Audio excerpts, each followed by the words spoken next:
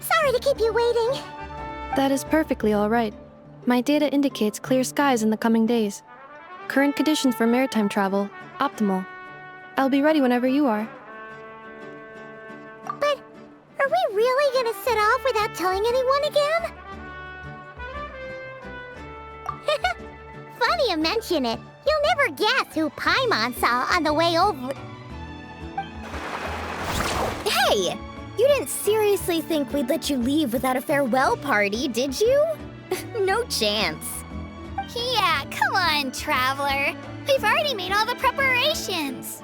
And most importantly, how dare you try and slip away without first paying your respects to the almighty Dragon Lord! A little bird told us you'd soon be leaving for Nod Krai.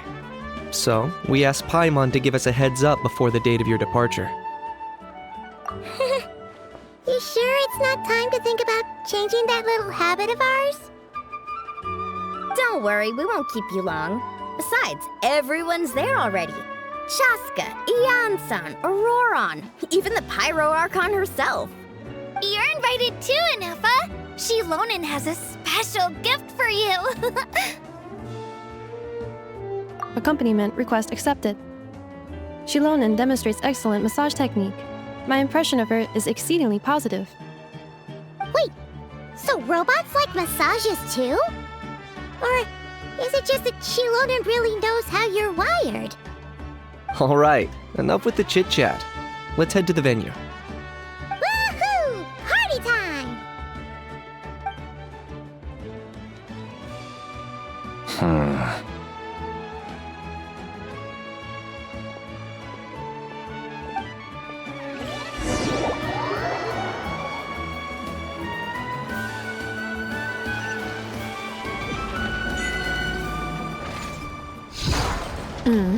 Spit it out, then. They've set off. Just as my calculations projected. About time I met this variable in person.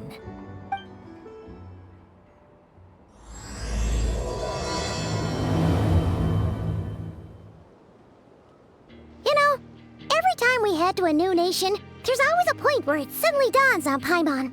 This is it. The next chapter of our adventure has begun. This time, it was the moment she realized she just polished off the very last of her Saurus crackers. Should have stocked up better at the farewell party. In other words, Paimon has marked the geographic coordinates from 2 minutes and 40 seconds ago as the boundary between Natlan and Nod Krai. This deviates somewhat from the official coordinates stored in my database.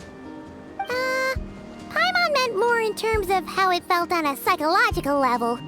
Anyway, what about you, Traveler? When did it really sink in for you? Huh, that actually kind of makes sense. What about you, Anefa? Come to think of it, maybe we should be asking the other way around. So, when you came over to Natlan, what was the moment you felt like you'd left Nod Krai? In that case, probably when my sensors could no longer detect the moon's power. The moon? You mean, that one we can all see in the sky? Negative. I was referring to... here we are. Paimon, Traveler, we have arrived in Nod Krai. Oh, wow!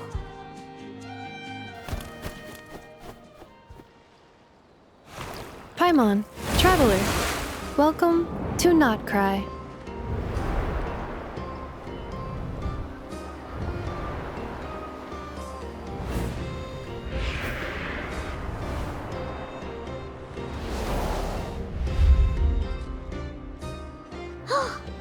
That must be Nasha Town up ahead! That's the place you were telling us about on the way over, right?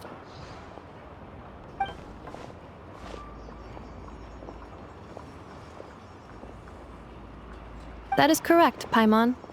It is also the most bustling commercial hub in all of Nod Krai.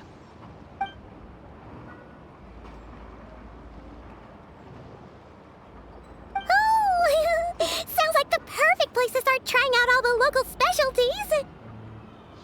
Huh? Is something up, Traveler? Paimon. This is where our spaceship landed when Lumine and I first arrived in Teyvat. Huh? Are you sure? But how come you've never mentioned that before? Seems pretty important to Paimon. Oh, well, because those memories are really hazy. All I remember is Lumine waking me up and us leaving the ship. But just now, setting foot on this land, I felt something. The kind of power I sensed in those moments. Are you referring to Kuvaki? Kuva, what now? The locals refer to it as Kuvaki. It is a unique elemental force found only in Nod Krai, or rather, a pure, primordial form of elemental energy. That is correct. Another similar concept I have found in my database is the primordial sea. Legend has it that long, long ago, the moon that shines in the sky above us once rose from the land of Nod Krai. Modern geological surveys and meteorite studies conducted in the region have since supported this claim. So, when you mentioned being able to detect the moon's power earlier, you were referring to Kuvaki?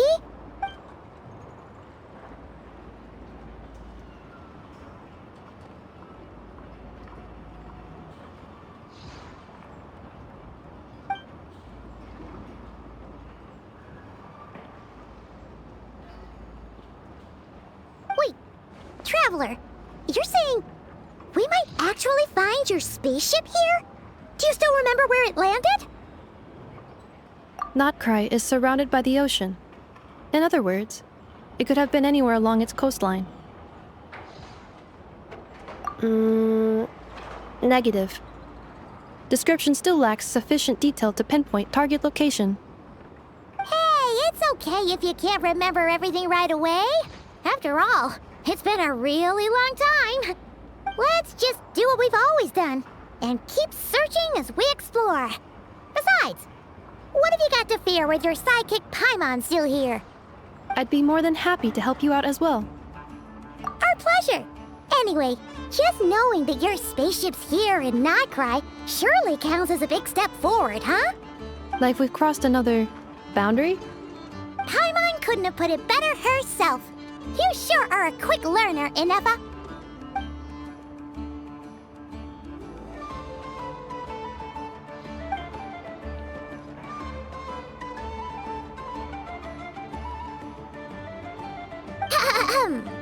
Well, as the best guide in the whole of Teyvat, Paimon hereby does solemnly declare, Nod Krai, here we come!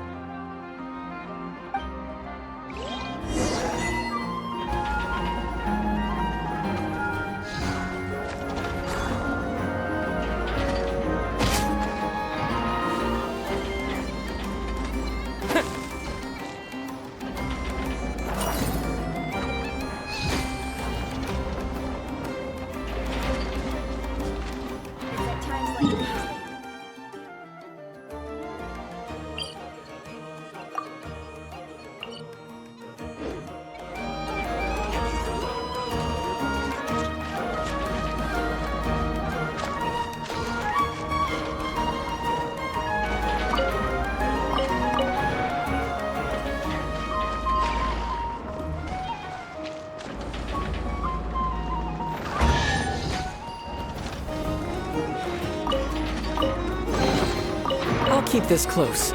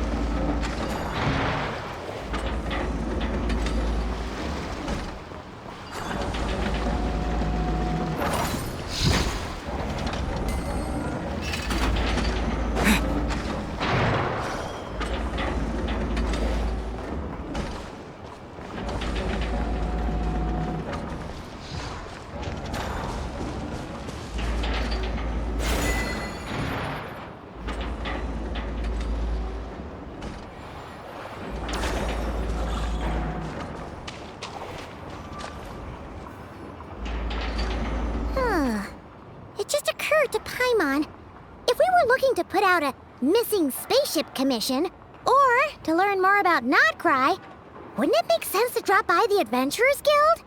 The guild is located in Nasha Town. Simply follow this road and you'll reach it.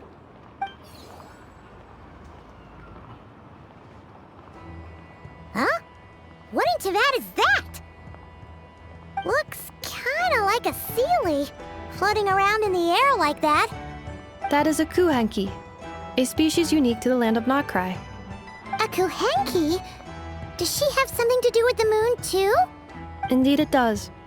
According to the Frost Moon Scions, the indigenous inhabitants of this land, the kuhenki, are said to be familiars of the moon goddess, leading those who walk in the moonlight's glow to things of great importance. The moon goddess? Don't all people here worship the Tsaritsa? Although Nod Krai lies on Snezhnaya's border regions, the people here have held their own unique beliefs since time immemorial. As I mentioned, everything in this land shares a deep connection with the moon and the sky above. The beliefs of the Frostmoon Scions seem to date back to the civilization of the angels. According to the documents in my database, even the 7 archons did not exist at that time. Wow! So the origin of their beliefs goes back even further than the Archon War? Correct. At some point, you may come across some statues of their goddess. The Frost Moon Scions carved these as well. Hey! Looks like she's floating away! I suggest you follow her. The probability of an ordinary person encountering a Kuheggi lies in the single digits. Many here consider them heralds of good fortune.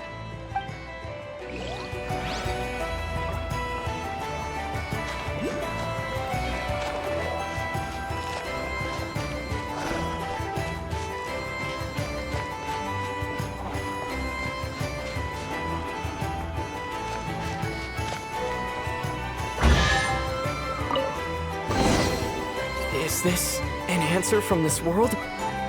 Is this a travel guide? Huh. It actually led us to something useful.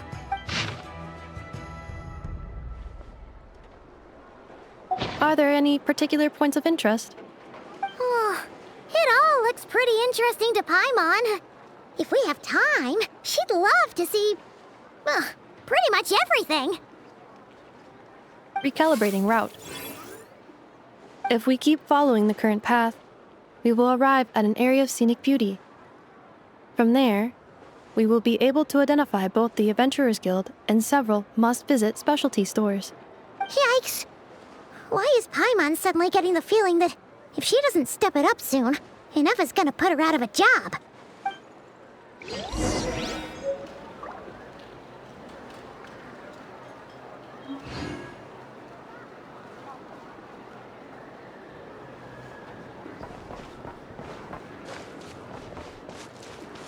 Wow, this place sure is different from Snezhna.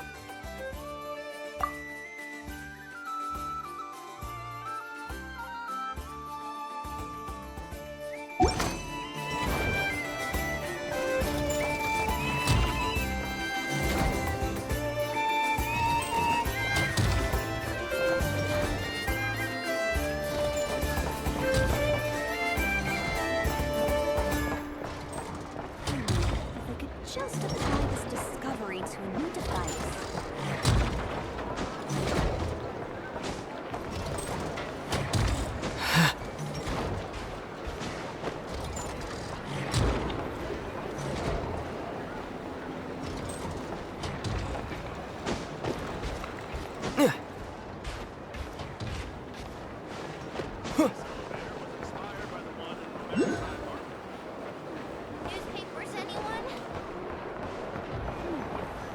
Now that I've finished all the new books that have come out lately, maybe I should start on the Wow! Nasha Town actually looks pretty big from here. Feels a bit different than Paimon imagined, though. Which aspects in particular deviated from your expectations? Well, Paimon keeps hearing people describe Nod Krai as an adventurer's paradise. So she kind of thought it'd be a bit more picture perfect somehow. According to legend, there was indeed an era of peace in Nod Krai's past, the age of the Fae. Tales of those ancient heroes are still told today. One of the most well-known is that of the Lantern Fae. This individual performed many good deeds for Nod Krai. The present-day Lightkeeper's nightly lantern patrols are, in part, a tribute to their memory. But then, one day, What happened? there came a devastating abyssal calamity that swept across Nod Krai, and for a time it was left desolate. Heartbroken by what had become of the land they had so cherished, that Fae extinguished their light, just as the abyss had extinguished all hope. Nowadays, the paradise people speak of is more of an aspiration, or an irony, perhaps. An irony? Today, no official authority governs Nod Krai. In theory, at least, it is somewhere a person can do whatever they wish, and become whoever they want to be. The Adventurers Guild is just over there, in Nasha Town's Central Plaza, and the flagship tavern is over that way. Hey, what's that building over there? You know, the biggest, tallest one. That is Aino's Blast Kuvaki energy cannon. It gets activated when the wild hunt threat level outside Nasha Town reaches a certain threshold. But according to the scan I just ran, the energy cannon appears to be malfunctioning, likely due to a recent discharge. The wild hunt? Isn't that the abyssal calamity you mentioned that's specific to Nod Krai? It is a phenomenon that has been occurring for several centuries now. Yet the time and location of wild hunt attacks are seemingly random. At first, it was more of an old wives' tale that adults used to scare children. If you don't start behaving, kid, some night, the wild hunt's gonna come for you. Listen, do you hear that? That weeping in the fog? Those are the cries of a young woman being dragged away. You're saying people actually hear things like that? I have not witnessed enough wild hunt attacks to give a statistically sound answer. But the oldest legends say that all people saw was the ghostly shadow of a woman in the mist. It wasn't until later that it became a full-blown calamity. Abyssal monsters and all. Huh. When you put it like that, Paimon's really gotta hand it to Aino. Not only did she repair you, but she's even built a giant cannon to keep the wild hunt at bay. Absolutely. Aino is very impressive indeed. Anyway, according to my schedule, it is time I took you over to the flagship. Oh, sure. After all, we shouldn't keep Barca waiting. Well, Paimon's not sure if he'll actually show up at the bar this early.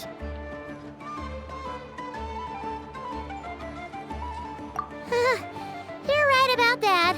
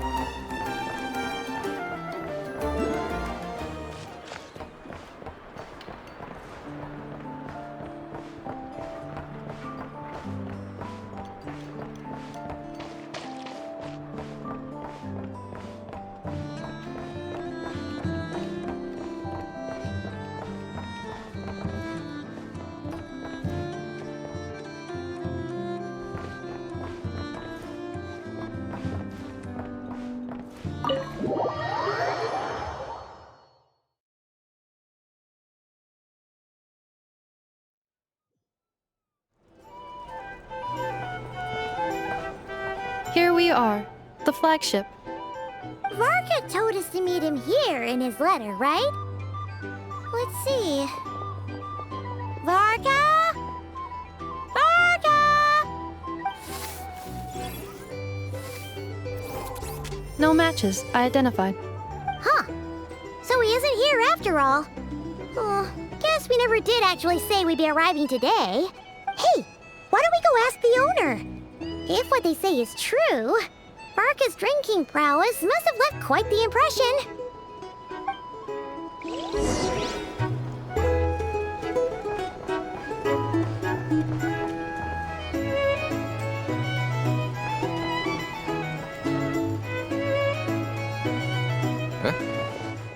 Well, well. If it isn't the ineffable Ineffa. Hello there, Demyon. You know each other? Of course! Ineffa's a regular here at the flagship. So, robots are into booze too? Not at all. The energy conversion efficiency of alcoholic drinks is very low, and most of them are full of impurities. Still, I can affirm that your berries and fried meat deserve a solid 9.12 out of 10. It has Aino's approval too. Funny that you should mention that. While you were away in Natlan, Varka would come in here every day to pick up a serving of berries and fried meat for Aino. Aww. He must have been worried sick that she wasn't eating properly on account of being so hung up about Ineffa being gone. Actually it's 'cause Varka found out that Aino went wild after Ineffa left, gorging herself on snacks she normally couldn't get her hands on. So it was more worry that she wasn't getting a balanced diet. I think I might have just put my foot in it. Anyway, since you're back from Natlan, these two must be the ones Varka mentioned. The Traveler and Paimon, yes? Yep, that's us. So, from the sounds of it, you must be a close friend of Varka's too. Varka? Goes without saying. After all, he's the only one around here who's ever managed to stay standing after 10 rounds of the roulette special. Paimon can't believe he's made such a name for himself. Though, guess it's hardly surprising how. Right now? Must be somewhere near Anvantinyarvi. That's quite far from here. Huh? Where's that? It's a lake in the northern part of Nod Krai. Word reached him of trouble brewing around those parts, so he took his knights to check it out. Oh. So, we missed him?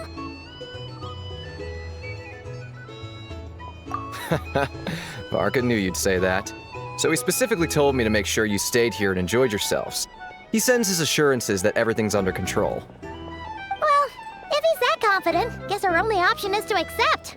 Anyway, it's not like there's any special cause for concern. He is the Grand Master, after all. Exactly. Plus, not only has he booked you into our finest room, he's paid for it in advance, too. Whoa! It's so generous of him! We might not have met yet, but Paimon's got a feeling that we'll get along with Varka like a house on fire. Oh, and by the way, he also asked me to serve up a portion of berries and fried meat for Ineffa. That was prepaid as well. Thank you. No, thank you. I'm the one who should be grateful for your business. Traveler, Paimon, why don't you go ahead and drop off your luggage?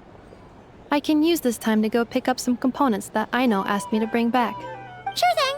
Besides, now that we've got ourselves a map, once we're done unpacking, we might as well go for a stroll ourselves. Why don't we meet up again later? Oh. So you no longer require navigational assistance? No worries, we should be fine. We've got a rough idea of our way around town, so Paimon's reasonably confident we shouldn't get too lost. Thank you. This translates into an approximate time saving of 30%, meaning I will be able to see Aino about 45 minutes earlier than previously projected. Oh, right. You must miss her a lot, too. In that case, we better get a move on.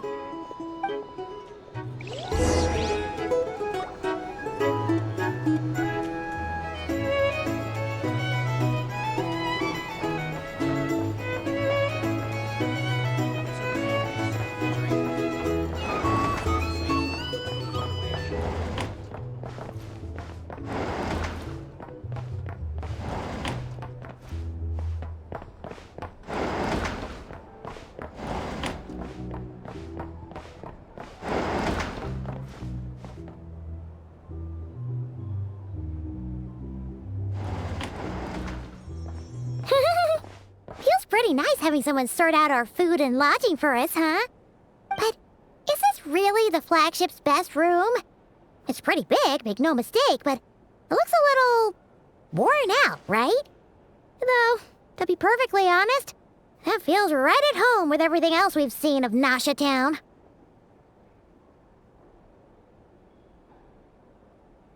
You mean it's got something to do with Nod Krai's history? Oh, that makes sense. But what exactly was this calamity?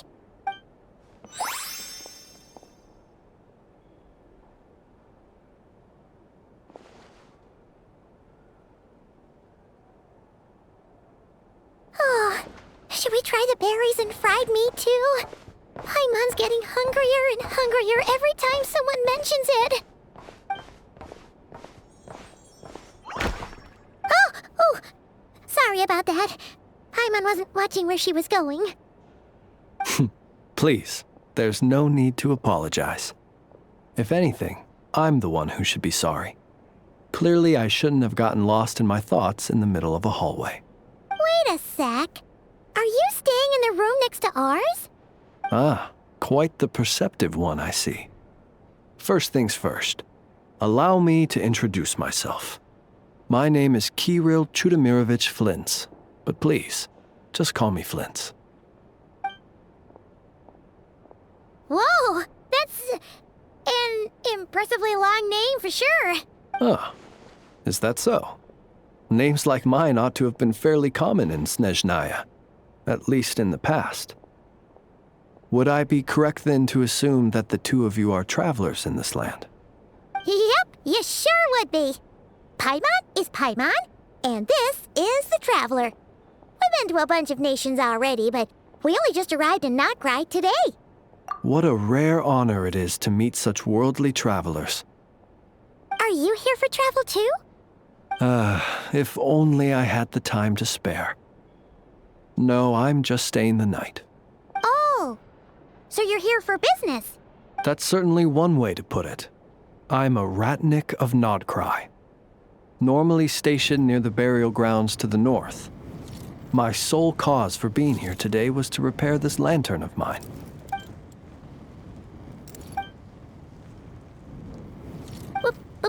Burial grounds? Your surprise is entirely understandable. Most people cannot even begin to fathom the idea of a life surrounded by tombstones and decay. But if you've heard of the calamitous abomination that is the Wild Hunt, you'll know that in their wake they bring a host of souls tainted by abyssal filth. That then is why we are stationed by the burial grounds, to hold the line where it is most vulnerable. Oh, so it's all about fighting against the abyss. Oh, sounds like a tough job. I thank you for your concern. But in truth, I've long since grown used to it. In fact, I like to think it rather suits me. If anything, I'd say I prefer the peace and quiet of a graveyard to the hustle and bustle of urban life. Paimon sort of gets it now. But even so, she is still pretty sure she could never get used to living in a graveyard herself. For one thing, she'd be too scared to fall asleep at night. Oh, I assure you, there's no need to worry on that account. The kind of ghosts you find in cemeteries aren't too big on talking. But even when they do, they're usually far more discreet than the living.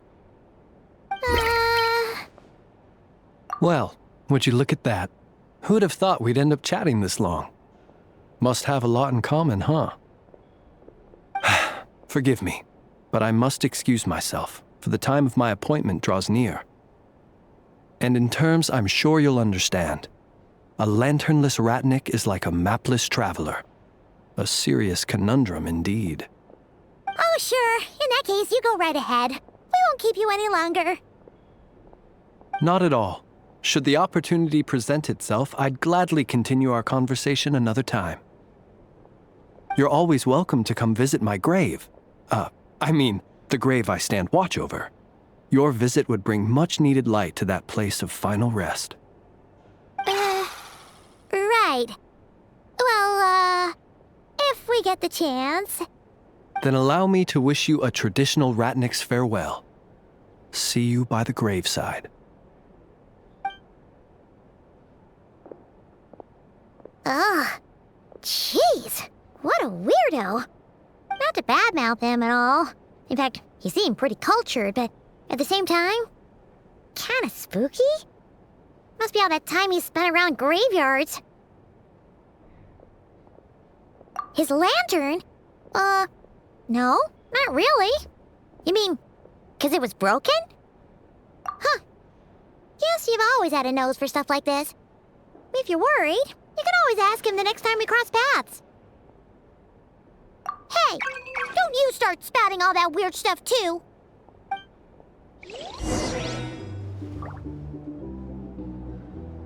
It's so noisy here. Back in my day, we'd... Or some information? Either way, I'd be happy.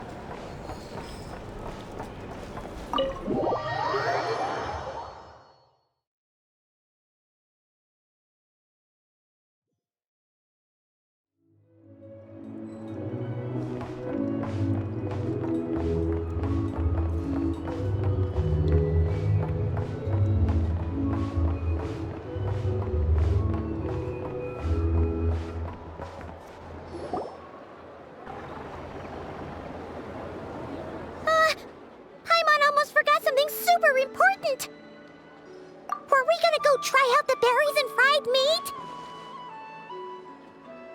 But now, heading all the way back to the flagship feels like such a waste. Please, accept today's boon.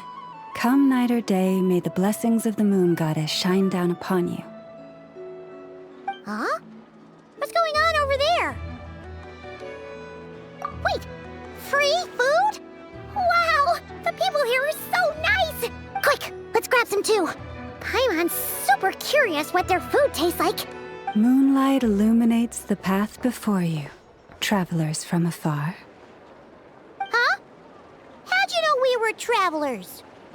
Just now were a song the birds in the sky, singing of your wanderings. You are no ordinary guests, it seems. The birds and the... what now? Forgive me. I should not have laid the words of others out as a welcome mat for our very first meeting. You, too, must be wondering who I am. I am Lauma, moon chanter of the Frost Moon Scions. Please, as do our followers and other passers-by, accept today's boon. Happy to oblige. Paimon's name is Paimon, and this here is the Traveler. Thanks so much for sharing your yummy food with us. We'll take one each. Think nothing of it. These fruits were the finest we found, delicacies gathered in the wake of the morning dew. It is my hope that partaking of them may lift your spirits to heights anew. The finest you found? Wow! That sure is kind of you, but wouldn't you want to keep those for yourselves? The first fruit of the harvest must be placed upon the moonlight altar, not as an offering to the gods, but as a spark for lost hunters. For it is the blade of the starving that darkness most easily corrupts. As perhaps you have already heard, we Frost Moon Scions revere and worship the moon goddess. We believe that together, virtue and compassion are the shining light that will lead us all out of the long, dark night. And now, with tides of haughty Fatui swarming into Nod Krai, driven by greed and greed alone, more than ever before, we must all unite under the banner of virtue. Huh, look who it is again. Those unsufferably kind-hearted Frost Moon Scions. Got enough for us too? That's right! 2 servings each! We're starving over here! The Fatui! After what you've been doing to our sacred statues, how dare you even show your faces? Wilhelmina, bestow today's boon upon our guests. You hear that? No slacking now. We'll have the very best you got. But, my lady, they... Please, you two, accept this meal. But remember this. Kindness is the first lantern left to guide those who stumble in ignorance. Come again? Let me finish. But should they still refuse to follow the moonlit path, then by our frosted blades shall we show them its shadow. You! Hey, look who it is. Whatever. Just you wait. We'll be coming for you next. Huh? Where's the meat? Who wants to eat this garbage? Those stooges really are the worst. Ever since they came to Nod Krai with all their weird equipment and built that so-called experimental design bureau, our lives have been turned completely upside down. Judging from how they reacted just now, it seems the Fatui already know who you are. Well, we have gotten in their way in pretty much every nation we visited, so we're probably at the top of their blacklist by now. I see. Then, on behalf of the Frost Moon Scions, I thank you for the goodwill you have shown us. Because if they had gotten ahead of themselves just now, I'm sure you would have stepped in to help. Just as the birds and beasts put it, your arrival heralds joy to us all. Besides, for a weary traveler far from home, what better respite than to bathe in the moonlight? You will always be welcome at the Frost Moon Enclave, the place we call our home. May we meet again in the moon's gentle glow. These are delicious! So refreshingly fresh! Those two Fatui wouldn't know a good thing if it came up and bit them on the shoulder. Looks like Anefa isn't done with her shopping yet, and the Adventurers Guild is still empty. Where should we head next? Good idea! Wouldn't want to let the Kuhenki down, after all. Let's see... Okay, Paimon's got our route all figured out. So, all that's left to say is... don't fall behind! This is Nuts and Nuts. It's mostly a fruit shop, but there's a crafting bench, too. This is the Speranza, one of the travel guide's recommended restaurants. All the waiters here are kids. This is the Vesnici Prolecha greenhouse. Apparently, their flowers are all made of metal, so they'll never wilt away. And this is the Rossum Workshop. If you ever need a weapon made, this is the place to go. And over here, they've got a super tall observation deck. Whoa! Take a look at that! You can see really far out into the distance. That way's north, and that looks like something built by the Fatui? And then over there to the west, that must be the place Lauma mentioned, where the Frost Moon Scions live. So, what'd you think? Even if Anefa kinda stole her limelight earlier, this just goes to prove that Paimon's own tour guiding skills aren't too shabby either, right? She sure is! It'd take hundreds of years of practice to beat the best tour guide in all of Teyvat. Huh? Look! There must be someone at the Adventurers Guild now! There's already a line forming outside! Looks like we'll finally be able to ask about your spaceship! Oh, or was there anywhere else you wanted to stop by first? Where? Which one are you... Oh, now you mention it, Paimon's noticed it too. Ugh, better not be who she thinks it is. Anyway, where we go first is completely up to you. Either the Adventurers Guild, or that suspicious-looking shop. A word of warning, though. If we step into that shop, be sure to keep a very close eye on your Mora.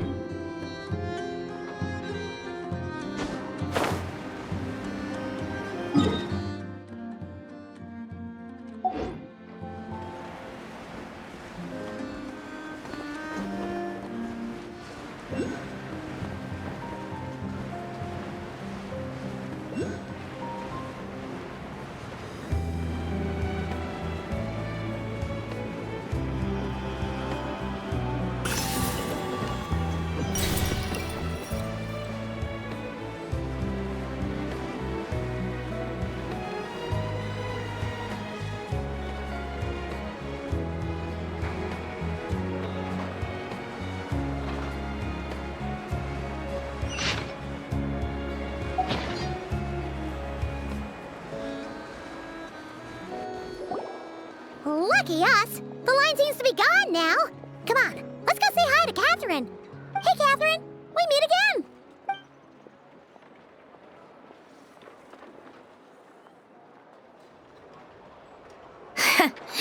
How ridiculous. Huh? They often say that mortals, shackled by their own flesh and blood, may fail to perceive the truth of this world, even when it is right beneath their very noses. Yet I had not expected to have the pleasure to witness such heights of absurdity firsthand. But Paimon must have gotten the wrong person. At second glance, you do seem a bit younger than Catherine. And you certainly sound a lot less friendly. A creator might forgive ignorance, but being mistaken for one of my own creations is beyond all pardon. Look very closely, for standing before you is none other than Marionette, 7th of the Fatui Harbingers. A harbinger?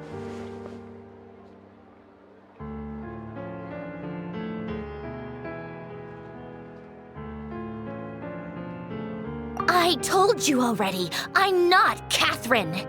Just how obsessed are you with my machines?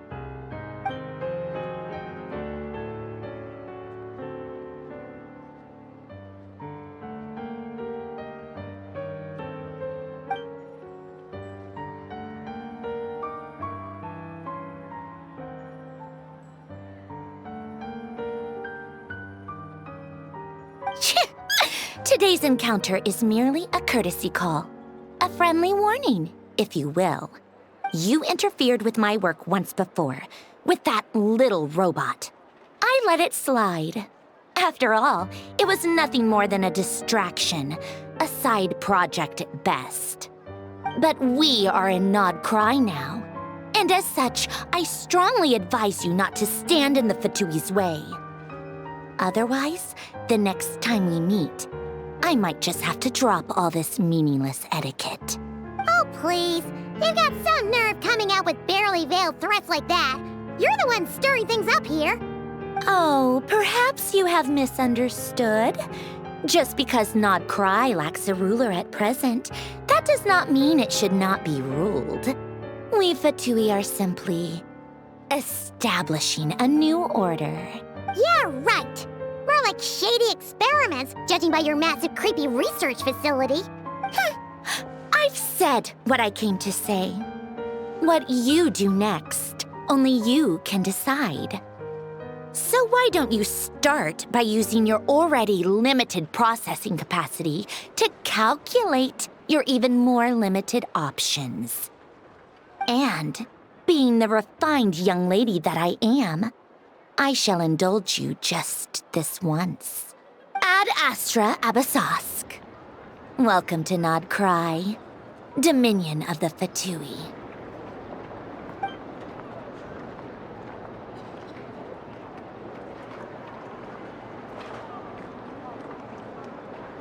Ugh! Paimon's so mad right now! How can anyone so obviously evil be so annoyingly self-righteous? But if a Fatui Harbinger is here to greet us in person, that can only mean one thing. We'll have to be extra careful from here on out.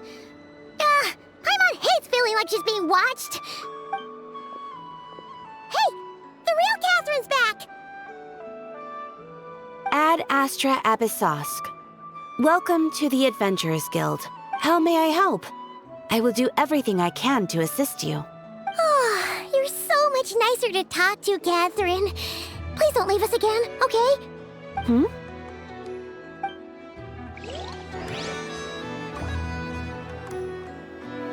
This land holds nothing but promise for adventurers from all walks of life.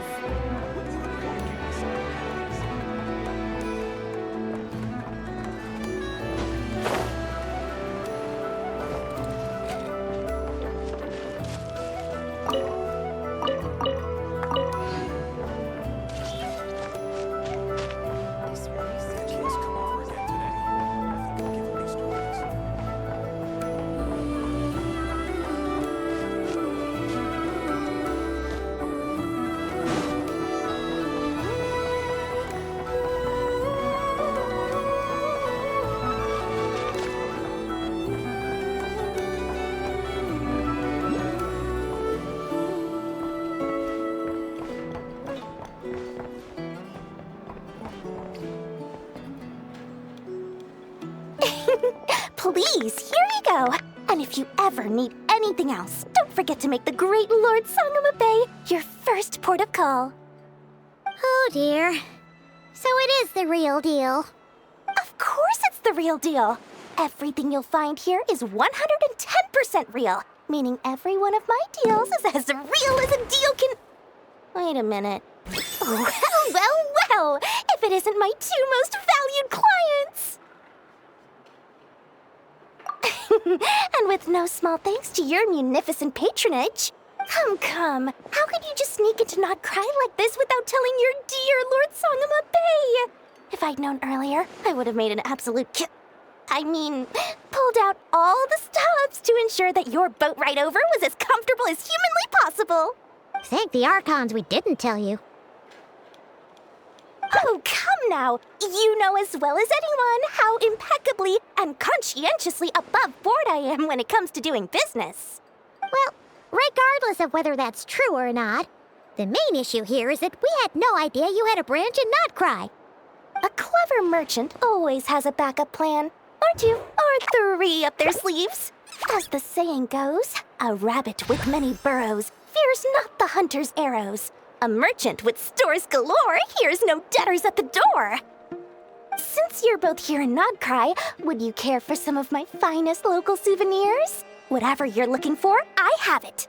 Or if it's Sumeru you're missing, I've got that covered too. We literally just arrived. Do we look like we're on the hunt for tourist trinkets to take back for our friends? My, your high-minded tastes never cease to impress. In that case, I know just the thing. You must be on the hunt for something like this? What's that? Your hat? Information, of course. Information about Nod Krai, locked securely in the otherwise impenetrable vaults of the Lord Sangama Bay's brilliant mind. I knew it!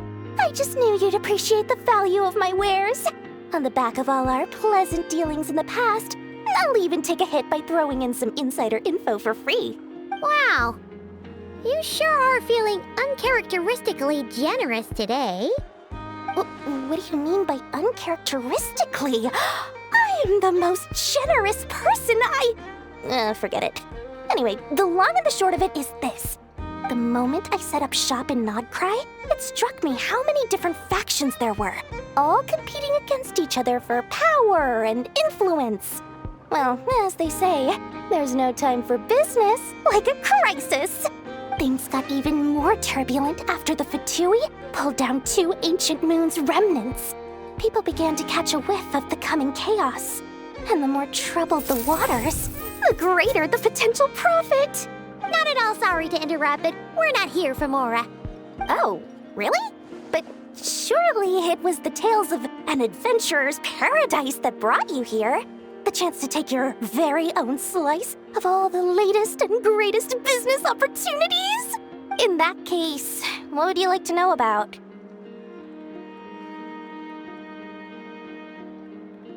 The Frost Moon Scions? You mean the people who believe in the Moon Goddess? They're not a bad bunch, it's just... well, they have such simple tastes. No luxuries, no indulgences, no nothing. Trying to earn a little more from that lot is like trying to squeeze blood from a stone. Still, things between them and the Fatui have gotten pretty tense.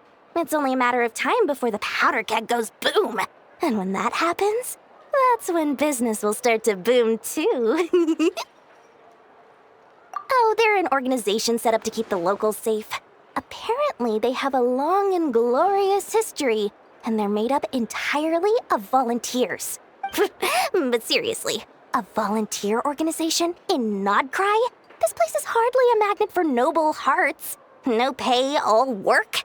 That's not a business model, and it's certainly not for me. What now?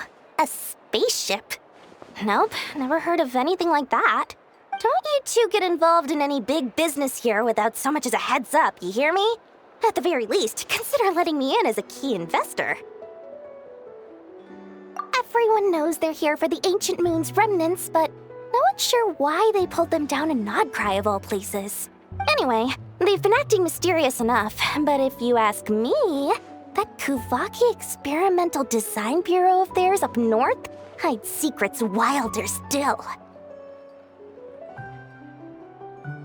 Oh, I almost forgot to mention. Sooner or later, you'll no doubt end up doing business with some other merchants in Nod Krai. And someone's bound to mention a place called the Curatorium of Secrets. Listen to my advice. Do not, under any circumstances, go there, no matter how much trouble you're in. The Curatorium of Secrets? What do they get up to there? Just a place that handles all kinds of disputes. But the owner will charge you an absolute fortune, and she has a temper to match. Nothing like your friendly neighborhood, Lord Sangama Bay. You're not just saying that to stop your competition from undercutting you, right? When did that little pipsqueak get so sharp? And after I gave them all that info for free just to win them over. What do you mean? Of course not. I'm only thinking about your wallets. I mean, on behalf of your wallets. You're really not convincing anyone, you know. All right. Business is a cutthroat business. I won't argue with that. But I'm not lying about that boss lady. Not only did she make it into my top 3 people not to mess with in Nod Krai, she's also in my top 3 people most eager to trade in favors. Seriously?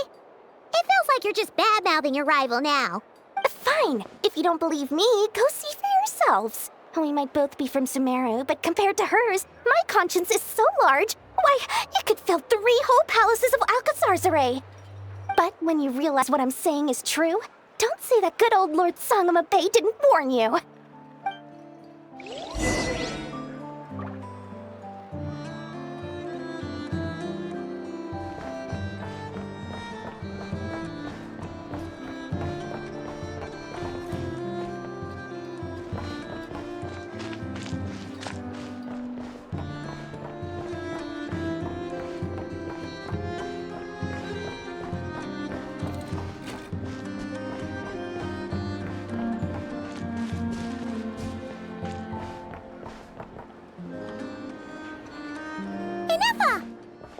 Hello.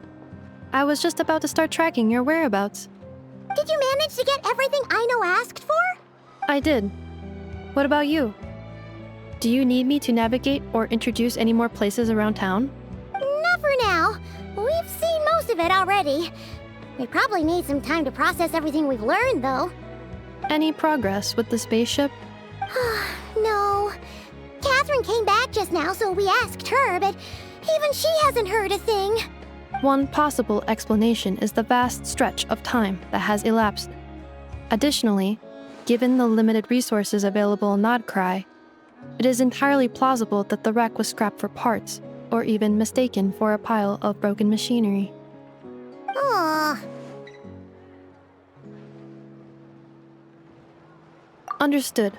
In that case, why don't we go ask Aino together? After all, she was the one who salvaged me. Ancient dragon technology and all. If there really are any unusual parts floating around Nod Krai, there's a high chance they've passed through her hands at some point or another. Good point! And since you keep mentioning her, we're curious to meet this whiz-kid mechanic too! Understood. Then I'll handle navigation as before. ETA at the Clink Clank Krumkake craft shop. 34 minutes ahead of schedule.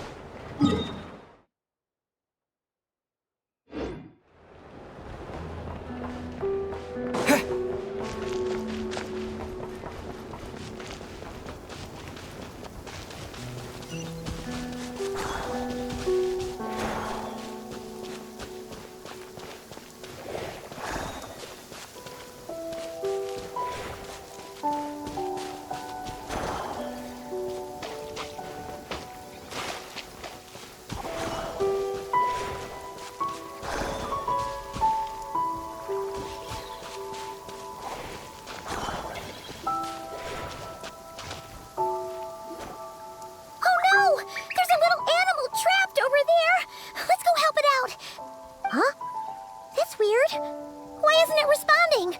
The tides of Kuvaki affect everything in Nod Krai. So much so that many creatures have evolved a kind of dependency upon it, growing stronger or weaker as it waxes and wanes. This little animal must have been caught here unprepared. So you're saying we need to use Kuvaki? Paimon will leave it to you guys then. Don't be scared! We'll get you out of there soon!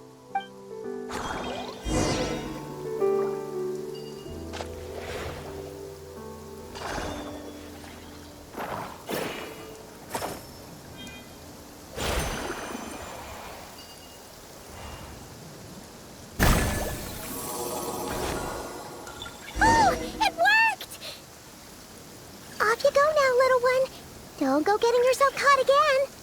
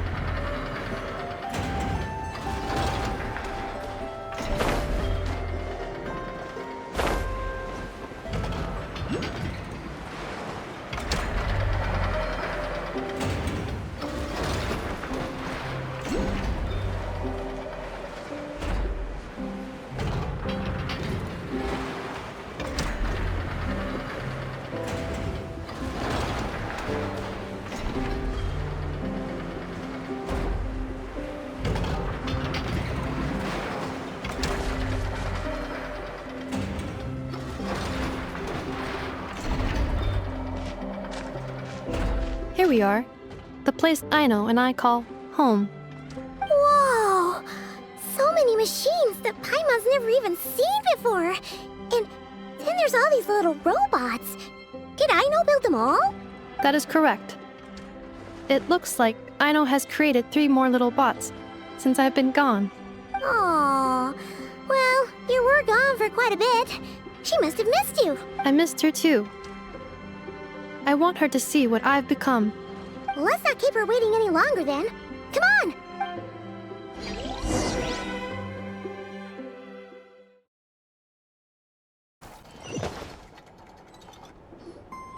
Aino, I'm back.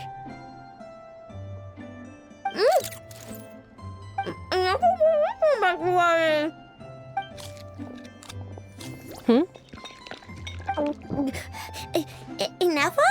You're back significantly earlier than I expected. Like a whole 30 minutes at least.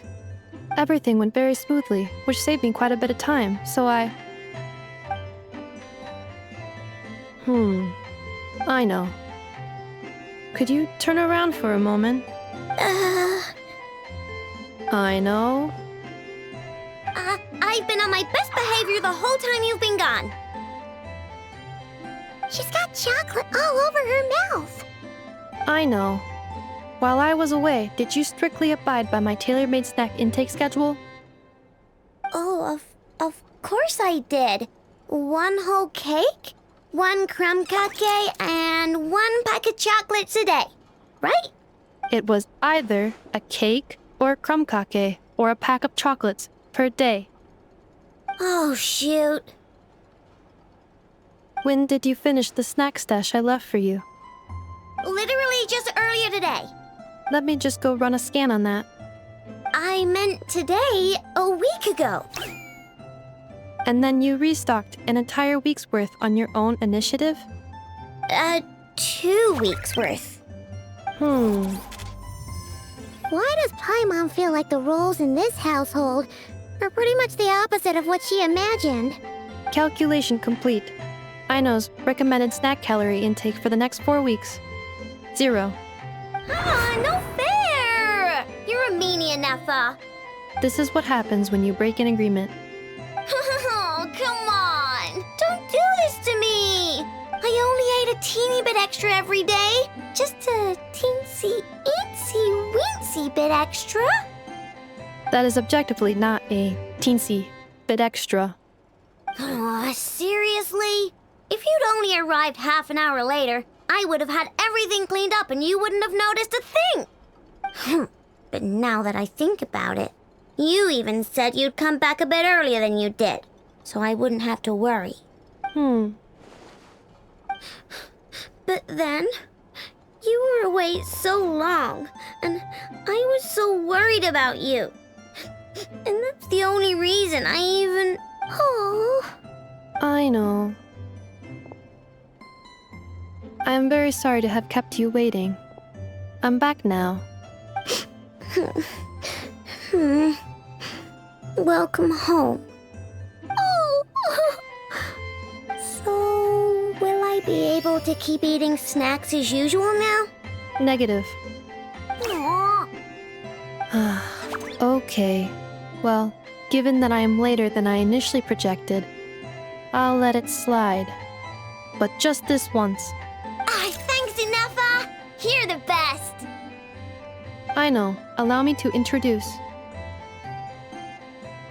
It's the honorary knight and Paimon! I know. Uncle Varka talks about you guys all the time.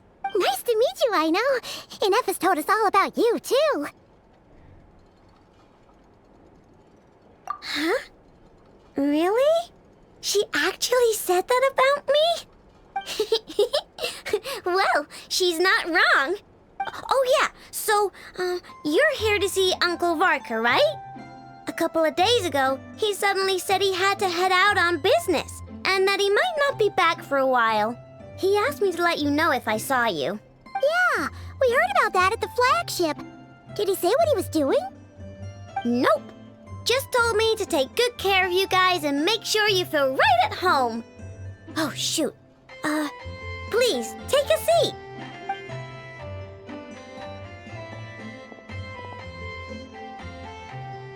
Do either of you need my help with anything? Anything at all?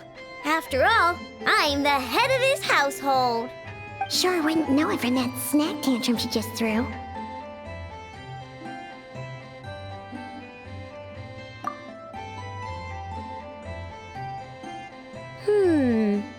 A spaceship, huh? From outside Teyvat? Exactly. So, ring any bells?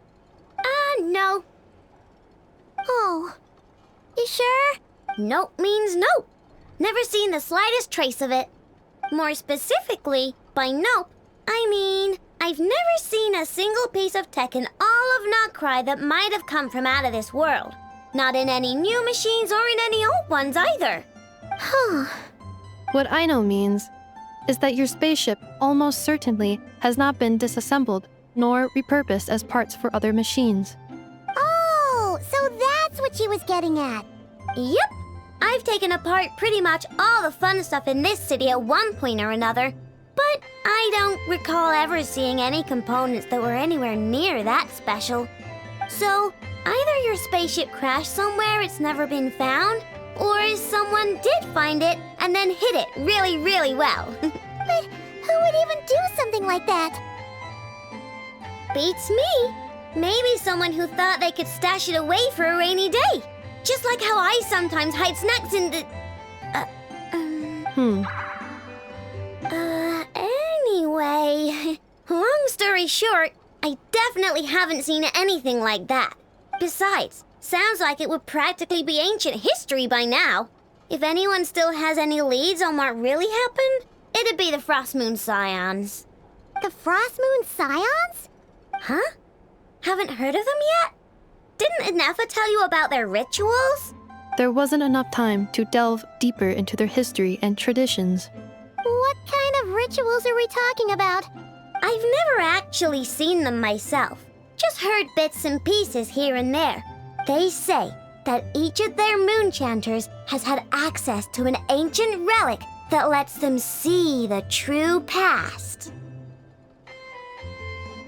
Not sure exactly how it's meant to work. I can't get my head around anything that can't be explained by either machines or science. And to tell you the truth, I don't like it much either. Looks like we'll have to try our luck with the Frost Moon Scions. Aw, leaving so soon? Sure you don't want to hang out a little longer? It's getting late, I know, and these two still need to head over to Hisi Island. It would not be convenient for them to linger much longer. Aww. All right then. Don't worry. We'll be sure to drop in on you as often as we can. Really? You promise? Sounds like my type of visitors. You're welcome anytime. I'll be staying to look after Aino today, so I won't be going with you. Hey, don't sweat it. We'll find our way just fine. I'm glad to hear that. Also, I must admit, I have very much missed the charging bed that Aino made for me.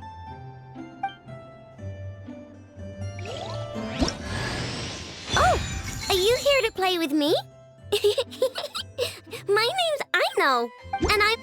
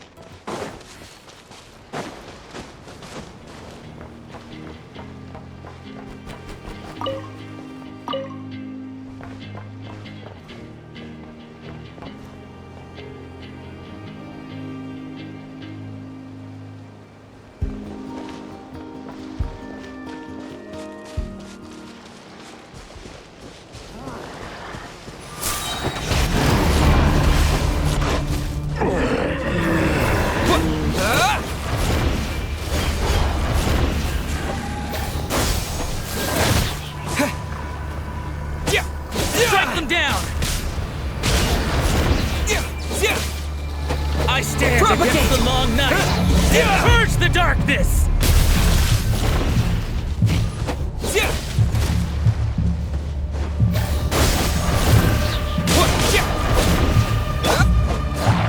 Strike them down!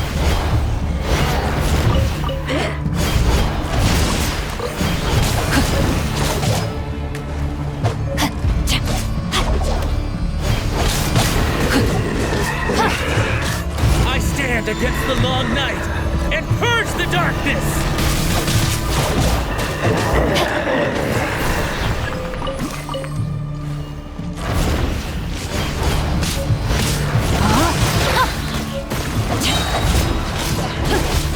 Ring cutter!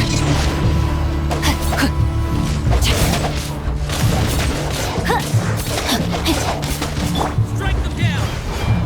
Scatter!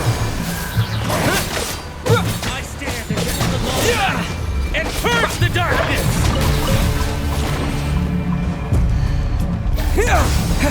Spring forth! Let it ring!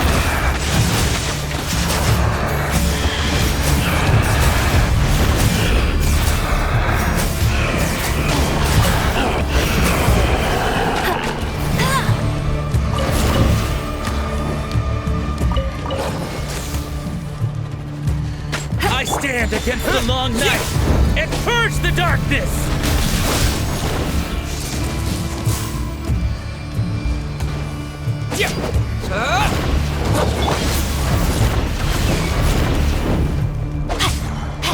Time to act. Rain outlines your fate.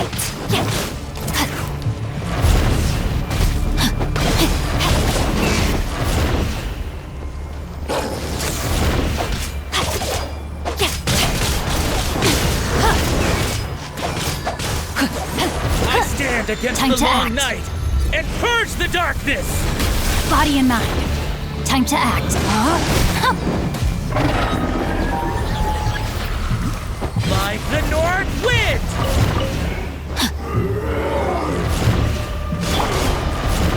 Propagate!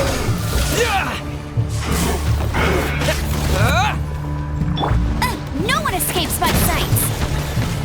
Tired. I stand against the long night and purge the darkness!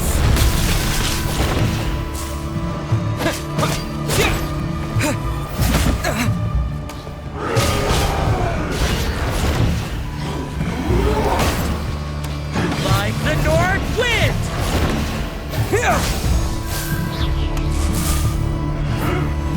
I stand against the long night and purge the darkness! Germinate! Rain outlines your fate.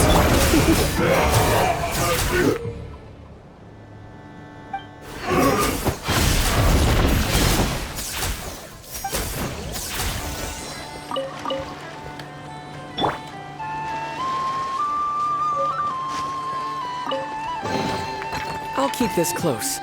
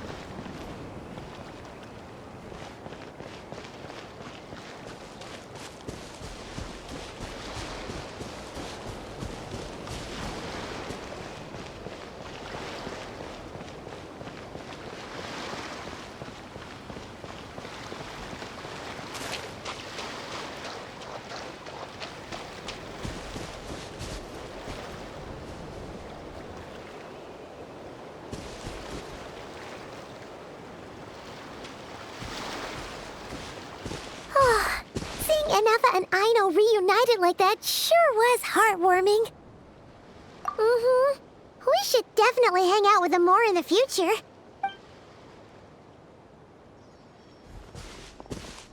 Speaking of homes, we must already be close to where the Frost Moon Scions live.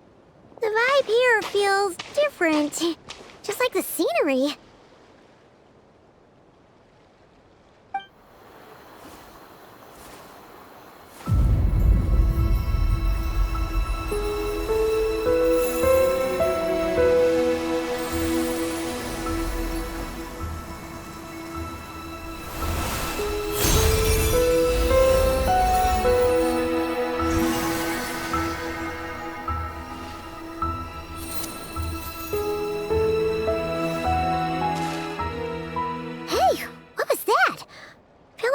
Sort of breeze blew by, and then the petals suddenly turned into... Huh? Is that a Kuhenki? She looks different from the ones we saw before. Hey there! What's your name? Huh. Doesn't seem able to speak. No idea what she wants. Unless you want to stop, maybe we should just keep moving?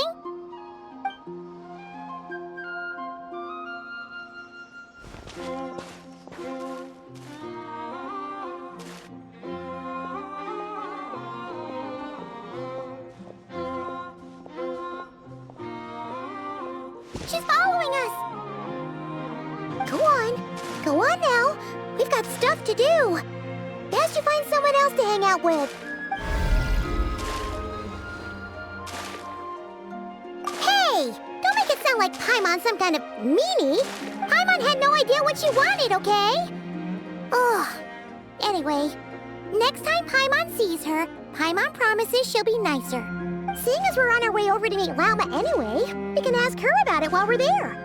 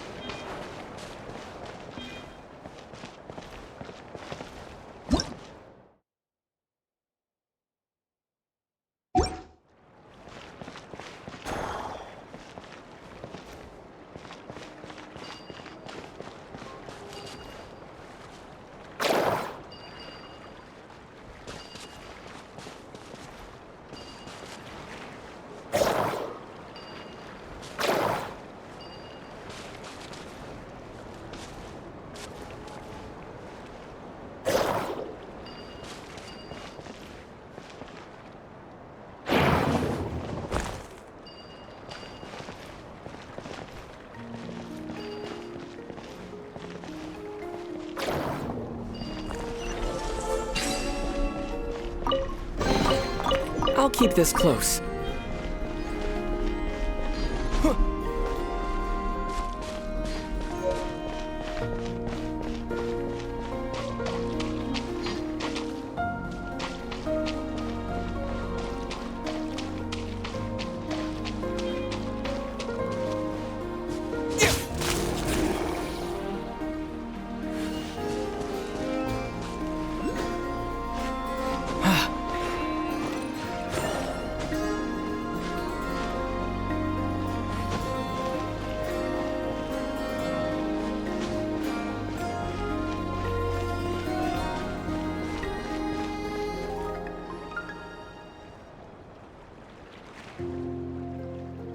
Huh?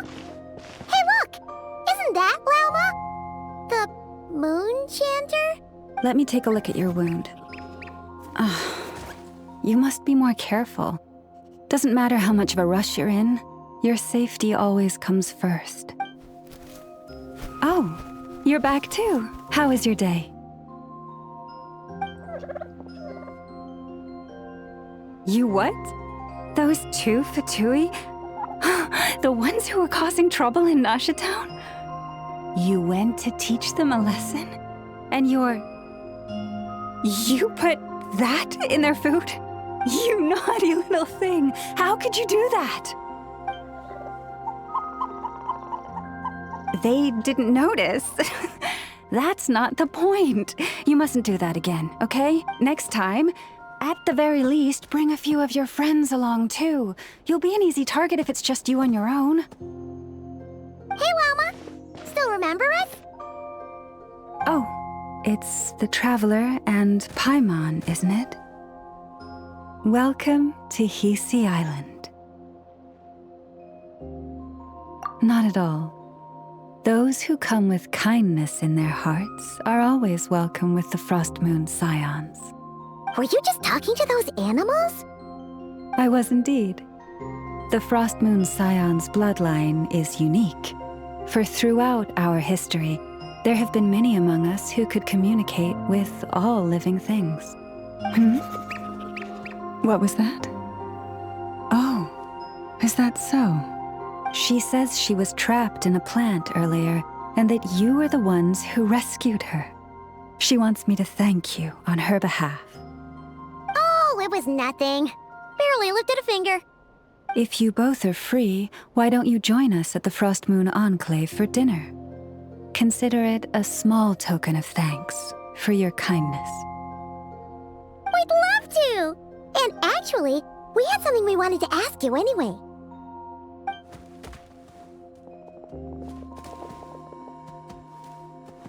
Oh. You're interested in the story of Kutar? Kutar? Yes. Kutar is our moon goddess, the moon maiden who guides us. But up close, this one somehow seems a bit different from the one in Nasha Town. It's like it's more... natural? Or like... more harmonized in its design. That is because ever since the Fatui arrived in Nod Krai, they have been modifying and defacing our statues as they please. These statues were made by the Frost Moon Scions who settled here hundreds of years ago, crafted from the very finest Lunasol stone. Not only is this stone exceedingly rare, but it also brims with Kuvaki. I suppose the latter must be what caught the Fatui's eye. For a time, we put up fierce resistance. But now, this is the only one left that still retains her original form. We heard they even pulled some ancient moon's remnants down from the sky. That's right. The two largest remnants landed in Nod Krai. One here on Hisi Island, and the other on Paha Isle. The Fatui built their research facility on top of the remnant over on Paha Isle. But they've had their sights set on the one here, too.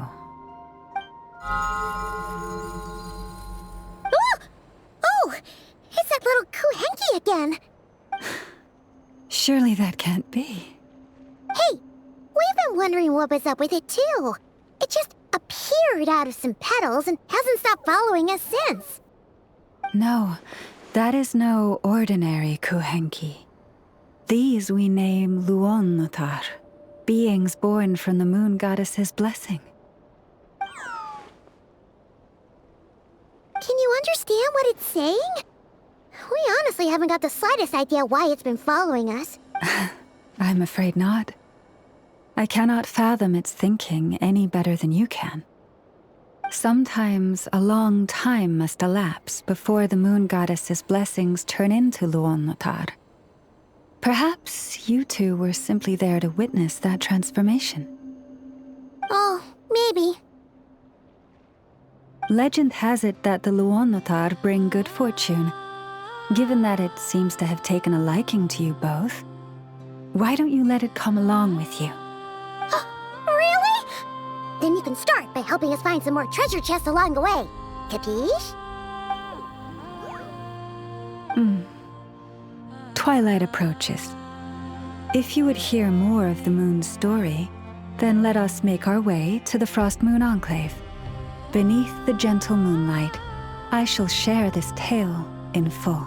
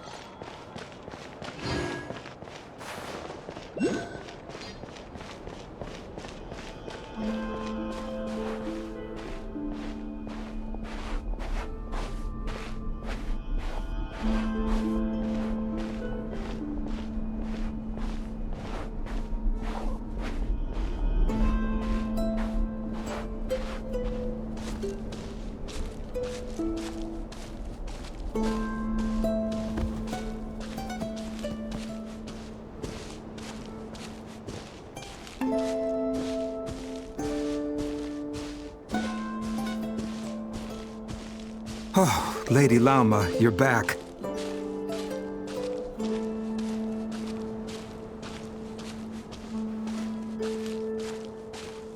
Come day or night, may the blessings of the moon goddess shine down upon you.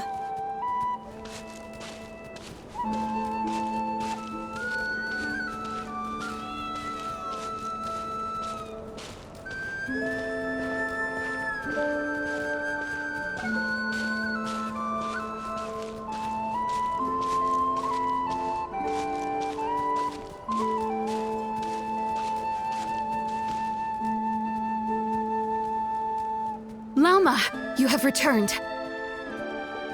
Wilhelmina, this is the Traveler and Paimon. Kindly arrange for 2 additional dinner settings for our honored guests. Of course, my lady. Wow! Everyone along the way here pretty much saluted you. Are you, like, super important around here? I am but a moon chanter. One entrusted to convey the moon goddess's will.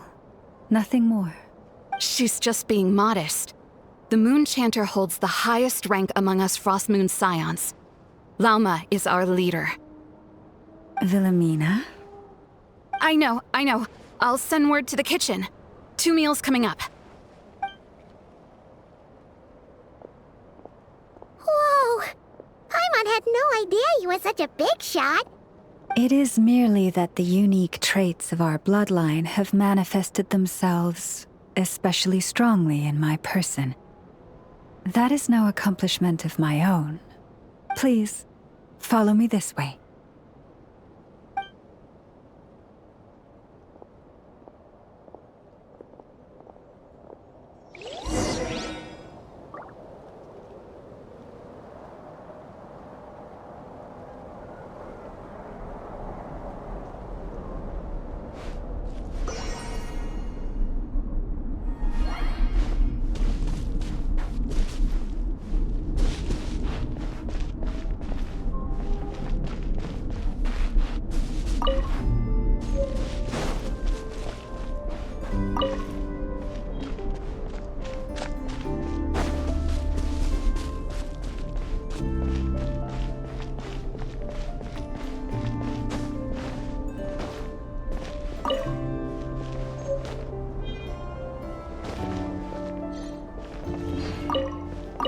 There we go.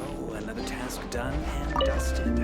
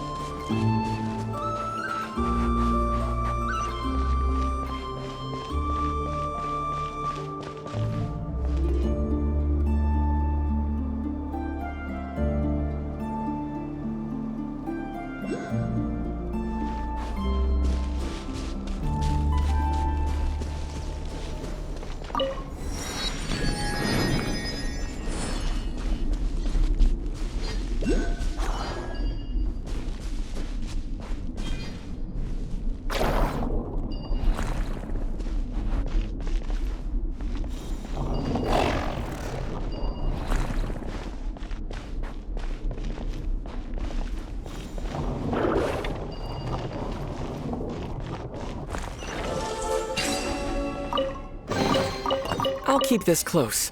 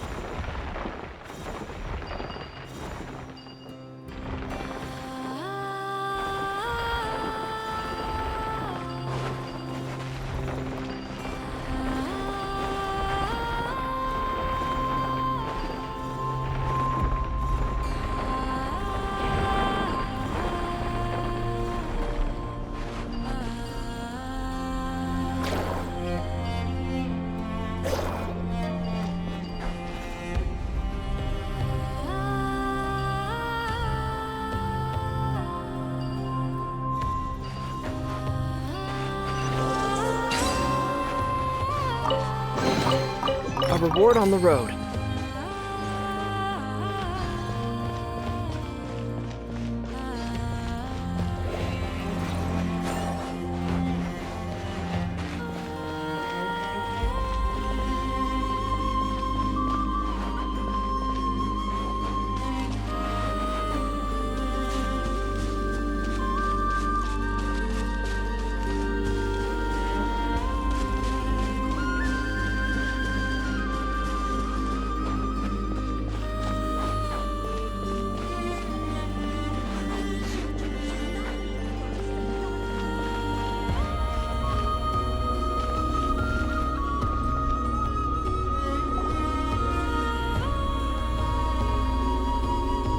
Even to this day, I am still trying to piece together the many fragments of our past. It is a story not only of the Frost Moon Scions, but also of the moons themselves. A story of the moons? Yes. We Frost Moon Scions are the last descendants of the ancient golden realm of Hyperborea. Its former glory may have faded, but what remains is a memory uniquely ours. In the distant past, Teyvat had not just one moon, but 3. It is said that they were created by the primordial master of this world, cast into the firmament to keep peace in the land below. Firstborn was the eternal moon, largest of the 3. Legend has it that it was her immense kuvaki that gave rise to the ocean tides. Next was the frost moon. Smaller than her big sister, yet brightest in radiance. Her glow became the cold, undying lantern of the night. Finally came the iridescent moon, smallest of the sisters. Most of the time, her light was barely visible to the naked eye. Yet when she shone, her fleeting halos were all the more mysterious for it. Wow! Sounds like it all happened so long ago. So, what happened to them afterwards? Afterwards, well, as you have seen, the 3 moon goddesses perished. This happened in a war triggered by the Descenders, and of the 3 lunar husks, only the frost moons survived unbroken, while the others were shattered to pieces. Oh, so that's why there were ancient moon's remnants in the sky. Yes. It is also said that when the moons shattered, most of their fragments rained down upon this land like stardust. That is why Nod Krai is blessed with such an abundance of kuvaki. As for the remnant that the Fatui recently pulled down, that belonged to the eternal moon. Wait a sec. But you just said that 2 of the moons were shattered, so where are the remnants of the iridescent moon? The iridescent moon's remnants were never found. What happened to her after the war remains a mystery. Some say she vanished in an instant, while others believe that her remnants are simply too delicate to leave a trace.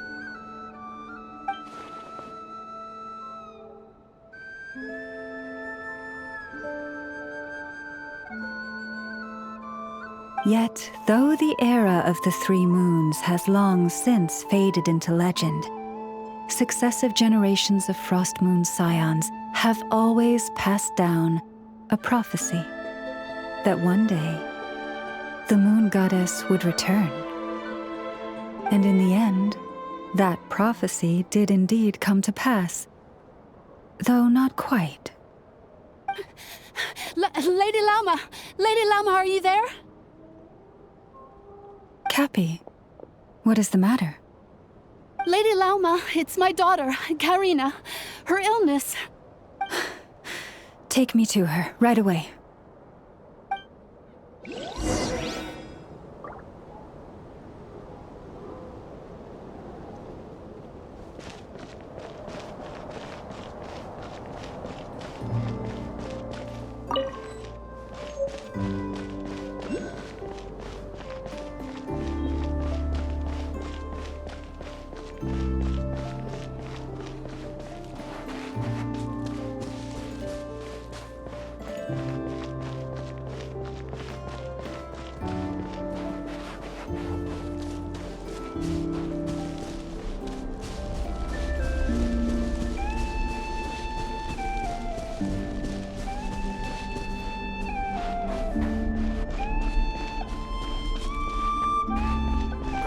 These are just outrageous.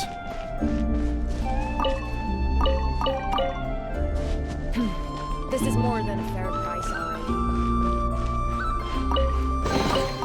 A reward on the road.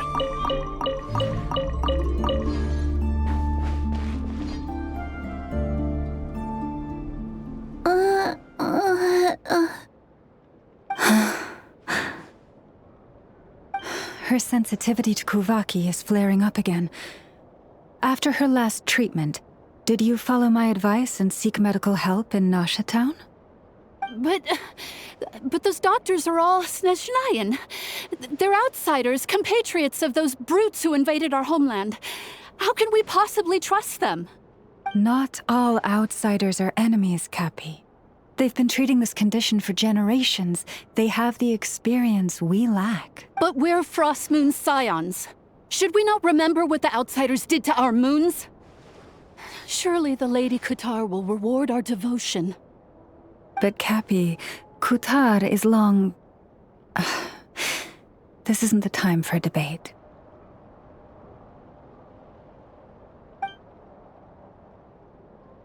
O lost child, snow-swept and buffeted by the howling winds of the frigid night, let not the silver flame within you fade. By the frost moon's grace, I shall warm you, curled up as a fledgling in frozen soil. Praise be to the moon goddess, my Karina. Remember, she must take powdered laka berries daily. It will ease her symptoms.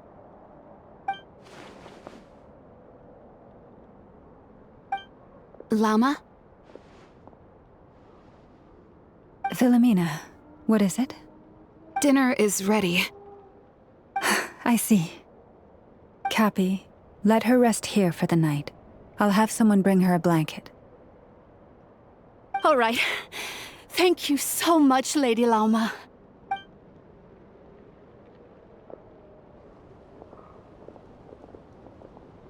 Will she be all right? Yeah. If there's anything at all we can do, please don't hesitate to ask. Thank you for your kindness.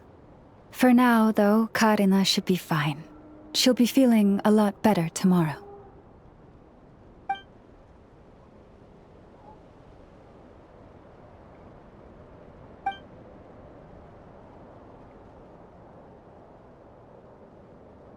Please do not be worried. Come, let us head to dinner.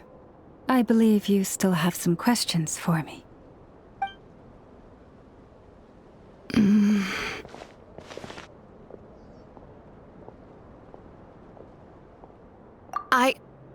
Oh, sorry. Yes, I'll be coming too. I was just thinking about something. Oh? Lauma makes such an unshakable moon chanter. Calm, capable, someone we can count on. Deep down, though, I know she's been quietly carrying the burden for the rest of us. Traveler, Paimon. Believe me when I say that as a fellow Frostmoon Scion, I do worry about Lauma. It's just that sometimes it's hard to say it to her face. Could I ask you to look out for her? I can tell she really trusts you. I fear that would stress her out even more. Sometimes I really admire her strength, but at the same time, I can't help feeling powerless myself.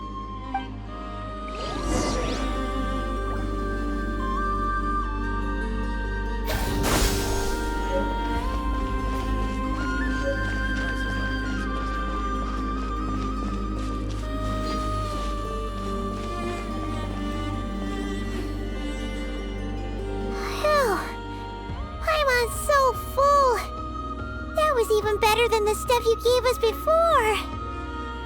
I'm glad to hear it. Thank you for accepting such simple hospitality. Hey, we should be the ones thanking you. Seriously, that was seriously scrumptious. How did you even manage to finish it? This slop's barely edible.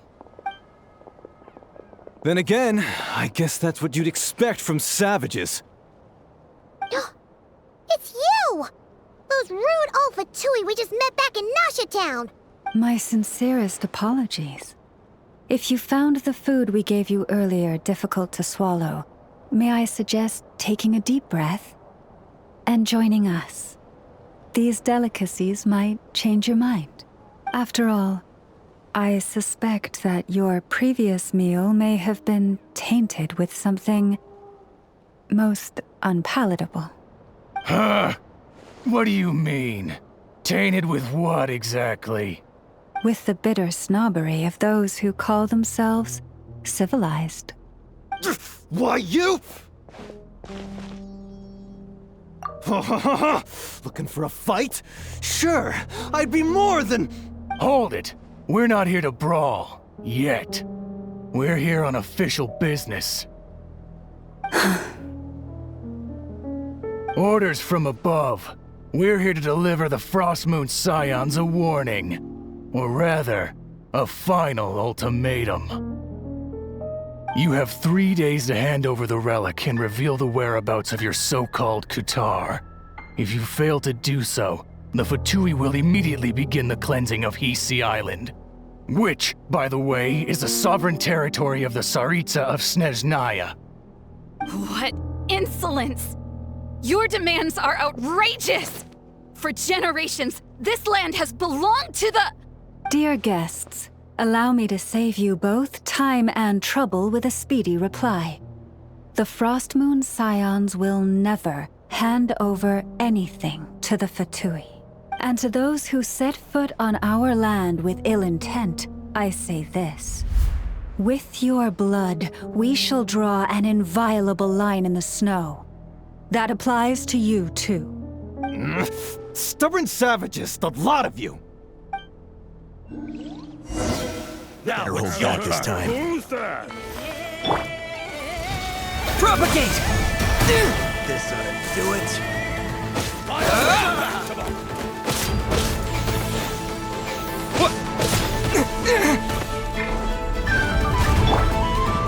Let me weave you a verse. This ought to do it.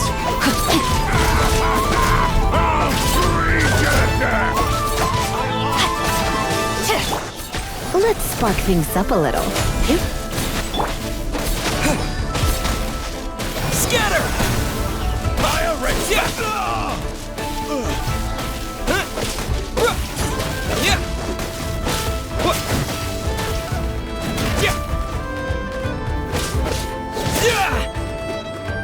Propagate!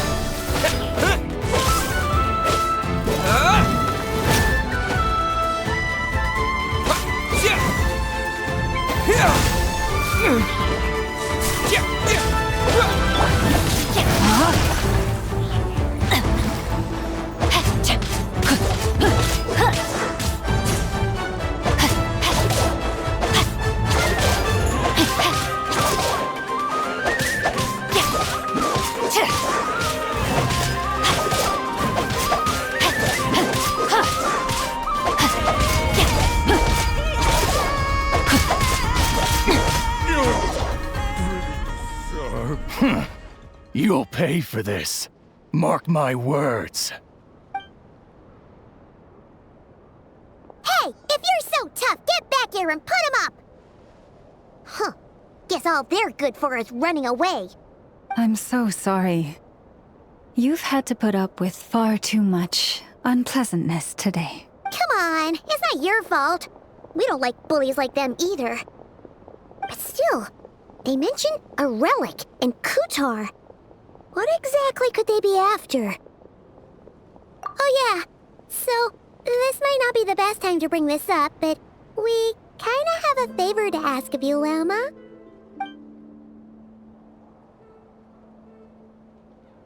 I see.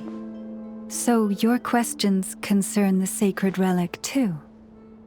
Please, do not hesitate to speak your mind. Unlike those insolent intruders, you walk in the moonlight with open hearts. You stood by us when we needed your help, so it's only right that I return the favor. But let us continue this conversation somewhere more fitting. As it happens, there's something I'd like to show you, too.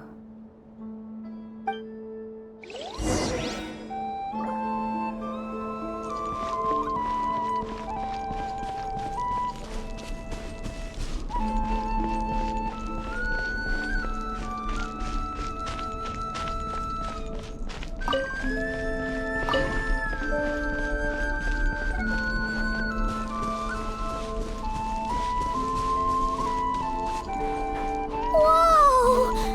Now that's one huge statue. This is the statue of our goddess, the Moon Maiden Kuthar.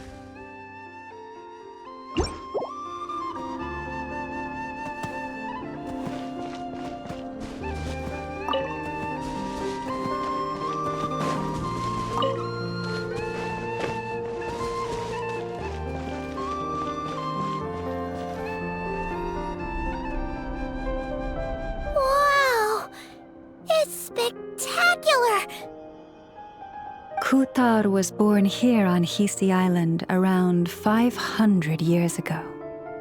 As it just so happened, a priestess of the Frost Moon Scions witnessed the moment of her birth. Instantly realizing that this was the prophesied rebirth, she quietly recorded the event and carved this statue to honor that miracle. According to legend, Kuthar's birth was accompanied by the sudden appearance of many Kuhenki, who wove the moonlight that bathed her into silken vestments fit for a goddess. Hey! It's like it knows we're talking about it. From that day forth, the Kuhenki have been regarded as Kuthar's familiars. Some believe that their habit of guiding travelers to hidden treasure stems from an instinct, the same one that not only drives them to protect the moon goddess, but also to make her smile. After all, according to the records, Kuthar always looked lonely as she gazed up at the distant moon. Kuthar left Hisi Island before I was even born. According to the previous moon chanter, the goddess was angered by our people's greed, and that is why she left us. Where did she go? No one knows what happened after she left. But just a few months ago, after those 2 ancient moon's remnants fell from the sky, she was spotted on Hisi Island once more. And the Fatui have been harassing and threatening us ever since. Judging from what they've said, our moon goddess is actually their missing harbinger, Columbina, the damselette. The damselette? But isn't she number 3 amongst the Fatui harbingers? So she's actually the moon goddess. Why would she join the Fatui then? That too is a question I've struggled with. But even at the best of times, understanding other people's choices is difficult, let alone those of a goddess. Plus, forgive me, there I go again, rambling on about our history. But you came here to ask about the sacred relic, didn't you? Honestly, Paimon's not sure which part she's more curious about now. Since ancient times, the Frost Moon Scions have had in our possession a special fragment of the ancient moon's remnants. A piece in which I sense a power unlike any other. Successive generations of moon chanters have all detected a divine presence within it. We call this unique remnant the Moon Marrow. We heard you can use it to see what happened in the past. What is it in particular that you seek from the past? Well, basically, to cut a long story short, the traveler here is actually from outside of Teyvat. Oh.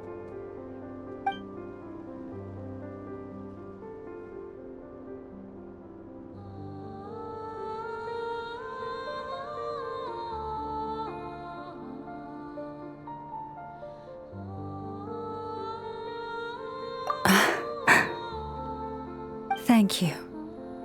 Your honesty is a sign of your trust, both in me and the Frost Moon Scions. Unfortunately, though, I won't be able to use the Moon Marrow to shed light on your past just yet. Our people revere the Moon Marrow as a sacred relic. I'm only permitted to retrieve it from the secret chamber in which it is hidden once a year, on Moon Prayer Night. Oh, really? So, when's the next Moon Prayer Night? Judging from the tides this evening, a little less than 2 months. Huh? Does that mean the date changes every year? The ceremony is held on the night when the moon is closest to Teyvat. This is also when Nod Krai's Kuvaki reaches its peak. Only then can the seal on the secret chamber be lifted. Oh, guess we've got no choice but to wait. I am truly sorry that I cannot help you sooner. But, as the Moon Chanter, I swear that I will do everything I can to help you find the answers you seek. Think nothing of it. After all you've done for us, you deserve nothing less. Who'd have thought today was only our first day in Nod Krai? Feels like so much has happened already. If I may be so bold, what does family mean to you?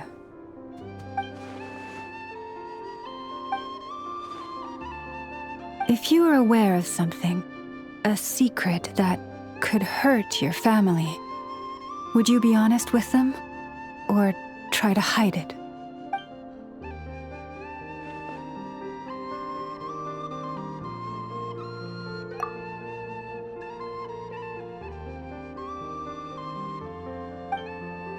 Oh, I'm so sorry. That was a strange question. I didn't mean to put you on the spot. I guess I've just never met anyone with a story quite like yours before. I just suddenly had the urge to ask. It's getting late. And you two must be rather tired, too. Would you like to stay the night here on Hisi Island? I can have someone prepare some lodgings. Oh, that's all right. We've already got a room back at the flagship as it happens. Speaking of which, if you ever need us, feel free to come knocking. Do you need me to show you the way back? No worries. It's quite a way, and you should get some rest too, Lauma. We'll make sure to be careful. Understood. Then I won't keep you. May your first night in Nod Krai pass in stillness and peace.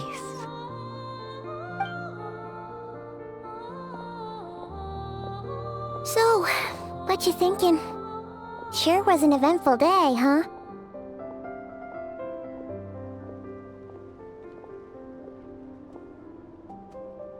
The good news is, we're not at a dead end in the search for your spaceship yet. We can always learn more about this place while we wait. The usual drill, huh? Paimon's really getting sleepy now. If she gets too tired to fly back, you carry her, okay?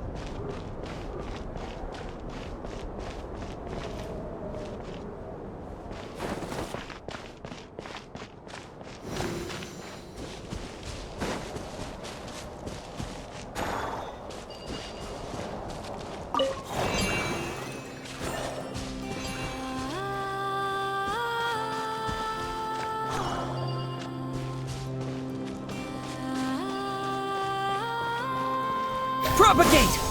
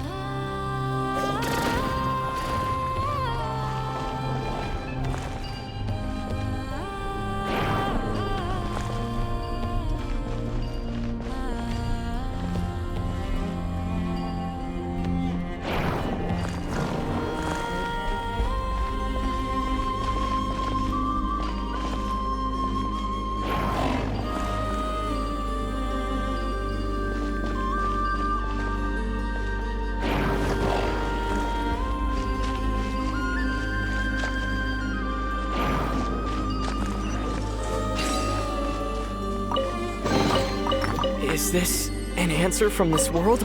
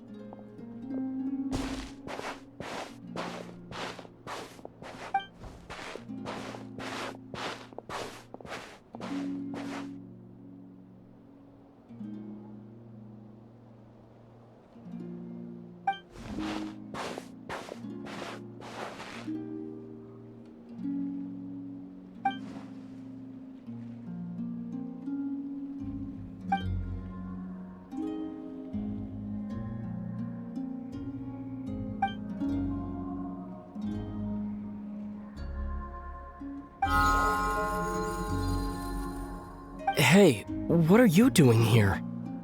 These flowers. I remember. When you first appeared, there were flowers like this all around you.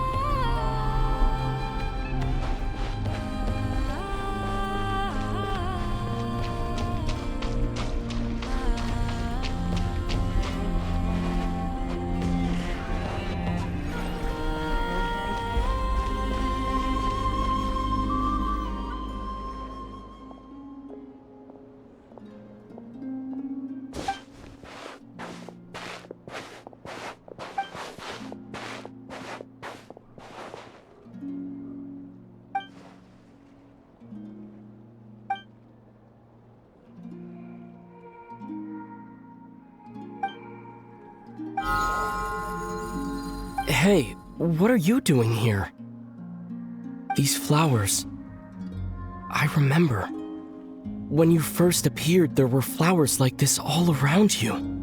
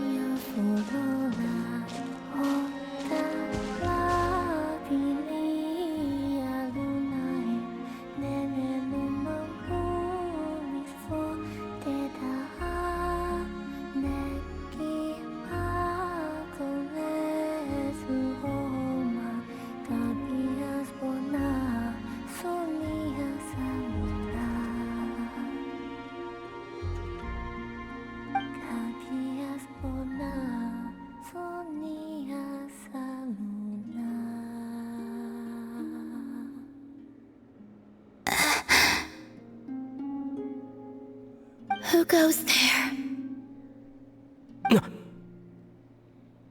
How did you get in here? I am but a passing traveler. I followed your song here. I'm very sorry if I've intruded.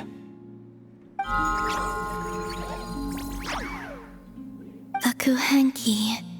She brought you here.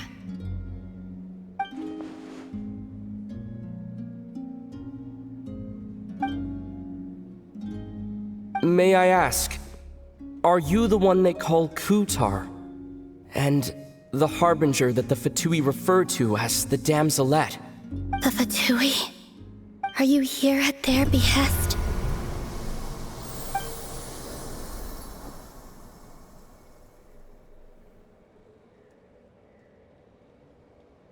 Please don't get me wrong. I have no intention of doing anything for the Fatui. I just wanted to ask you about Nod Krai and the moons. The moons? Do not believe in what you can see. What truly matters is what you cannot.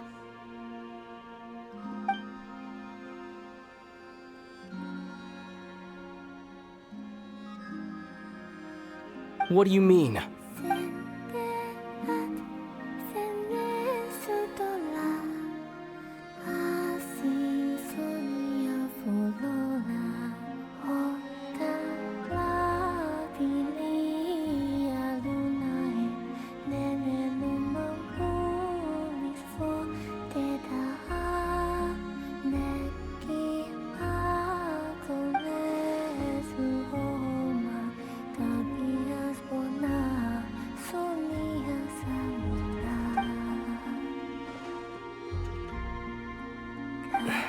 Listen, I'm the Traveler.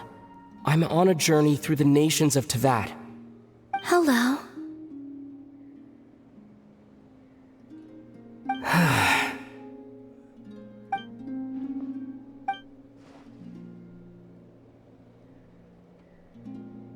Could you tell me your name?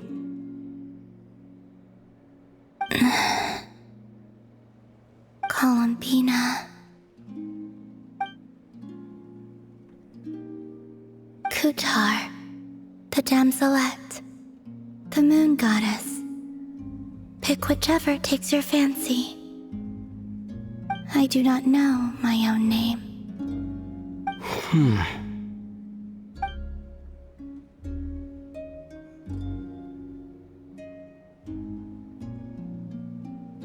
Then, Columbina.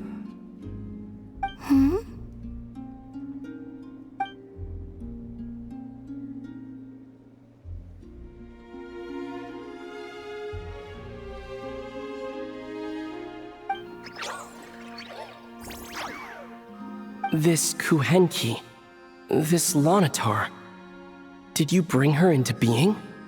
Come here, little one.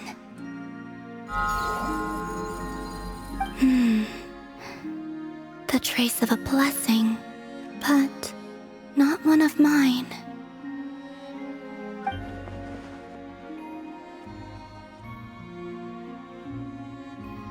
People always assume I can do many things. Assume I have done many things. But I haven't. All I ever wanted was to.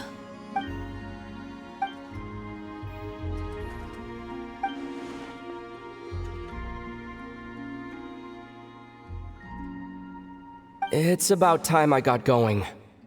I'm very sorry for disturbing you today.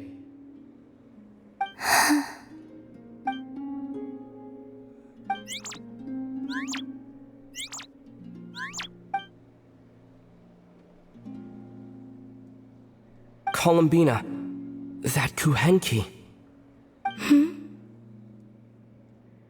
Oh, you're leaving?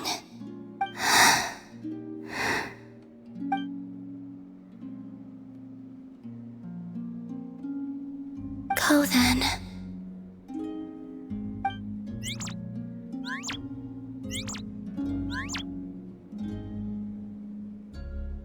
Goodbye.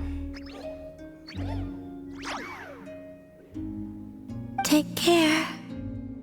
The moon can be treacherous.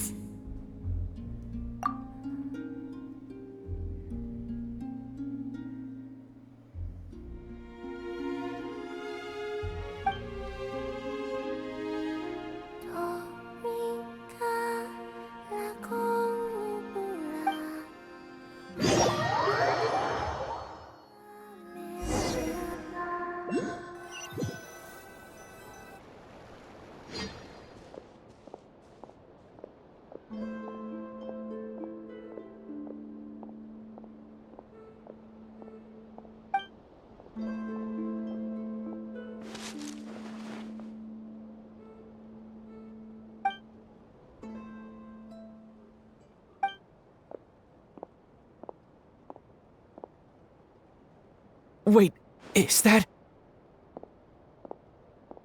Lumine?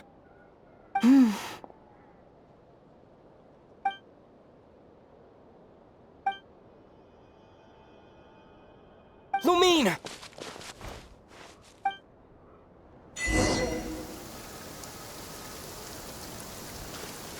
Lumine!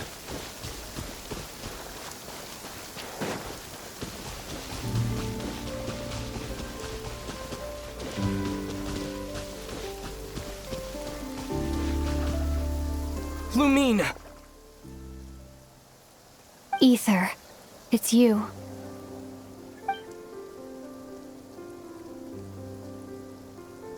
Why are you here on Hisi Island? If I told you I was here in search of the Frost Moon Scion's sacred relic, what would you think? Huh?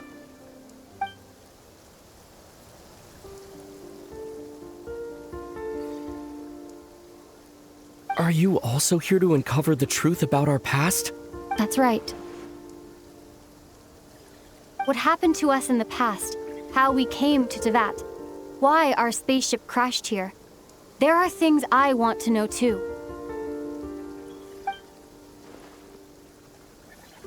But I'm not about to sit around waiting for another 2 months to find out. Wait! Wait? But I still have unfinished business.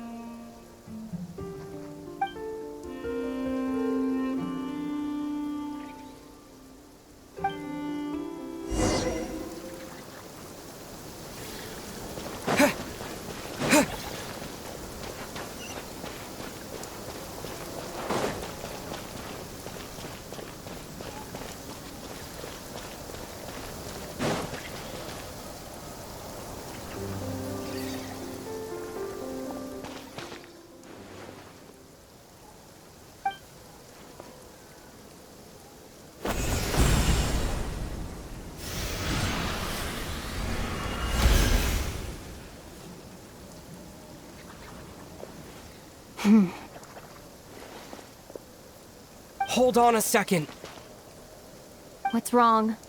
That's the Frost Moon Scion's sacred relic. We can't just...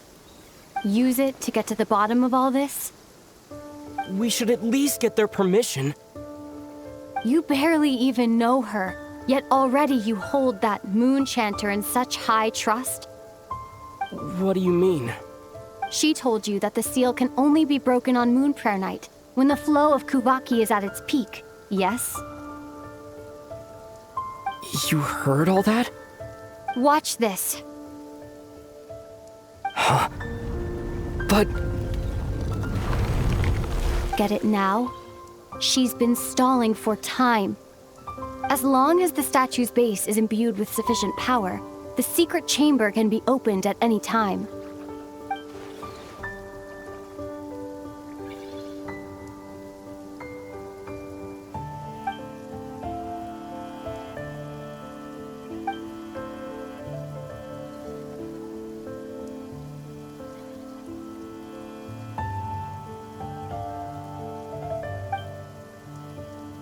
Is it such a sin when I don't put all my cards on the table for you, but not when someone else is doing it? It's not like that. Is it? Lumine, you've got it all wrong. This whole time, I've wanted to ask you, what happened to make you like this? I admit, I've been having trouble accepting it. But after all this time apart, I've finally come to terms with who you are. Willful side and all. I trust you. I still do. Through all the worlds we've traveled, you've always been there by my side. If there are things you can't explain yet, I can wait while the journey goes on. I'll wait as long as it takes. Until the day you're ready to talk. Ether.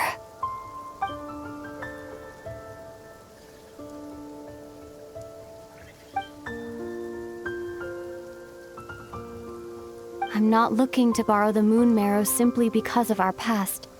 It holds answers about the very origins of Teyvat. I've always believed that if you want the truth, you have to see the whole story for yourself. I'm not asking you to trust me, Ether. Just don't try and stop me. If this choice weighs on your heart, then let me go in alone. Forget this meeting ever took place. Bit late for that now. But maybe this is the chance I've been waiting for all along, even if it fades with the morning light. I want to go with you. You sure? Yeah. Then let's go. Lumine. It's been ages since we went on an adventure together. I can't wait. Really? You think I'd lie to my big bro?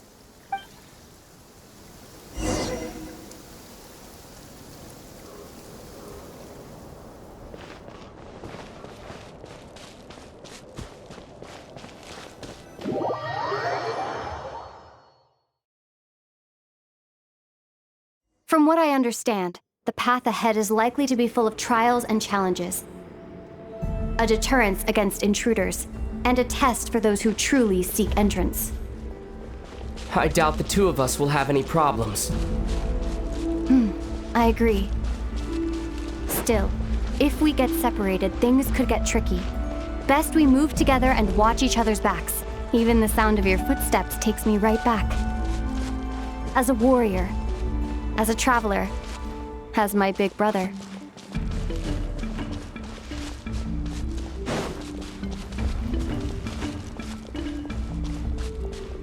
Looks like this is the first trial.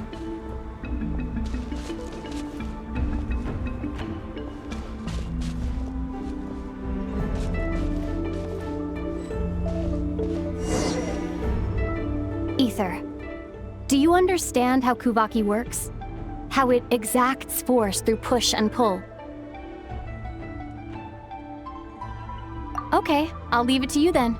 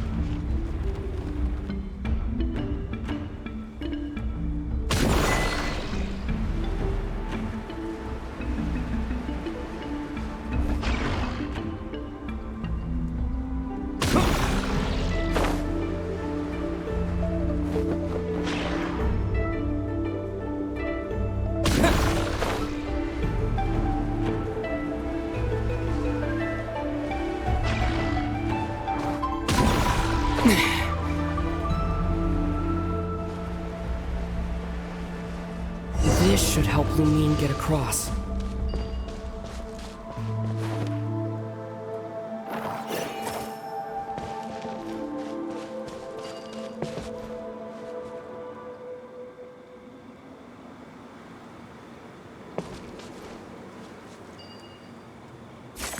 Lumine!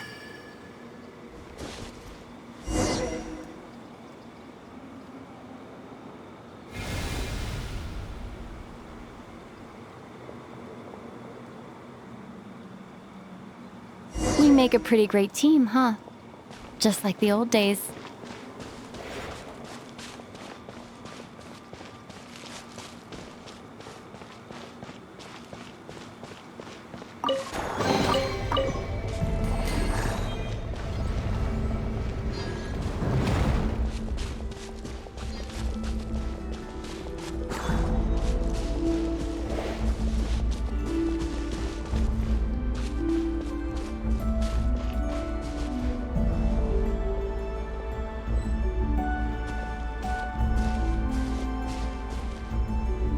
A wide open space.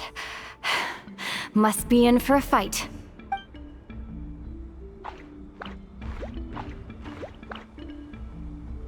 Was that it? What a letdown.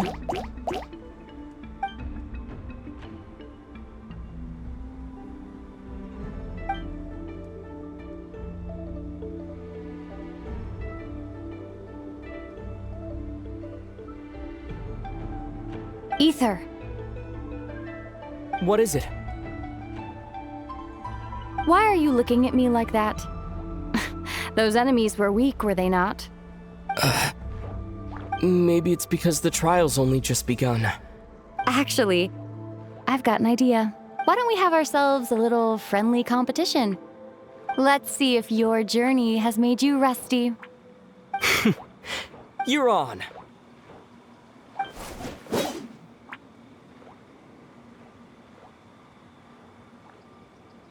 I won't lose to you, Lumine. If memory serves, I used to come out on top more often than not. You sure you're all right? Seems your memory's slipping, Lumine. Save it. We'll know who's stronger soon enough. Let's see what you've got.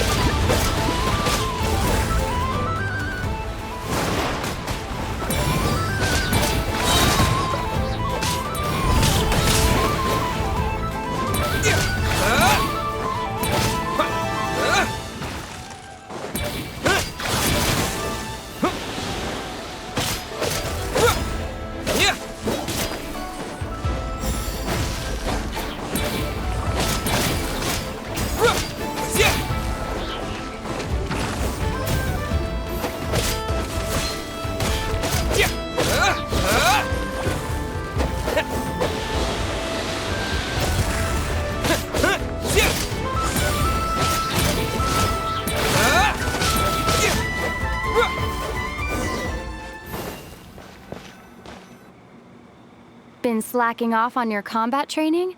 Or has no one been around to keep you in shape? No, I just wanted to let you win. Been too busy practicing your excuses instead, huh?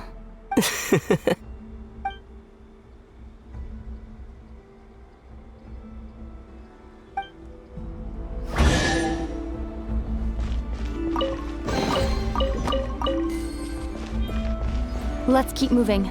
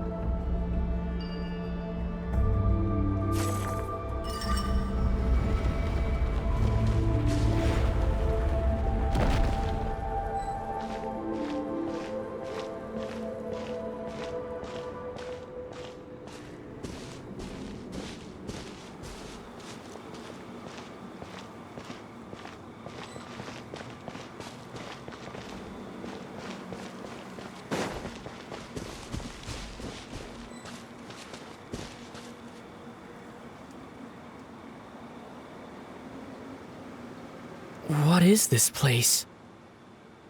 No sign of any monsters. Feels like a ritual site. But something's missing. It's ahead. Inside that thing that looks like a mirror. I can feel it. But maybe it's sealed within. Can you open it using Kuvaki? Apparently not. Do you think it might have something to do with the Frost Moon Scion's bloodline? Lumine? If this is about strength of blood, what could possibly stop us? Let me give it a try. Why don't you check around for other clues? Sure.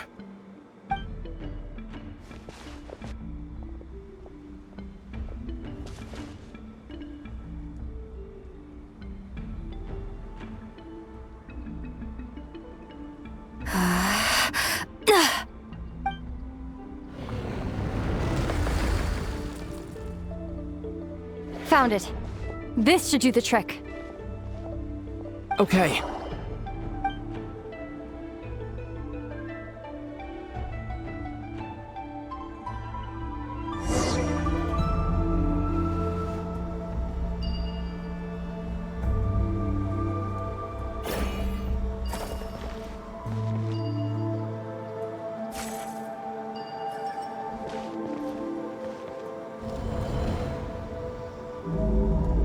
Yep, that got a reaction. That's one down.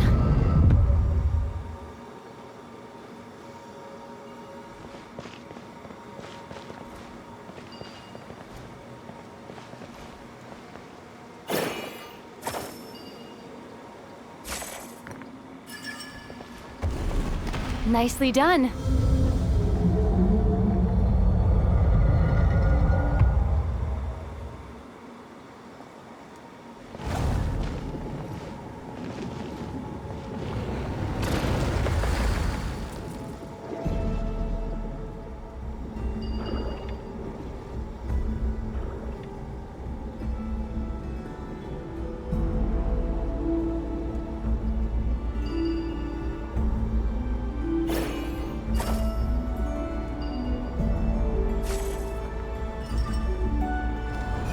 You've got this. One more to go.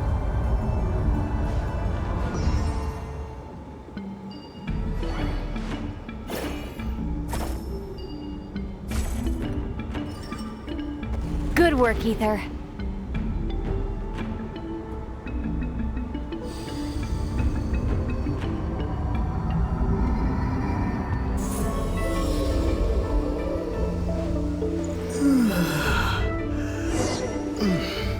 Door's open. Come. We must be close.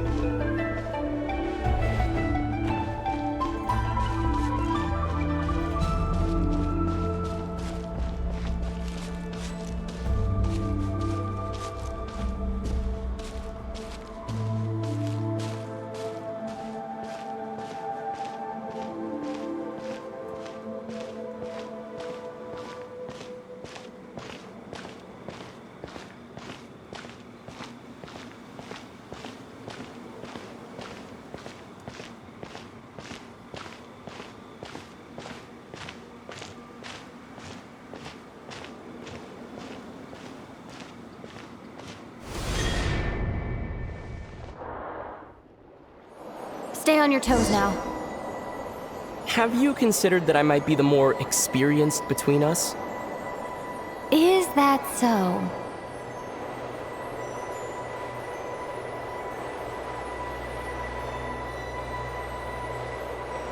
So, will you be heading off again after we're done here? Maybe, maybe not.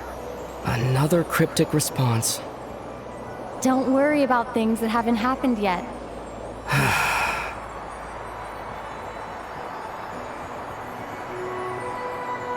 At the end of all this, what do you think we'll find?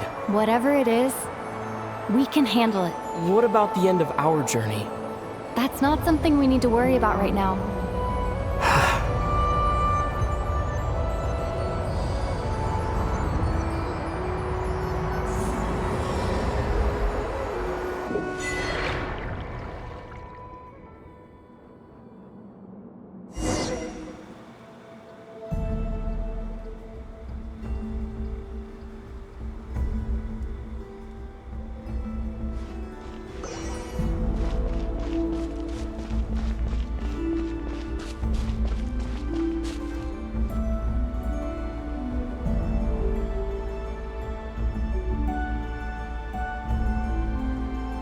Looks like the final trial is just up ahead. Ready for battle? When have I ever not been? What's wrong? Going on an adventure with you, side by side, it's been so exciting. But at the same time, it just feels surreal, I guess. Maybe because it's been so long. You know, this is only the second time we fought together since the day we both woke up in Teyvat. Maybe that's it. Ether, let the light of our blades come together once more, just like they did in the past. Lumine. This is a night of miracles, an adventure that belongs to us. Let's not weigh it down with worries and regrets. This is our adventure.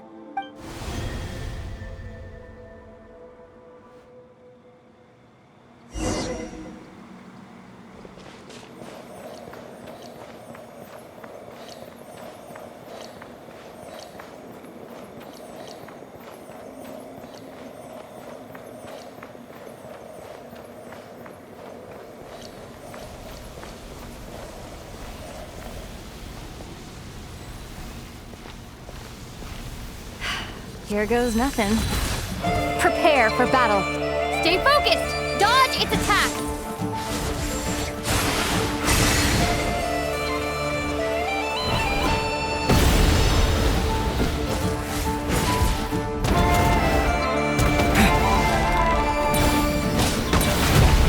Don't forget to heal yourself! Watch out!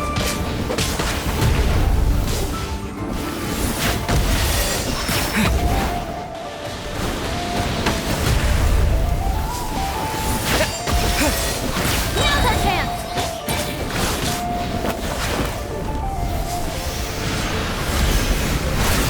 Stay focused! Dodge its attacks! Time for the finishing blow!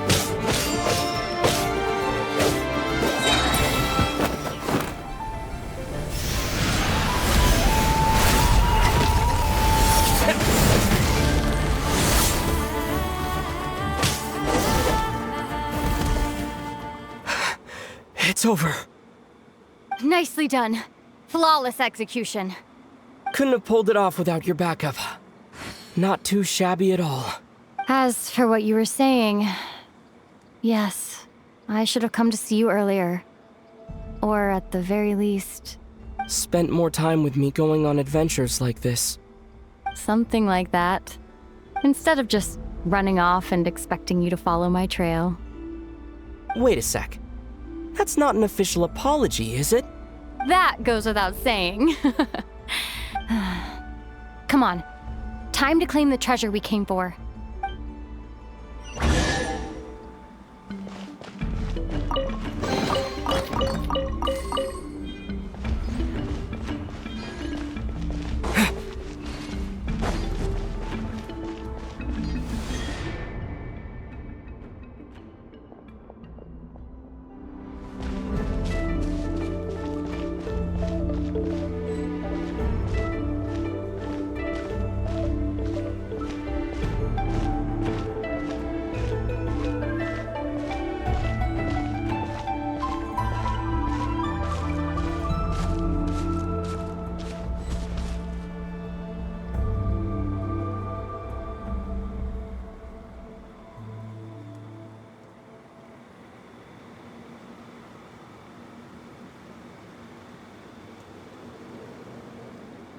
So this is the moon marrow.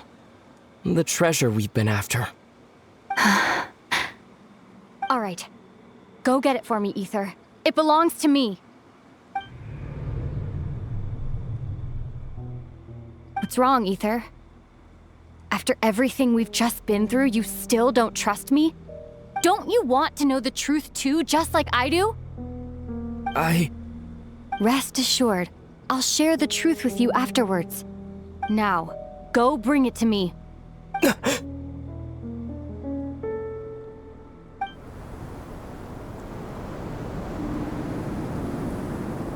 What's going on? Where did this fog come from? Lumine!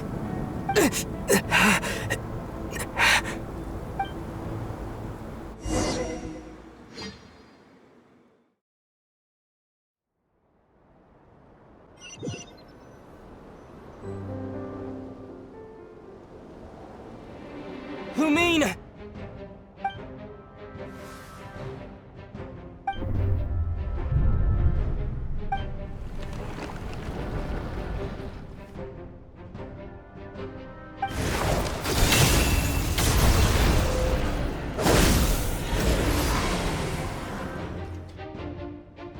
Lumine! Huh? What are you doing here? Yes, we ran into each other at the flagship this afternoon. I'm honored you still remember. Are you looking for something here?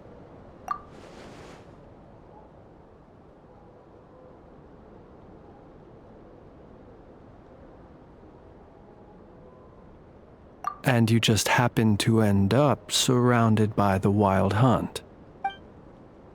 Sorry, I did not intend to come off as pointing fingers. Indeed, perhaps our courses of action do not differ so greatly. Not exactly. We Lightkeepers are accustomed to patrolling at night. A long-held tradition, you understand. I was just passing by when I noticed that the Wild Hunt had struck.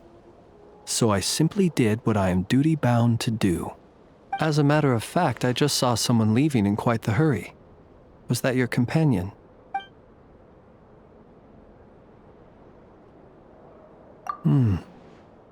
Perhaps I should take my leave now. After all, my patrol isn't over yet. Nod Krai is a dangerous place to be at night. I'd advise that you head back soon as well.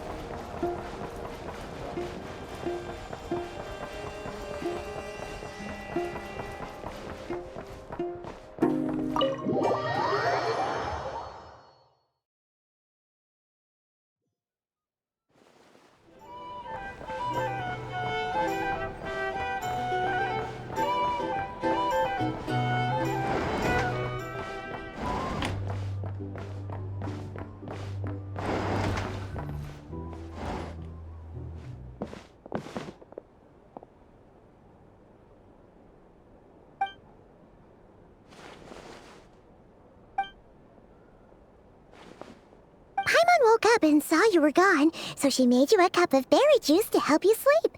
Her own secret recipe. When you get back, drink it up and go get yourself some rest.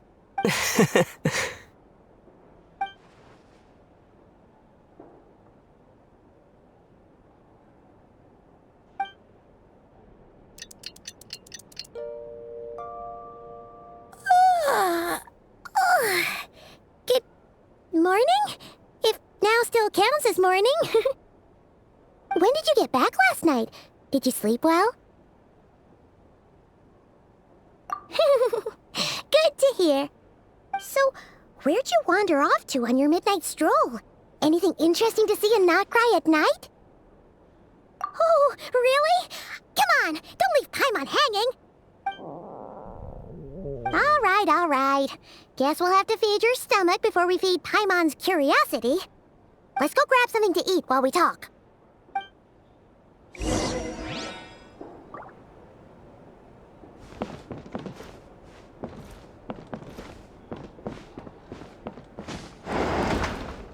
It's so noisy here.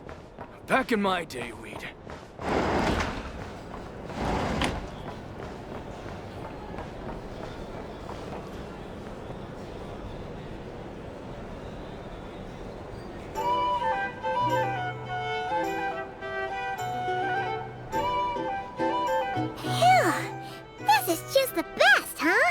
Free food, free lodgings. This bark is bred for life material, that's for sure. Hey, did you hear what happened? Hear about what? You know, all that commotion over at the Frost Moon Scions. Crazy, huh? Huh? What happened? See what I mean? Completely oblivious to what's going on around you. The sacred relic of theirs. It's been stolen. Hey, slow down. Paimon knows you're hungry, but you don't have to worry about her stealing your food. At least not today. What? Was it those Fatui? No idea, but the news has already spread right through Nasha Town. What did their high priestess what did they call her again? The moon something? Anyway, what did she say about it? What could she say? She's the one who discovered it was missing.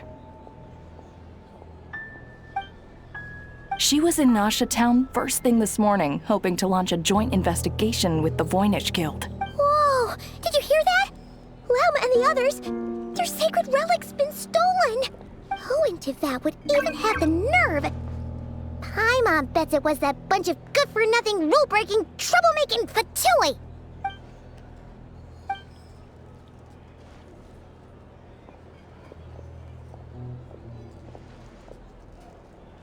Huh? What's wrong? You feeling okay? A joint investigation? Good luck getting any takers. Unless there's some reward or business opportunity to sweeten the deal.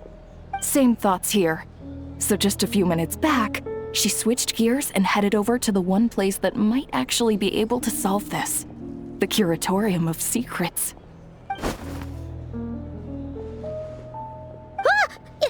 You scared, Paimon! What is it? Huh? Okay, just... Hey!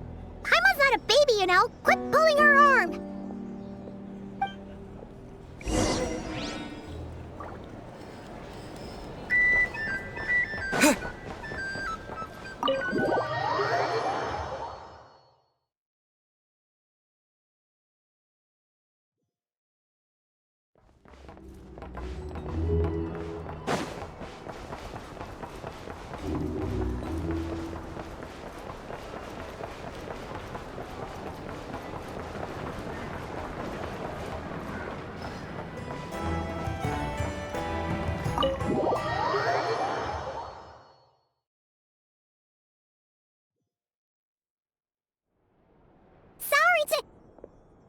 Huh? There's no one here. But didn't they just say Lauma came this way a few minutes ago? No one except for a cat watching over the front desk. Excuse meow? Are we supposed to check in here? No idea what that means. Is this Lauma's personal receptionist or something? Pretty sure she'd be the only person who could actually understand it.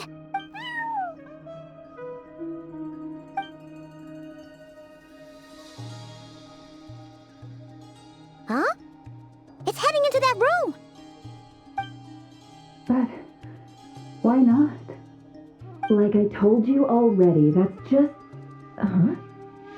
Another client.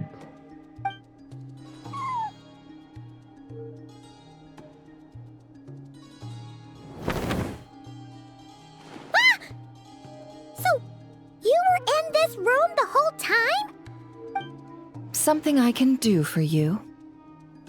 Traveler. Paimon. Oh, you're acquainted then? Yes. They visited Hisi Island yesterday. We had dinner together. Allow me to introduce you. Traveler, Paimon. This is Nefer, boss of the Curatorium of Secrets. Pleasure to meet you. They are travelers who arrived in Nod Krai just yesterday.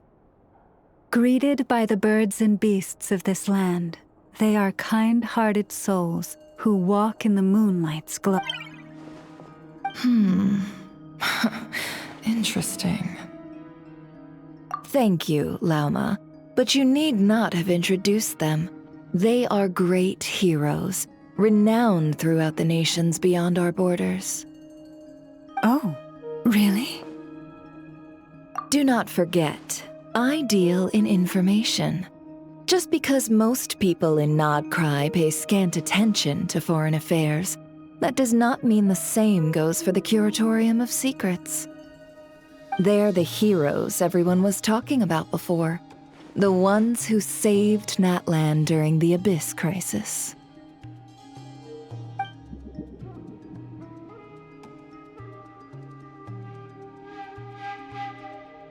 I see. We Frost Moon Scions seldom leave our domain, so I had not heard of your heroic deeds. Please, forgive my ignorance.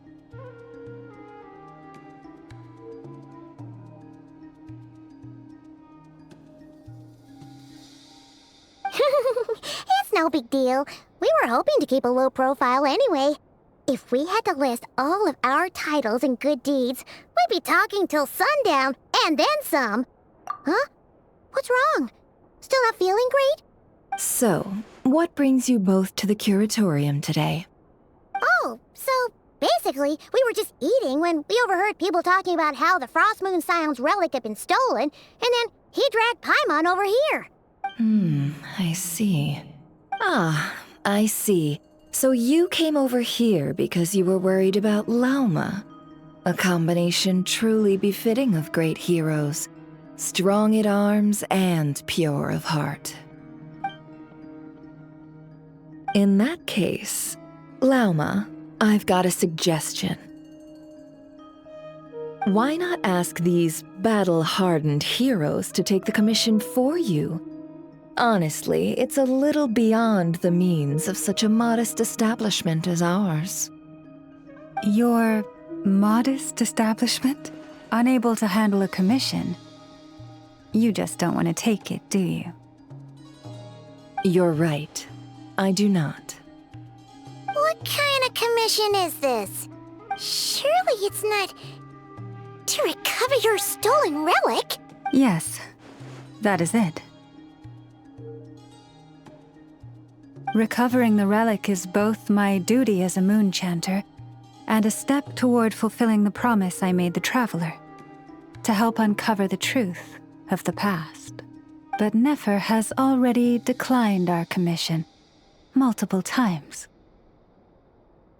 And yet, just as it always has, the moon will continue to illuminate the sky above the curatorium. Come night or day, may the moon goddess keep you. Enough of that.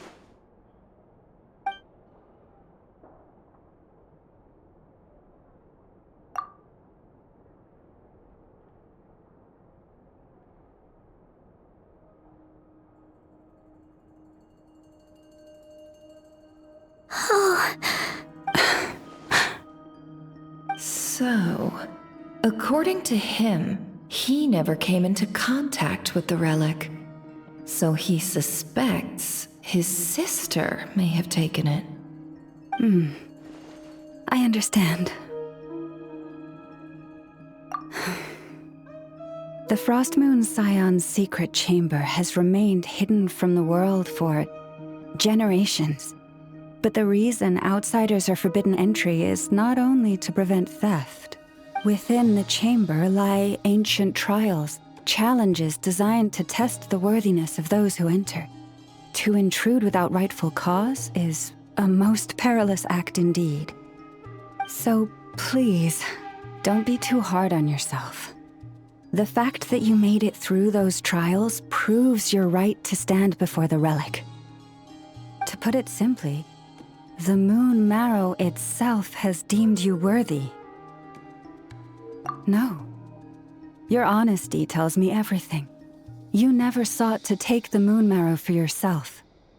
As for what happened at the end, I suspect the chamber's protection mechanism may have been activated. Among those who entered the final chamber, there was either someone with impure intent, or else an abyssal presence. The abyss?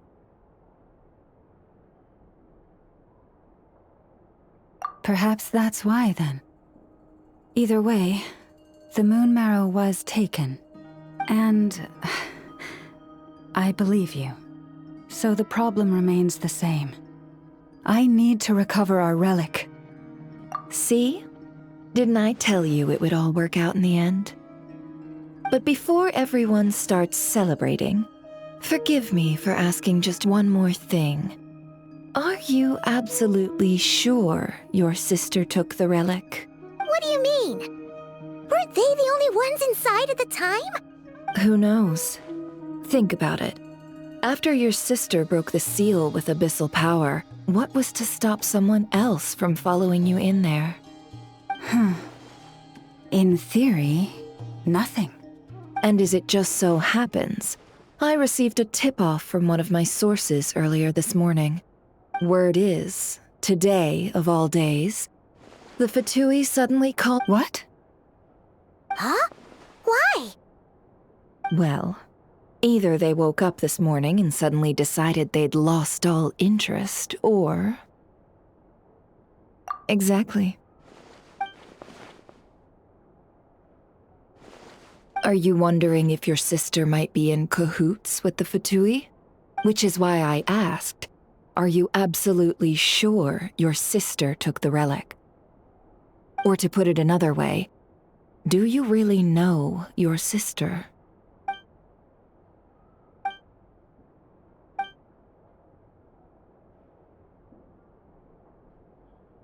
In other words, it's highly likely that the Fatui already have the moon marrow. So, basically, all we need to do is find our way into that Fatui research facility, and we should be able to get to the bottom of this, right? Congratulations, you've found your answer. Looks like the curatorium won't need to lift a finger this time.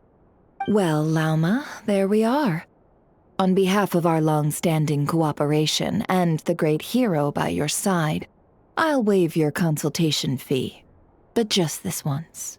You're really not planning on helping us? I think I've helped more than enough already. If we're to stand any chance of infiltrating that facility, we'll need the help of a specialist. Just so you don't get the wrong idea, let me make myself crystal clear. The Curatorium of Secrets has always striven to abide by a policy of strict neutrality. We do not take sides with any faction in Nod Krai. I cannot help the leader of the Frostmoon Scions sneak into a Fatui facility. That would make me their enemy. When one of their harbingers asked me to help them infiltrate your territory, I gave them the same answer. No. All right. I understand. But I do have one final request. I promise it's my last. It had better be. No matter who it is, I want you to help us persuade the next person who walks through that door to join us. What is she up to? You're that desperate for help? What if it's a member of the Fatui? It doesn't matter.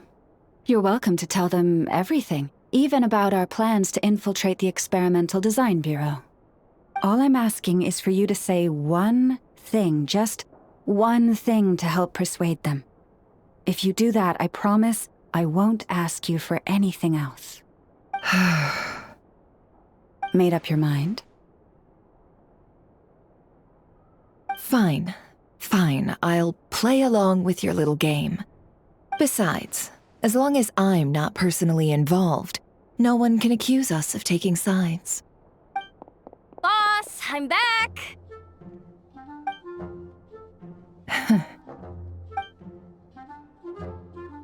You won't believe the luck I've been having today. Remember you sent me to find that runaway cat, yeah? And you said I'd only be back after dark?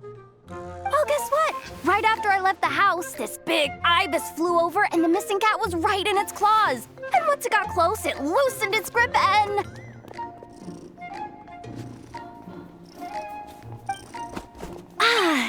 Boss, you're meeting clients. I'm so sorry. I'll get out of your way.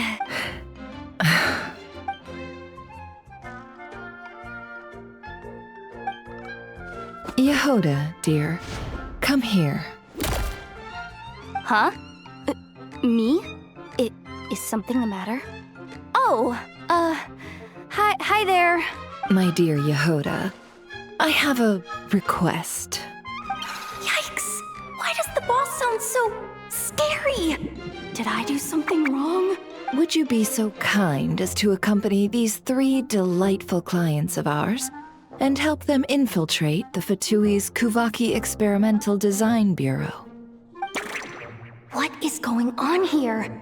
Boss usually just says things like, hey, go do this, or you, go take care of that.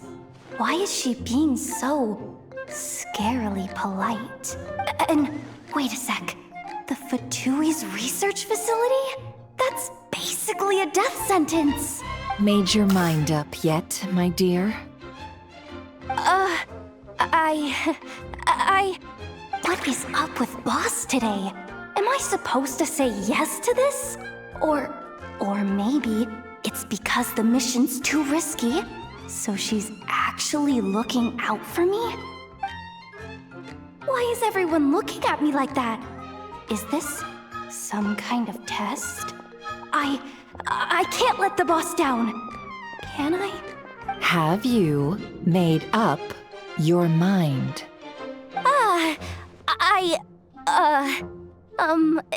That's... Sure, why not? Really? You really don't mind helping us? Huh? Oh, yes. I mean, no. Of course, I guess I do. Oh, thanks so much! We owe you big time! On behalf of the Frost Moon Scions, too, thank you, Yehoda, for your help. What the? Seriously, what just happened? Why does the boss look so fed up? Oh no, was I supposed to turn them down? All that mentoring, time spent teaching her how to deal with different factions. In one ear and out the other. Never. You got what you wanted. You promised that was it. I know this goes against your principles. I won't forget the favor. Trying to get me to change my mind now? Of course not. I just wanted to say thank you. So, thank you. Oh. Yehoda, we'll leave the planning to you. Let's discuss the details elsewhere. Huh? Oh, okay. Oh, what have I gotten myself into? Oh, by the way, Yehoda, before you go... What is it, boss? You're fired. Huh? Effective immediately. As in, this exact moment. The curatorium will take you back, of course, but only once you've completed this commission for our 3 clients. What? Is there some issue? Well, here's the upside. Without me taking a cut from your commission, you'll earn more. Seriously? Can someone explain what's going on here?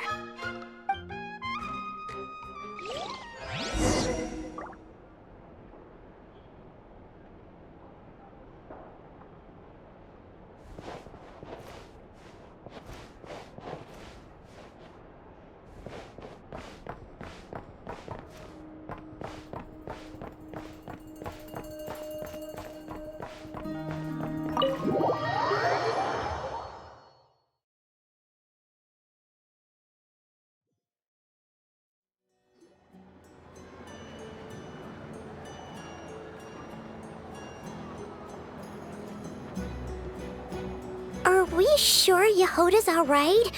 She looked totally crushed just now. She'll be fine. She's just in shock. But one thing's for sure. The Curatorium's professional standards are beyond question. The fact that she only requested 1 day to prepare says it all. As an apology, I'll ask my animal friends to help her out more often in the future. Also, thank you for being honest with me. It means a lot. Was it really, though? As far as I see it, trusting your family is never wrong. In this case, let's call it a misjudgment. But the truth is, we all make mistakes every now and then. What matters is how we deal with the consequences. So, in return for your sincerity, there's something I'd like to share with the 2 of you as well. Oh? What is it? Perhaps it is something best said under the moon's gentle light. Would the 2 of you meet me on Hisi Island tonight? Oh, It does sound important. You're right. There's too many people here. Somewhere quieter makes a lot more sense. Thank you both for understanding. Then let us meet beneath the moonlight.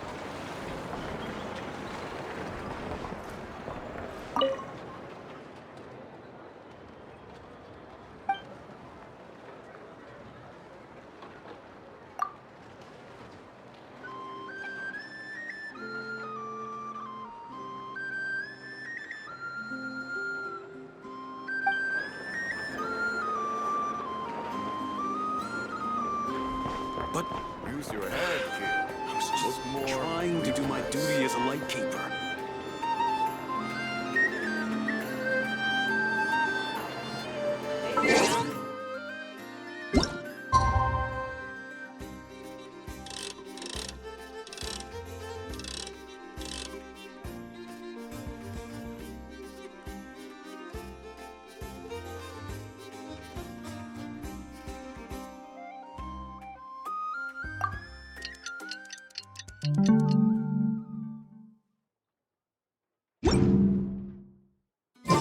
It's about time, and the moon's already up. Let's head over...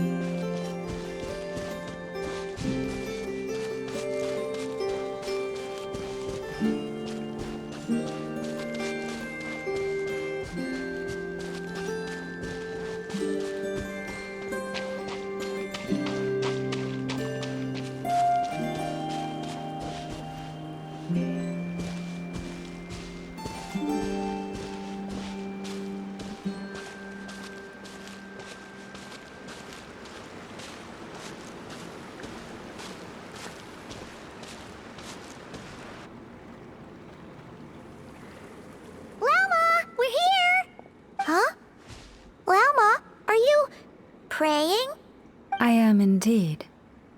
For the moment I was born, my people exclaimed, "Behold, eyes like the moonlit tide, antlers like the crescent moon, and blood that glimmers silver as the moon's reflection." From as far back as I can remember, I was revered as the Frost Moon's emissary and the Moontide Maiden.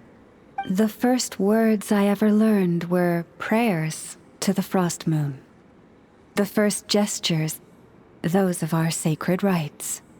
Wow, that must have been tough. Back then, I didn't know any better. It all just seemed so natural. The Frost Moon Scion's bloodline has long since begun to run thin. Nowadays, even those of us with antlers are few and far between, let alone those attuned to the power of Kuvaki. But I...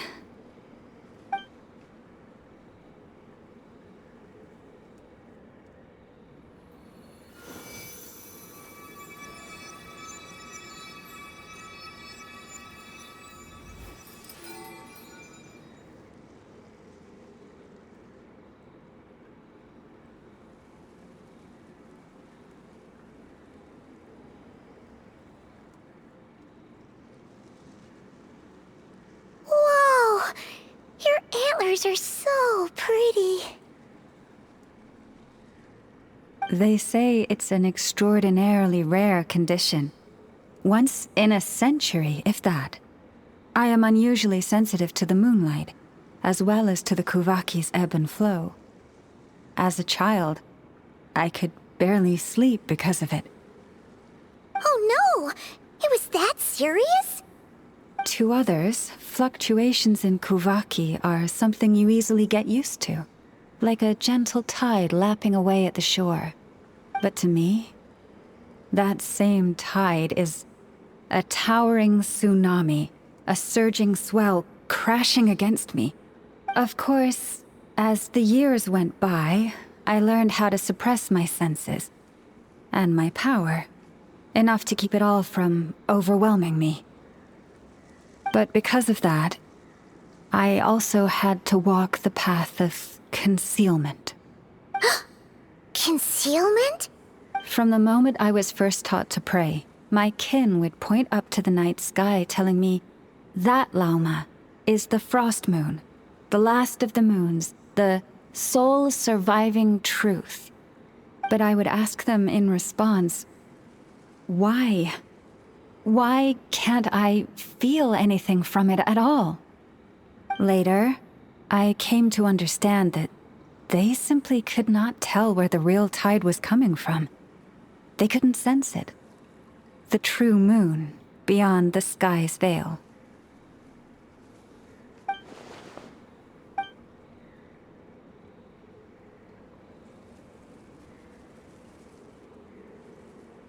The moon is false. I reached that conclusion long ago. But there was no one I could tell, not a single soul. At least, not until now. Am I the one who's wrong? Is it the moon that is false, or my own senses? I asked myself such questions time and time again.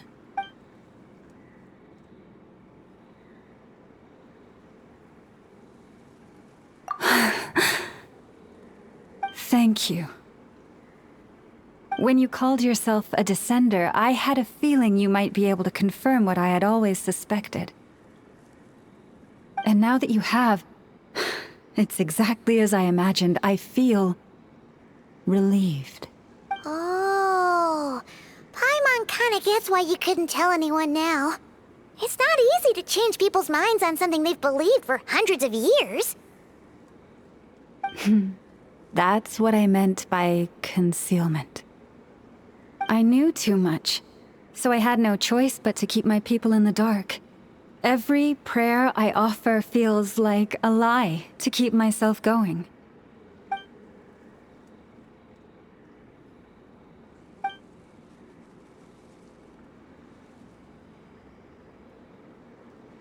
You've already met our Kutar, haven't you? Huh? When was that? And, more importantly, when were you planning on telling Paimon? Ah, no wonder. What did you think of her?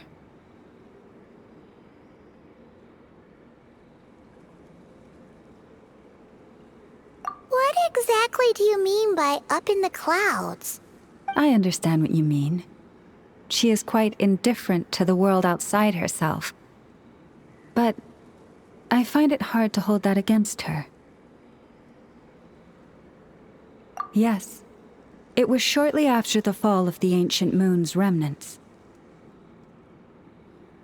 I asked her what the Frost Moon Scions meant to her, and why she left in the first place. Yeah? So, why did she? Perhaps it's better if you ask her yourselves. Things tend to get lost in translation when you speak on someone's behalf.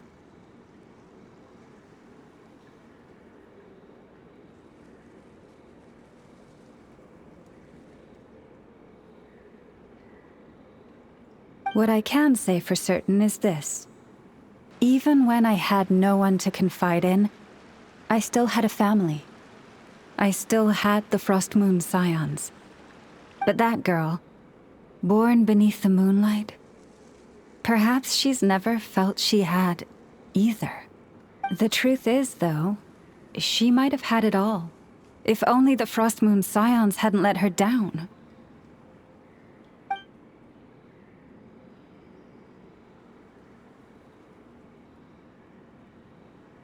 The Frost Moon Scions now walk a path of error. They offer their prayers to a false moon, and to a goddess who can no longer answer them. I want to change all that. But with the Fatui closing in on us day by day, the Frost Moon Scions must stand united, now more than ever. I just need to wait for the right moment. Lady Lauma! Lady Lauma! Cappy? Has Cardina's condition deteriorated again? Traveler, Paimon, we'll have to continue this conversation later. We'll come too!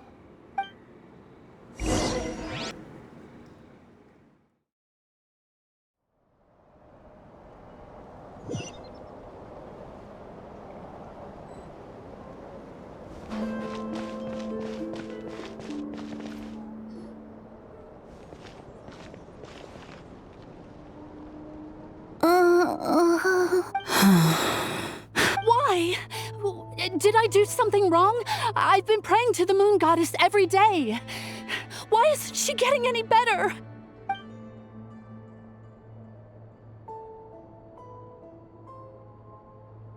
Cappy, I need you to wait outside.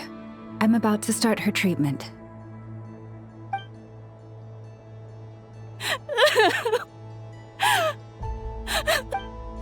Is there anything we can do to help?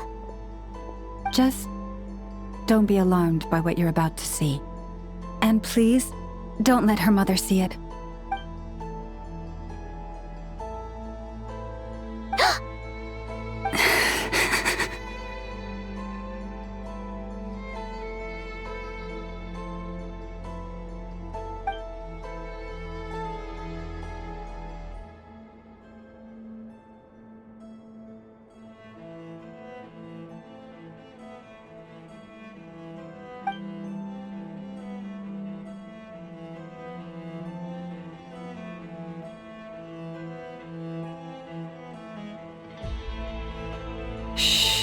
Please, help me keep this a secret. She looks much better now. But, Lauma, was that? A medicine prescribed by a local doctor. For ordinary people, my blood has the power to counteract any adverse reactions to Kuvaki.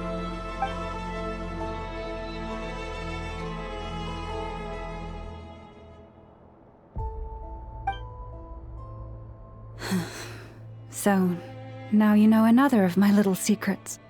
I had hoped to guide the Scions out of error before Karina's illness reached this stage, but clearly, I was too late.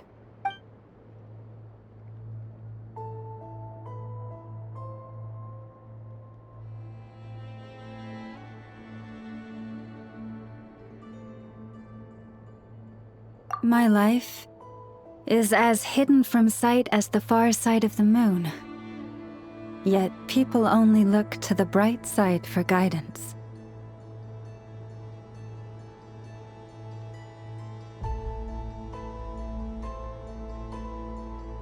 If the day ever came when the two sides were reversed, could they truly accept it?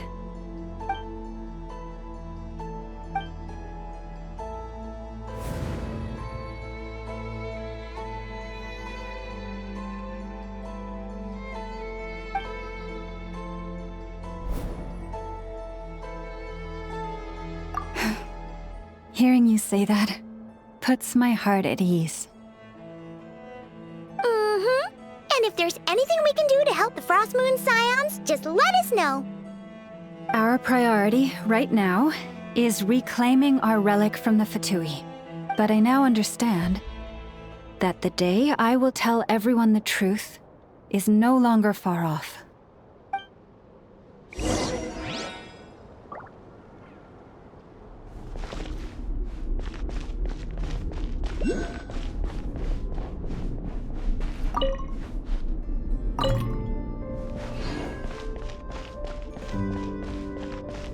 Prices like these are just outrageous.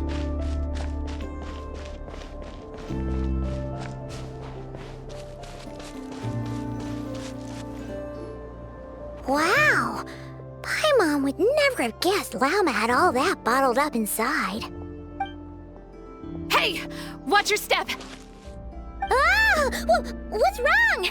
Oh, you scared Paimon. You scared me there too. Almost stepped right into one of my traps. A trap?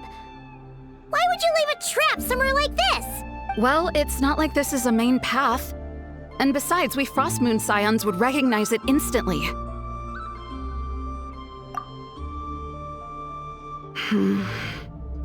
Alright.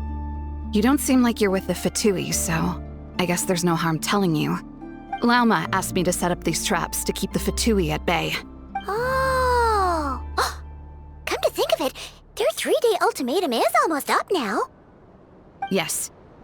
Hopefully they'll back off when they realize we won't go down without a fight. Oh, you've done a lot for the Frost Moon Scions too, just like Lauma.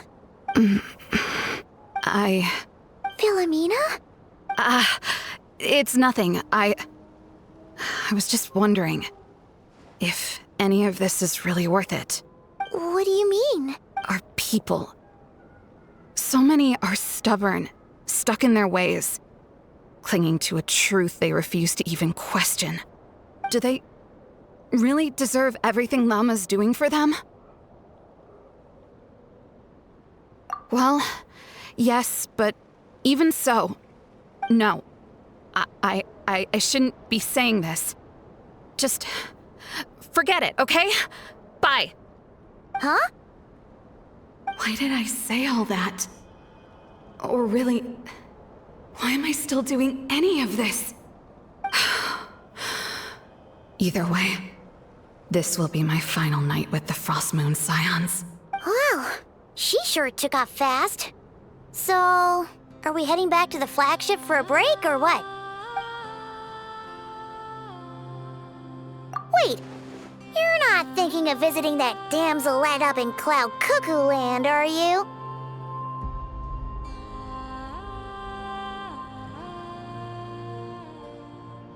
Huh. Given who she is, pushing her won't get us anywhere. Hey! Why don't we... Let's bring her something tasty! If she doesn't want to talk, we'll have to win her over with food. Hey, no harm in trying. At the very least, it shows we're trying to be friendly. Let's see. How about an F's 9.12 out of 10 berries and fried meat, the Frost Moon Scion's boon of the day, and one of your signature dishes. Your choice. Should be a good mix of meat and veggies. There's bound to be something she likes.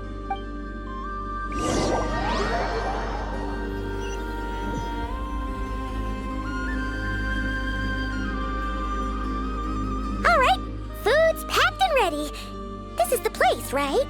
Why does it feel like we're going to visit a patient? Oh, no. Take this seriously, Paimon.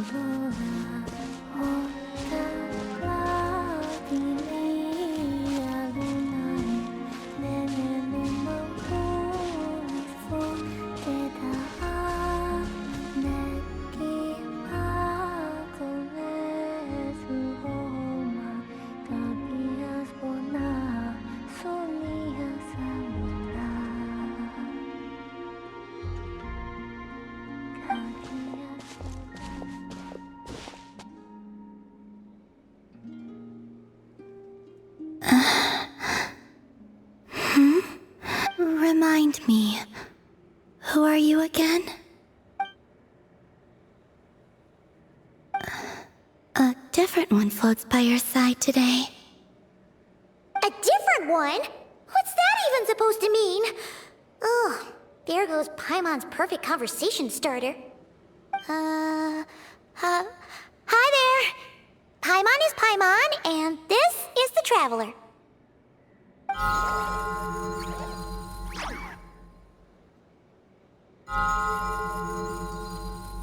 Oh, there you are.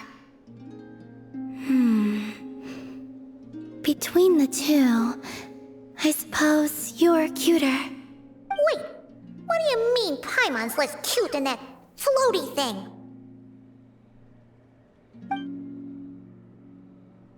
Columbina. What is it? What's your favorite kind of food? Is this a treat? Or an offering? Let's go with treat. Anyway, this is all the Traveler's cooking, so please, help yourself.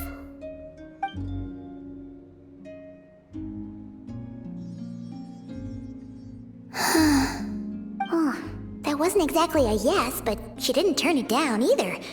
What could she be thinking?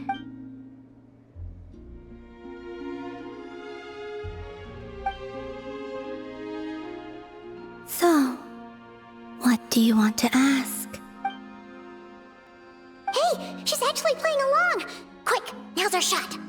You know the moon in the sky isn't real, don't you? I know there is only one moon in the sky.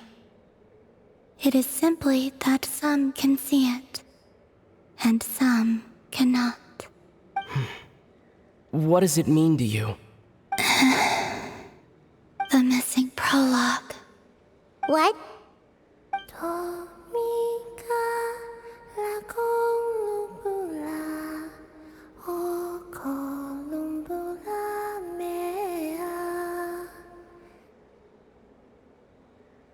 Huh? What does that mean? Isn't she going to explain herself?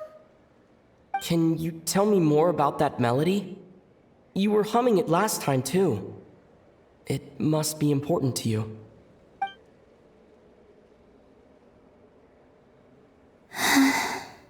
It is all I remember from the moment of my birth. A melody.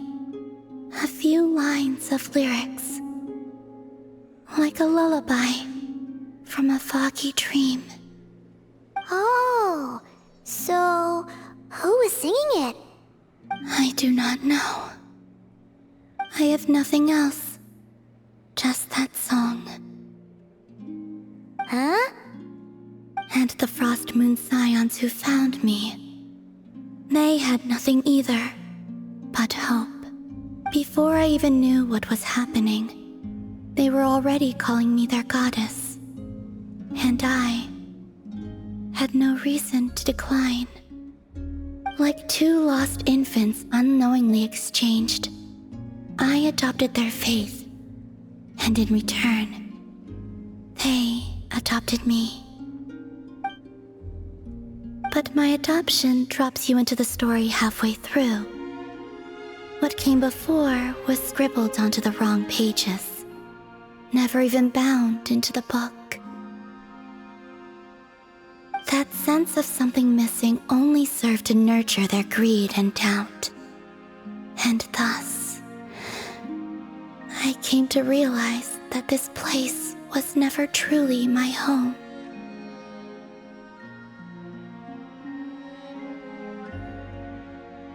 Greed and doubt? O Moon Goddess, forge weapons for us, drive out our enemies, and expand our lands. O Moon Goddess, heal our wounds, ease our suffering, grant us strength. They asked for everything, and I obliged. Until the day came when no answer could be given. If mortals can turn to the gods when they are powerless, then who do the gods turn to when they have nothing left to give? You've got Paimon there. In those days, the Frost Moon Scions cared more for faith than for truth. Reality rewrote the sky in words I could not understand. I did not want to read a tampered version, so I simply stopped looking. The real beginning of my story lies up there, on the moon, forever beyond my reach. Like a message carved for blind hands, sealed away where no fingers can find it.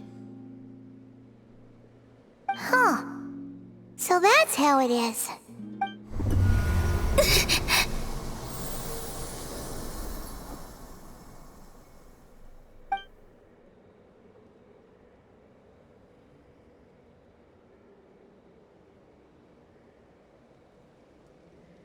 What's wrong?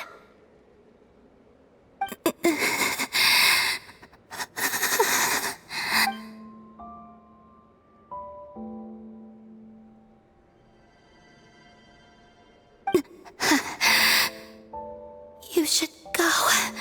What, now? But you really don't look well. Did something just happen? Is there anything we can do to help? No. Aside from answers, I have nothing else to give you in return.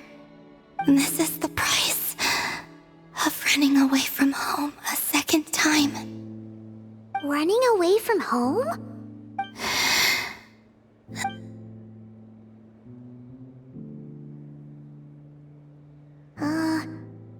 Is she heading towards the food? Did all of Paimon's questions make her hungry? Do you still have many questions? I know I should offer more in return for your kindness, but I'm feeling a little worn out. Oh, we're so sorry about that. The Tsaritsa was right. Freedom always comes with a price. She said I could treat the Fatui as a second family, a second home. But in the end, they were no different. All they wanted in truth was my power as the moon goddess. I'd rather not dwell on such unhappy memories.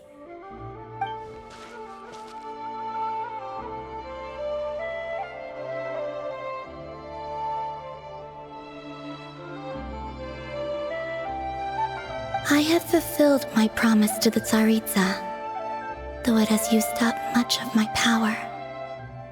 So you see, this has nothing to do with betrayal.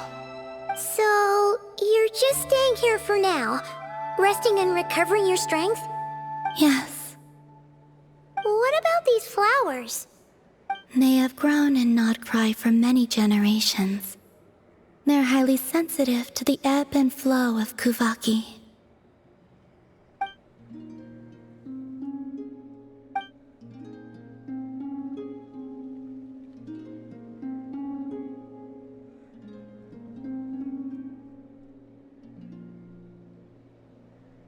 At times, I thought about using that relic the Frost Moon Scions had hidden away.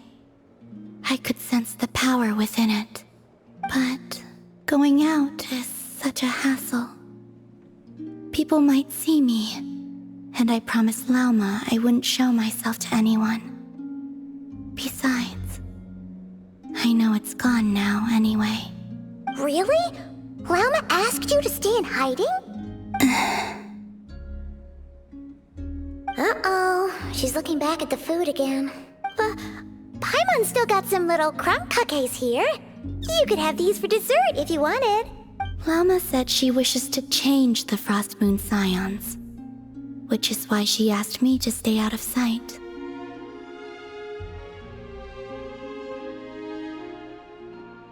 I don't really understand what she meant, and to be honest, it's not something that concerns me. But I wasn't planning to see anyone anyway.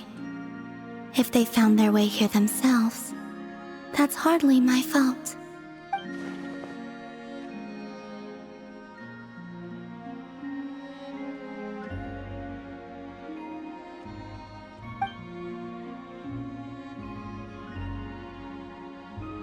Lauma, the Maiden of the Grove.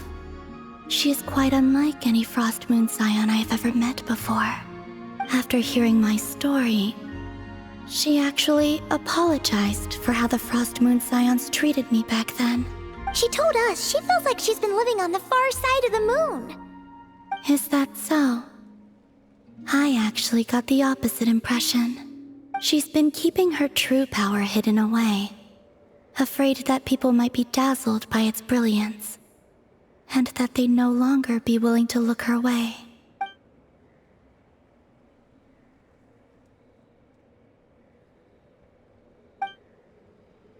So what do you wish for now? I wish to return to the moon, to the home where my story is written. Right now, that is all I wish for.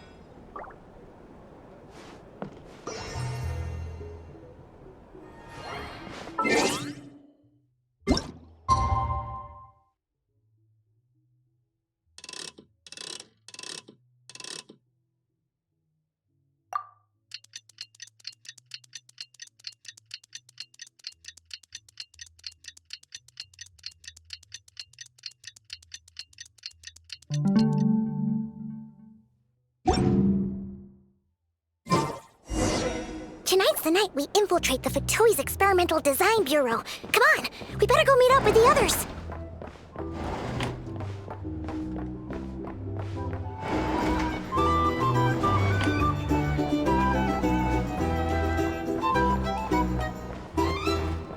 These are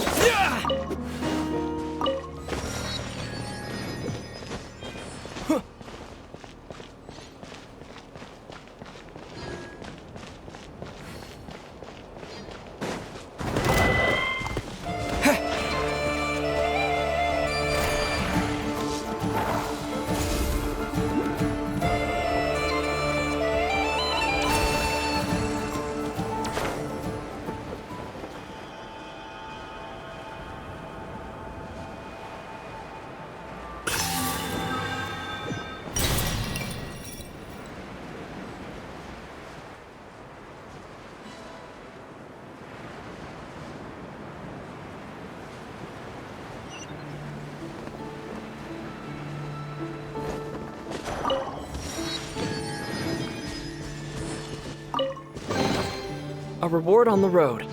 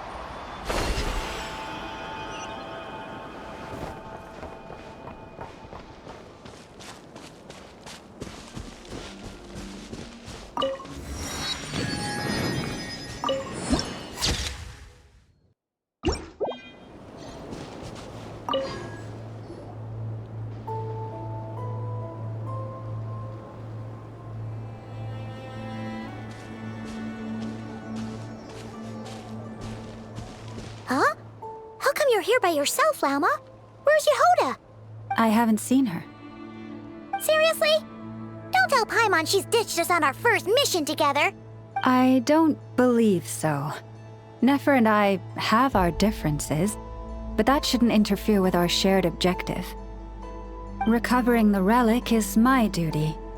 But as far as she's concerned, there's plenty to gain here too.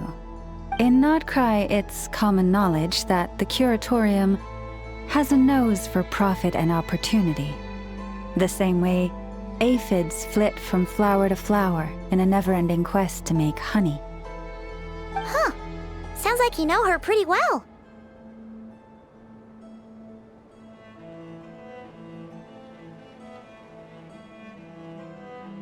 Still, Yehoda sure is taking her sweet time.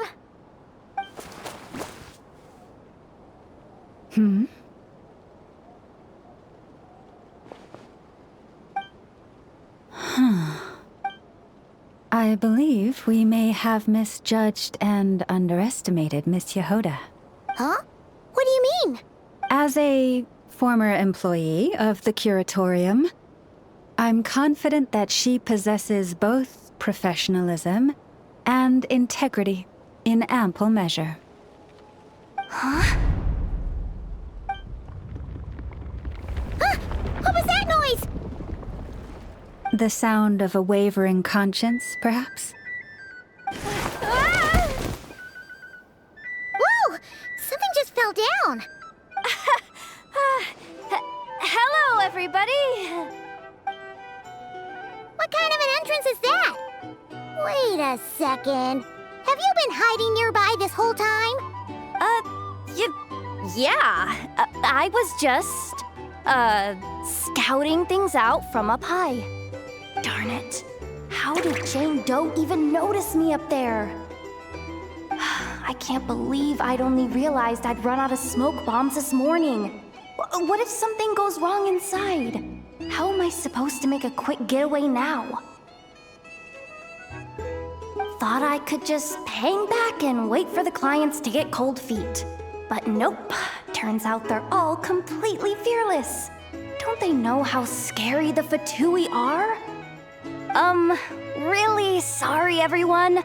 Truth is, just as I was heading out this morning, I discovered I'd run out of a super important, completely essential, absolutely indispensable piece of equipment. So, what are we gonna do? Well, as I see it, there are two options. Plan A is, we take a detour to Nasha Town to restock. Though, who knows if any shops will still be open this late. Plan B is, we call it quits right here. Disband the team and I'll go home. My place is only like a 10-minute walk from here, so... Personally, I vote Plan B. Bada bing, bada boom. Maximum efficiency, minimal effort. Don't try to solve your problems by running away. Not a fan of either? Then I guess our only option is to fall back on Plan J. That's J for Yehoda, by the way. Why didn't you just tell us that was an option in the first place? Come on, that would have totally ruined the surprise. Boss pulls this trick all the time, and it's always the clueless ones who end up praising her to the skies. Feels like you just threw shade at a whole lot of people. I have faith in your professionalism, Yehoda. You don't need those flashy tricks. Your abilities alone are more than enough to earn our respect. Huh, this Jane Doe sure has an eye for talent. Speaking of which, maybe it's time I started calling her something nicer?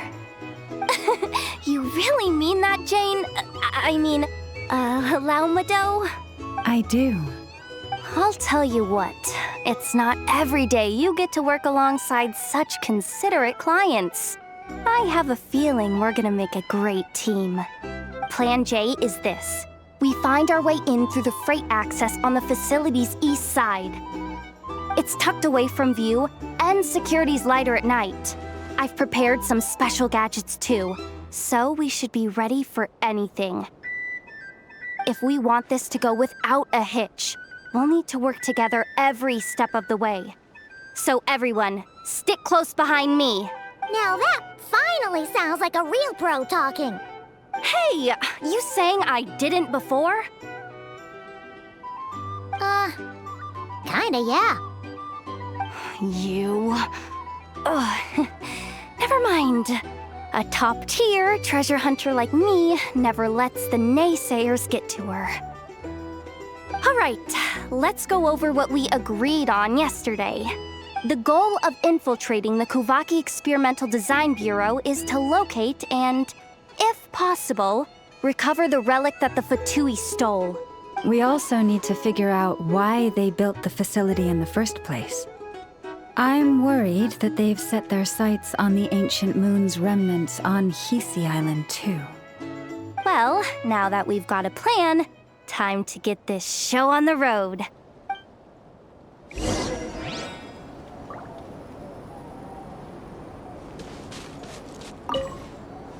Everyone ready? Yeah?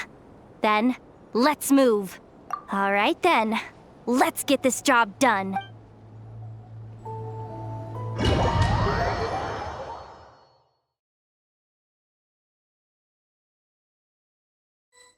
Go, go, go! But make sure you stick to the side.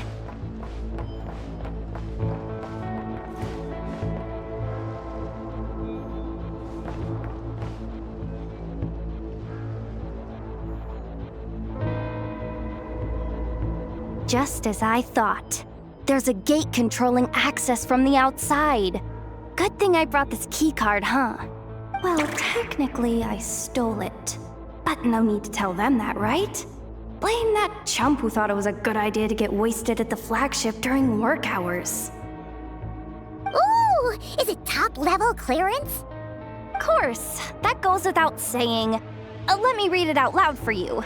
Fatui Experimental Design Bureau number 183574, maximum clearance, maintenance intern. That doesn't sound very top-level to Paimon.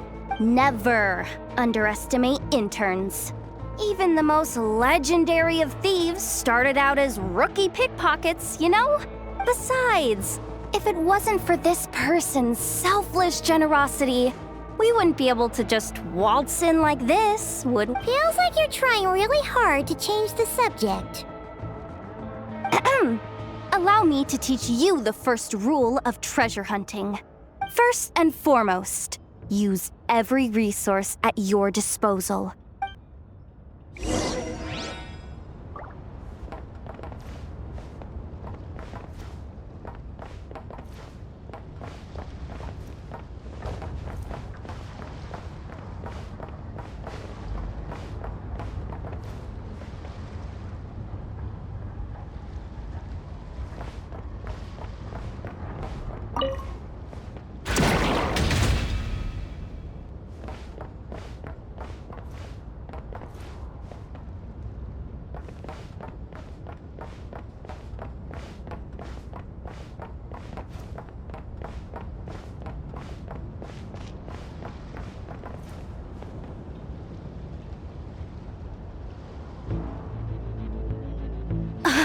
I get it now. It's like a pair of light bulbs just lit up in my head. What did you just get? The blue light, aka Plan A, is telling me to take the path along the left side. It'll be a lot stealthier, but that might mean a bit of a detour. The red light, aka Plan B, is saying, just charge straight in. But that'll mean dealing with, like, a dozen sentry bots already powering up. Although, I might be able to switch them to training mode. Their attacks will be weaker, but we'll still be in for a fight. Can't you just put them in sleep mode? Hey, I told you, I'm just a maintenance intern. Give the new recruits some time and space to blossom, will ya? We're still pretty close to the entrance. Surely they'll call the whole thing off once they see what these bots can do. Anyway, I say we go with Plan B. Either way, I won't be doing any of the fighting, so the shorter route sounds good to me. If we can avoid fighting at this stage, we should. Plan J is to call it a night so we can all make it back to bed before sunrise. After all, the deeper we go, the more dangerous this is gonna get. So we might as well give up while we still can.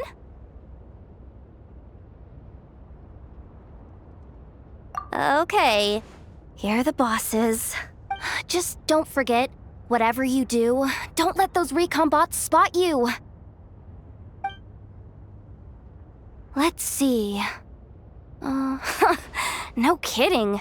Anefa told me about something like this before. I can't believe that dumb robot actually helped me out for once.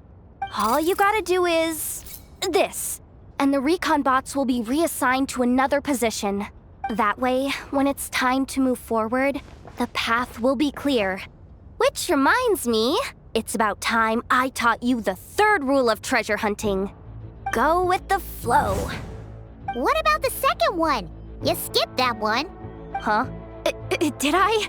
Oh geez, must have gotten muddled again. I mean, the second rule is exactly the same as the first. Guess that's what you meant by going with the flow, huh?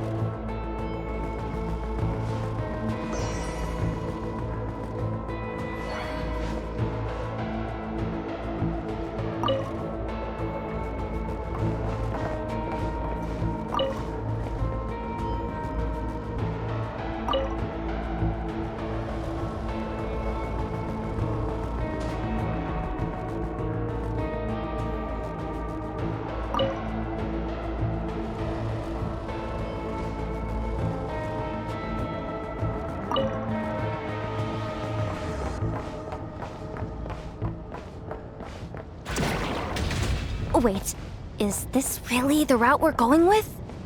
Oh well, too late to turn back now.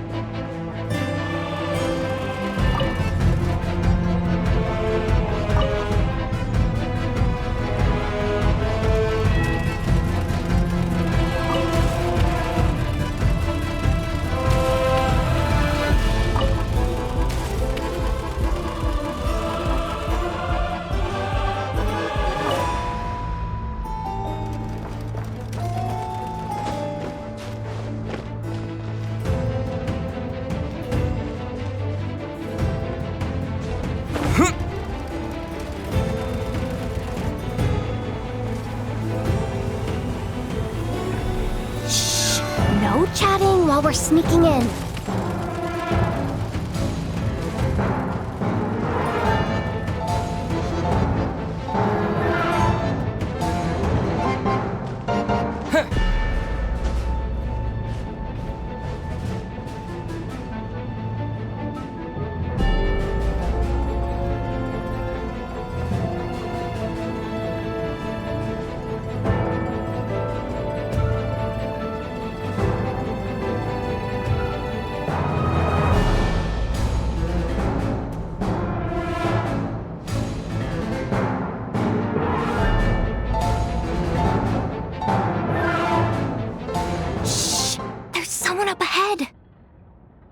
Has the lockdown been initiated? Move it, soldier! The cargo has already been transferred. The lockdown procedure is complete, Commander. That sector is now fully sealed. The night shift. Just our luck. Don't they usually handle deliveries during the daytime? There's not supposed to be anyone here. We've come this far already, and they're really trying their best. If If I suggest backing out again, it's not gonna look good. Come on, brain, think!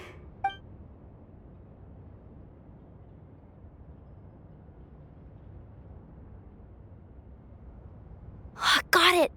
The freight shaft to the upper levels. We might have a shot there. Let me see. Huh? The recon bot in the middle's not responding? A double lock failsafe? We've been outfoxed! Stay calm. Stay calm. One step at a time. Let's just find a way across first.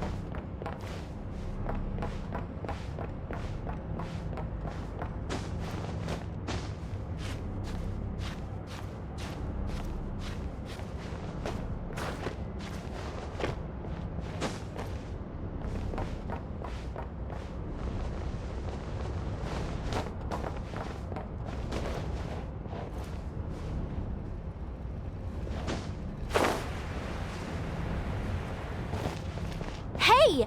Another control terminal!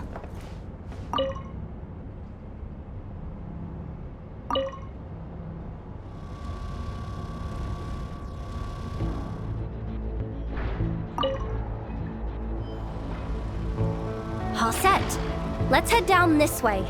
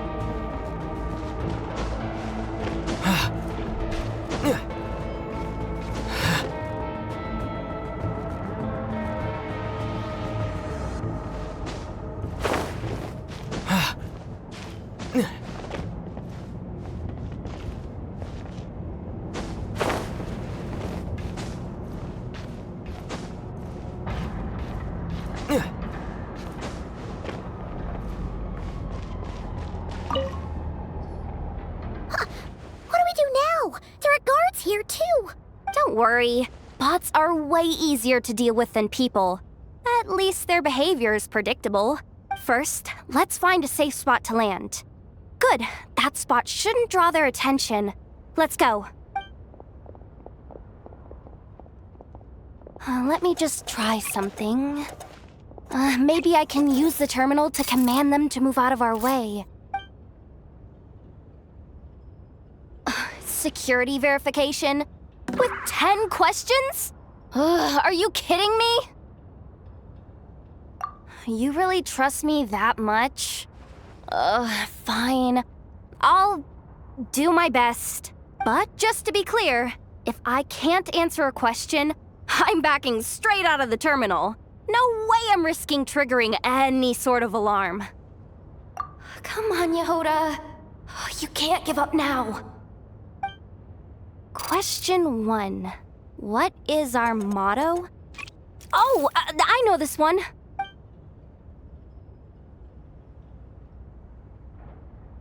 Question 5. The name of the harbinger in charge of this facility. Let's go with, Sandrone. This one should be the Pale Star Edict. I've heard one of Boss's informants mention that before. Final question. Enter employee ID. And it's timed? Okay. 183574. Confirm. I actually got them all right? What a miracle. Not bad, Yehoda. Not bad at all. Guess you're an official maintenance intern now. Hey, that could be my personal plan B if I can't get my job back. Just kidding. The Fatui are awful. The bots have taken the command. They're moving off. Let's get going while the coast is clear.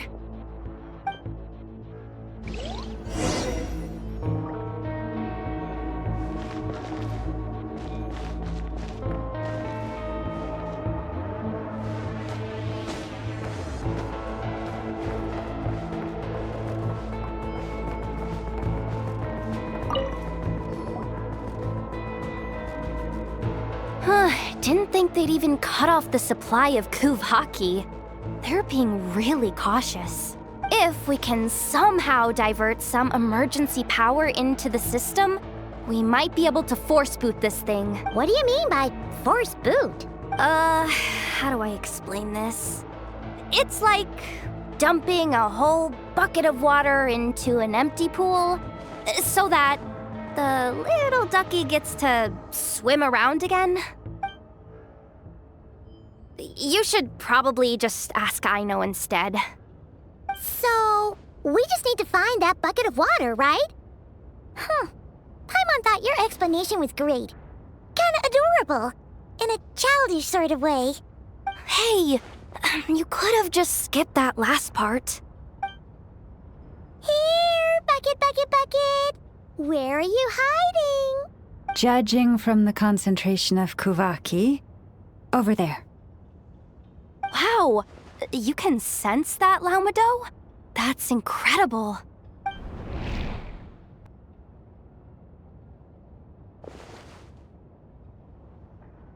Let's move the recon bots above them out of the way first.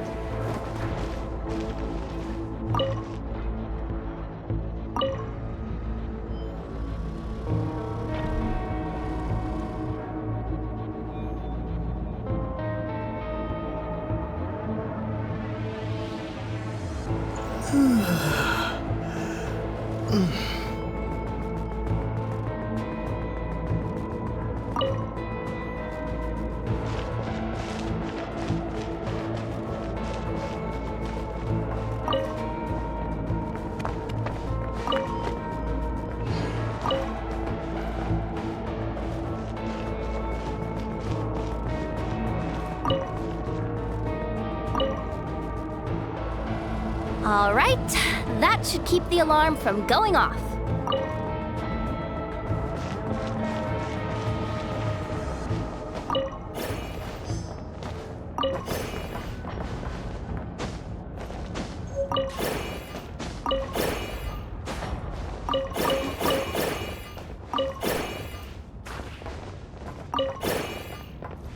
Time to plug in the charging component.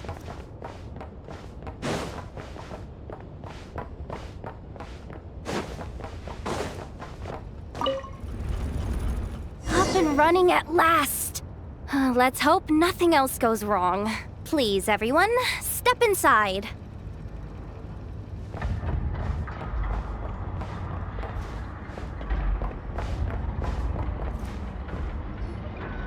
Oh, it's so dark in here. Well, it is a cargo crate after all. No point in being picky about lighting at this point. Ah! Something sharp and pointy just poked me in the back! Sorry. That was probably just my antlers. It's pretty cramped in here, so I had to crouch down. Oh, having antlers must be inconvenient at times like these. Ah! What's going on? Don't tell me something's gone wrong already. Looks like there was only enough juice in the emergency power supply to lift us this far up.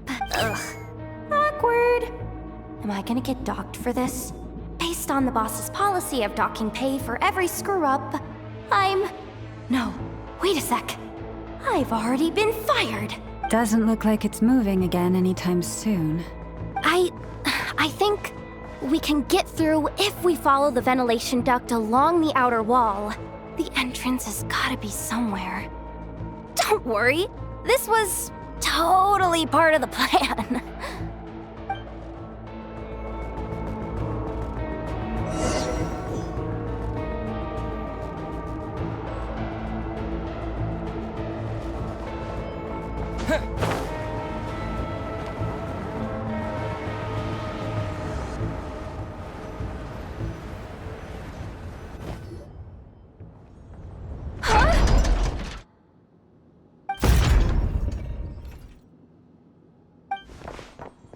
Yehoda?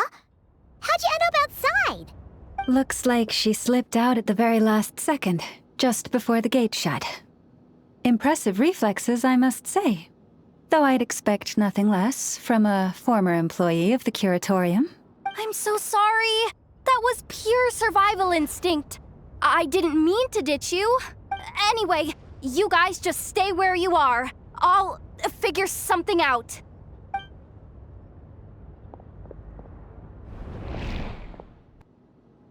Hey, there's a terminal nearby. Hang tight! Can you hear me now?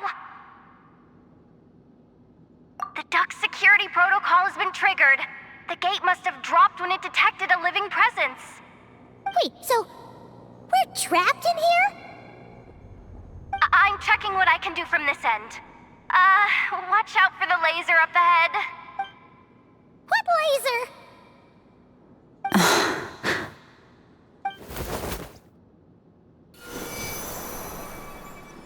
Oh, we see it now. Good thing we didn't move.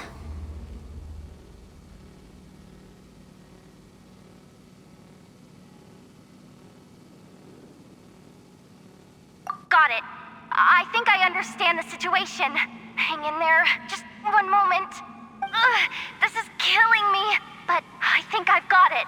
I can try adjusting the direction of the Kuvaki flow inside the duct. If I've got this right, you might just be able to dodge the lasers by utilizing the Kuvaki's pull in reverse. Oh, Paimon thinks she gets what you mean. But I can't see where you are from here, so I'll need your constant input. Just tell me what to do. I'll follow your lead.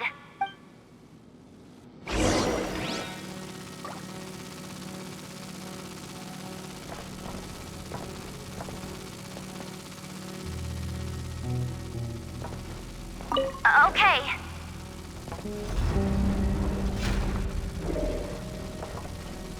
So, wanna grab dinner after our shift? How about the flagship? Too far. And besides, we're not exactly in with the locals.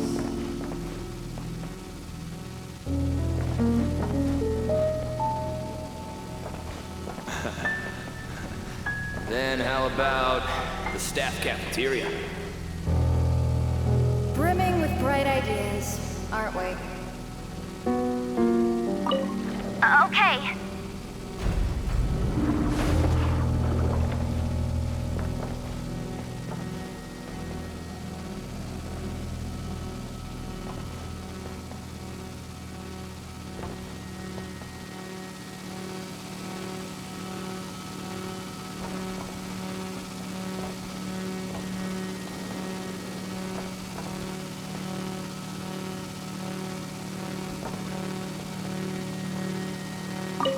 Okay.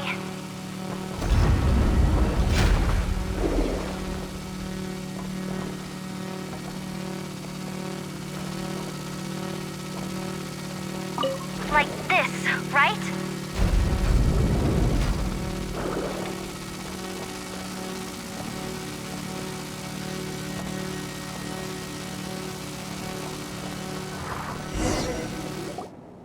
Oh, we made it to the other side.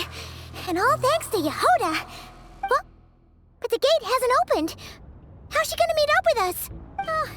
Yehoda! No irregularities detected in the duct. Confirm. Confirm. Confirm. Ugh, just confirm the command already, you useless excuse for a terminal. You piece of robo-junk, you mindless pile of scrap! What the? Insufficient clearance? Of course, I don't have the clearance! You oversized... Ow! Go with the flow, Yehoda. Go with the flow. If the others make progress, that's great. But you can't bank on it. You've never been one to depend on others. So it's about time you stepped up to the challenge. Deep breaths. Stay calm. My priority right now is getting my hands on a high-level access card. That way, I can override the security protocol. Senior maintenance staff. Only they can access the core sector. But hey, there's always someone careless enough to hide a spare key under the flower pot by the door.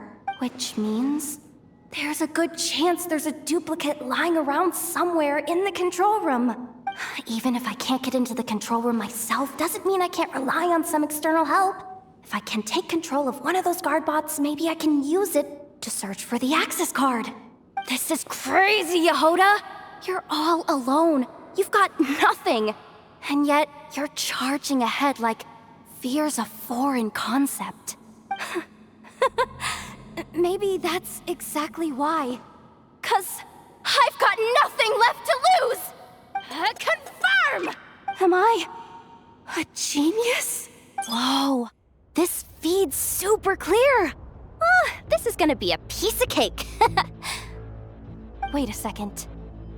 This thing's not a guard bot. It's a janitor bot.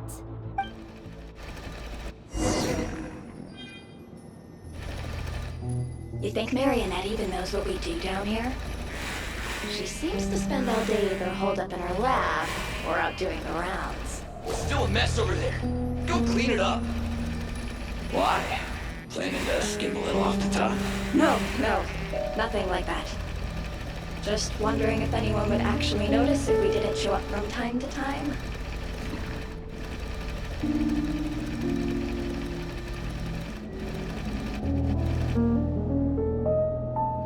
Let me see. There it is! Hey! Why'd you stop? You haven't finished sweeping that corner. But, I can see the card from here. Guess I have no choice but to swallow my pride and stay in character for now. Sweep up the crumbs by my feet.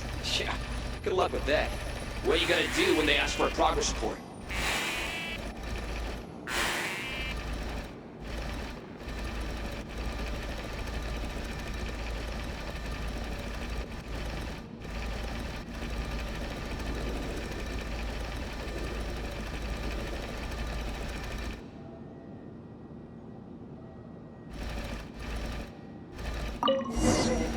There's coffee stains at the bottom of the steps.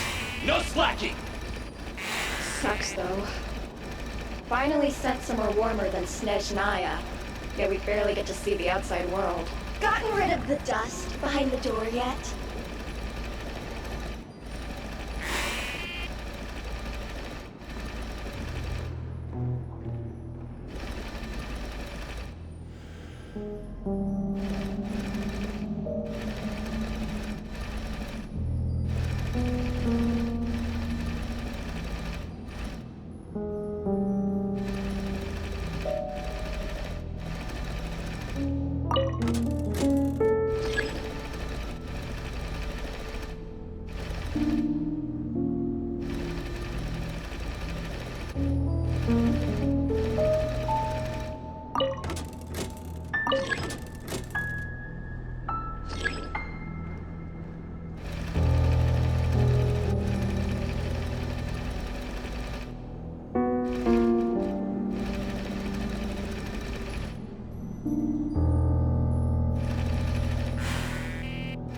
Clean this spot too.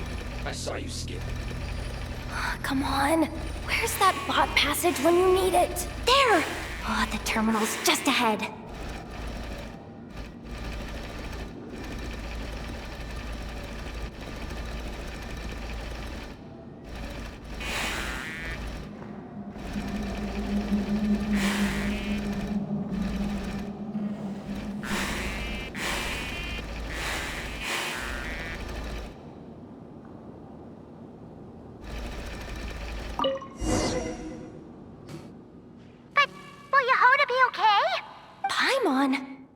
She said she'd use every resource at her disposal, so let's have some faith in her abilities.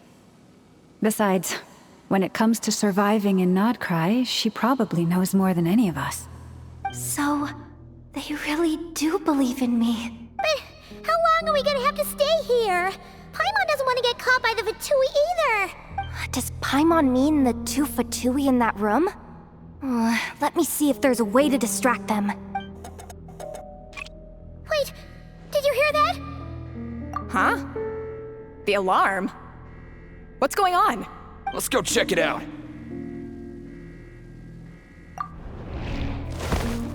This looks like somewhere important, but there's nothing here.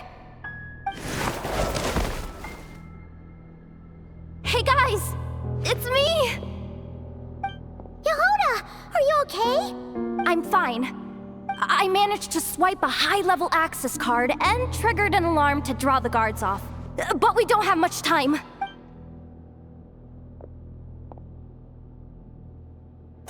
All right, looks like we can control the elevator. Come on, hop in. Let's take it further down.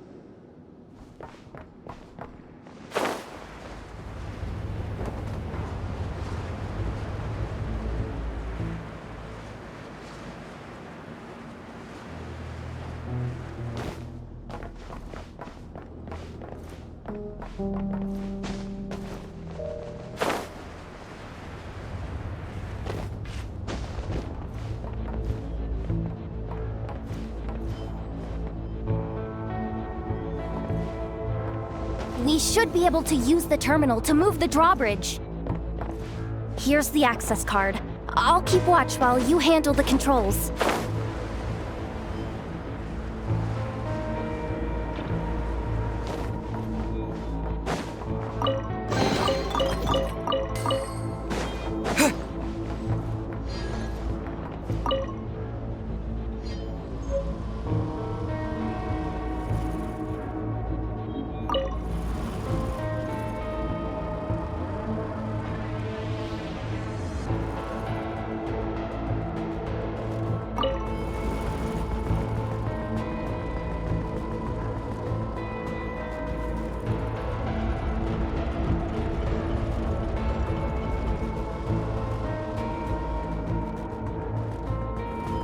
All done.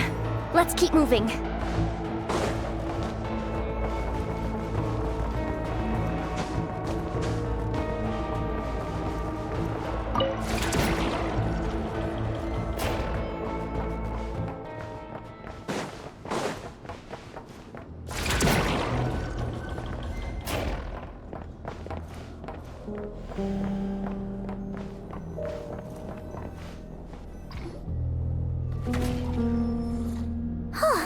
There's no one here!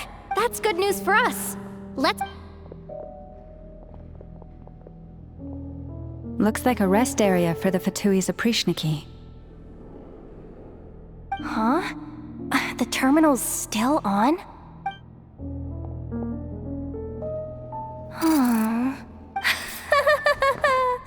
Looks like that good news is now half good news, half bad news. What do you mean?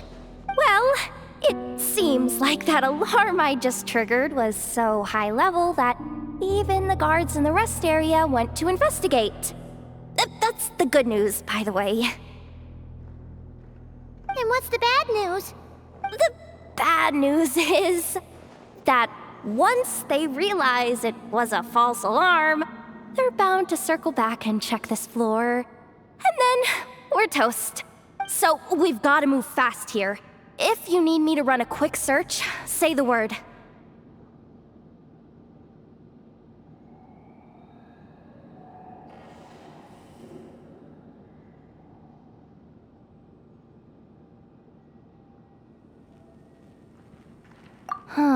Analysis of Kuvaki extracted from the moon marrow suggests that its energy core bears some close relation to the power of the former Three Moon Sisters. It is suspected that there is a link between the Frost Moon Scion's hidden relic and the shattered remnants of the Eternal Moon. Come on, none of this is important right now. Just tell us where you hid the darn thing. Access denied. You do not have permission to view this data? Even with a high-level access card? Who does have permission then?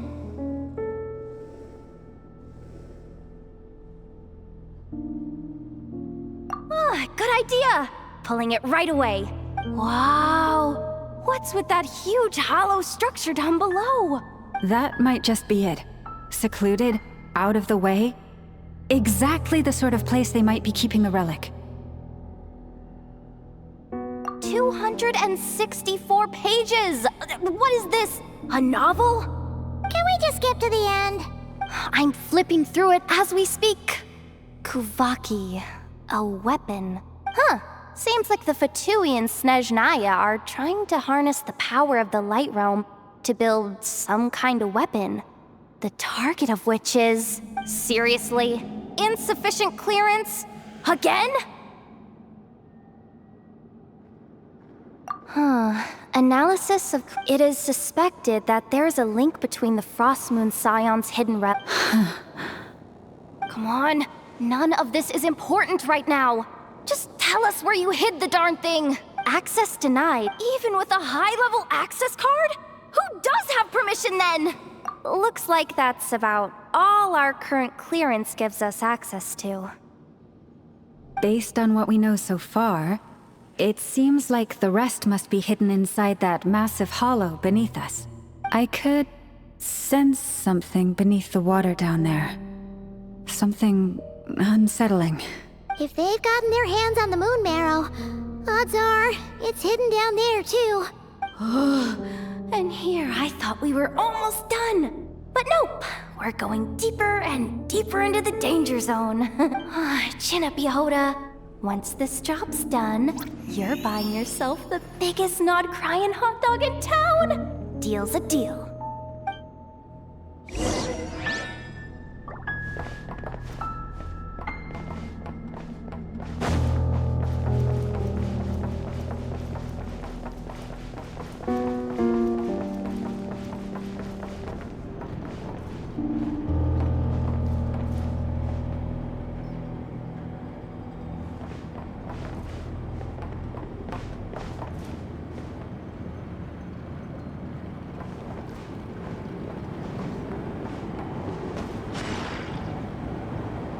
watch out for that defense bot!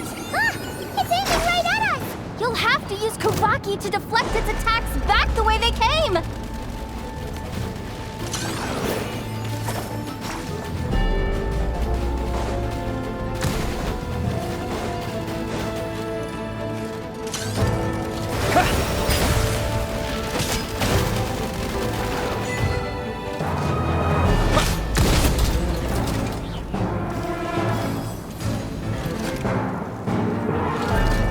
Water jet!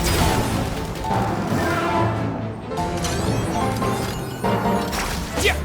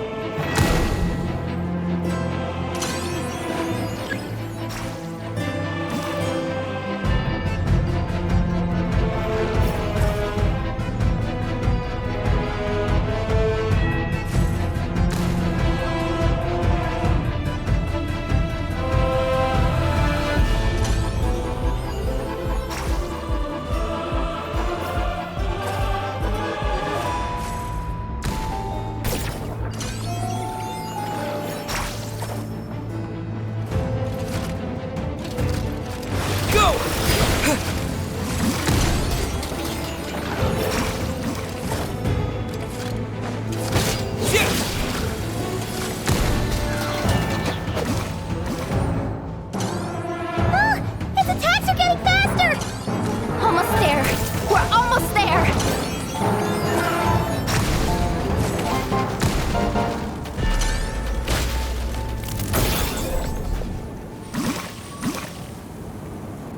It's finally down. Quick, let's hurry down to the lower level before we're spotted.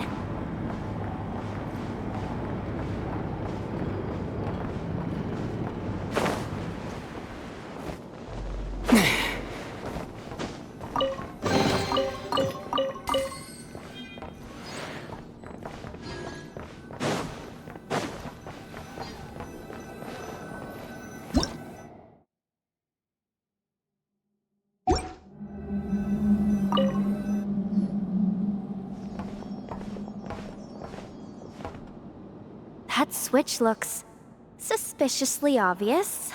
No way I'm pulling that. But you guys, go ahead. Hey, you spotted it first. Shouldn't you be the one to pull it? Not a chance. I'm just the guide, remember? At most, I'll help you look for an escape route. They don't seriously think pulling this thing's gonna lead to treasure, do they? I'd be amazed if it doesn't set off an alarm. Besides, I didn't even bring my smoke bombs. Which reminds me of the actual second rule of treasure hunting.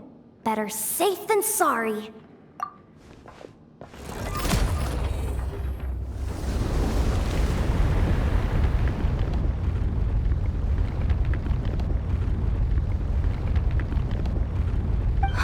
The ground, it's shaking.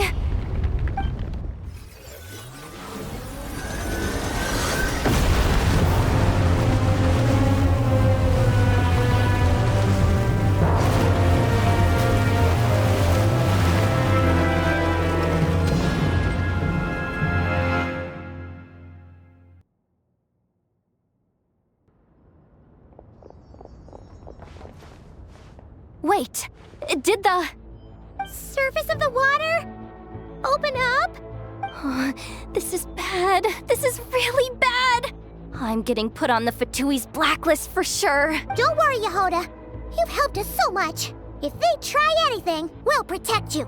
Aww. Come on, I was just kidding. I'm tough, okay? Just haven't had the chance to show off my fighting skills yet. Me, afraid of the Fatui? Ugh, not a chance. I suspect the relic is hidden down below. Yehoda, your commission ends here. I am truly grateful for everything you've done for us. You don't need to put yourself in any further danger. I'm coming with you. This has nothing to do with the commission or the danger or whatever. This has already gotten way out of hand, so I'm coming too. End of story. Aw, she's blushing. Hey, zip it. Why'd you keep staring? Oh, you looking for a knuckle sandwich or what? Oh, come on, move it already.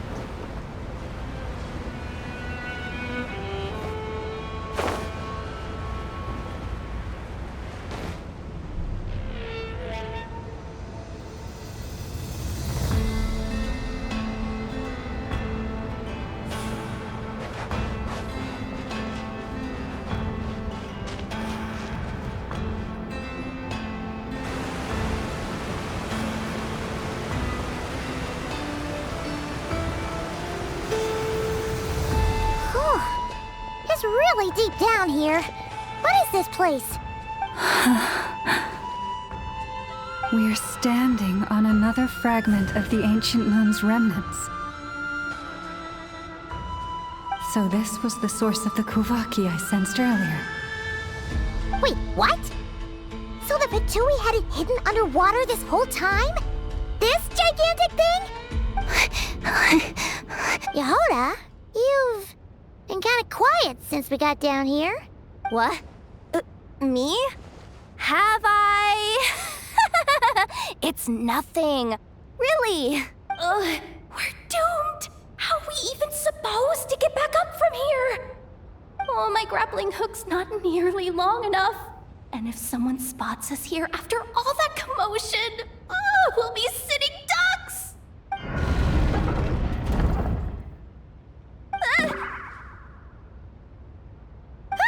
Oh no! That door's opening! Please don't say it's the Fatui! No, please, no! We finally made it here, and we're so close to getting the job done! I didn't risk my neck just to die before I've even had a chance to spend my reward!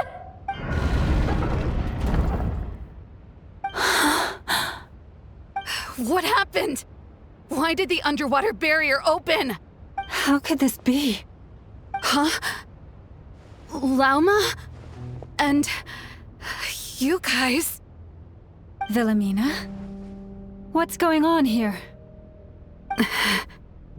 Looks like... there's no point trying to hide it anymore. What are you talking about? I thought you might come, but I didn't expect to see you here so soon. Forget it. The Moon Marrow isn't here. You... joined the Fatui? Yes. When? The day I could no longer bear to live a lie. At first, the Fatui wouldn't accept me. But then, one of their harbingers noticed me and said she'd give me a chance.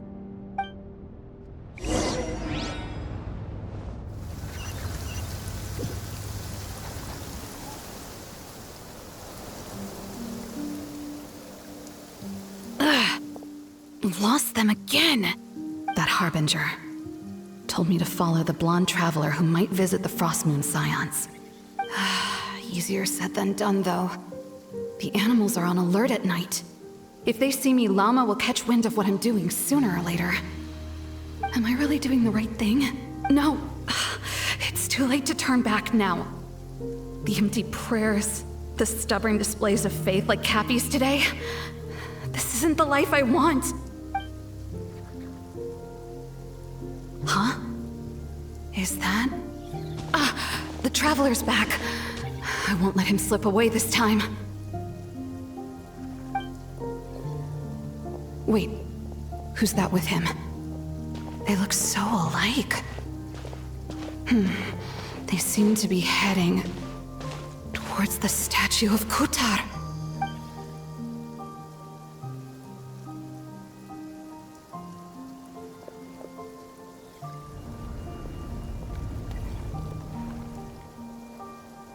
They've opened the secret chamber? But wasn't it meant to be sealed?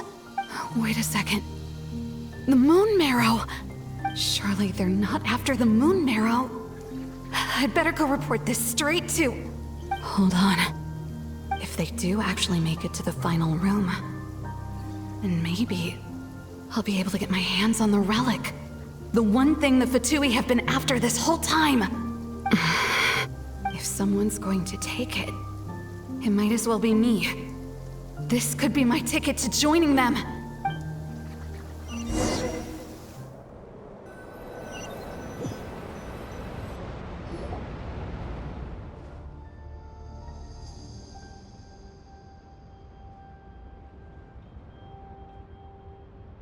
Yes. And in your final moment of hesitation, I took the chance. And then you gave it to the Fatui? But when we talked to you before, you seemed so genuinely worried about Lauma. Because I thought she was as fed up with the Frost Moon Scions as I was. We grew up together, Llama. I know you were chosen to be the next Moon Chanter when you were just a child. They never gave you a choice in that. I saw the look in your eyes when you were treating that child. That sense of helplessness. Surely you too must see that this blind, inherited faith of ours is simply holding us back. If our prayers are never answered, then why keep praying?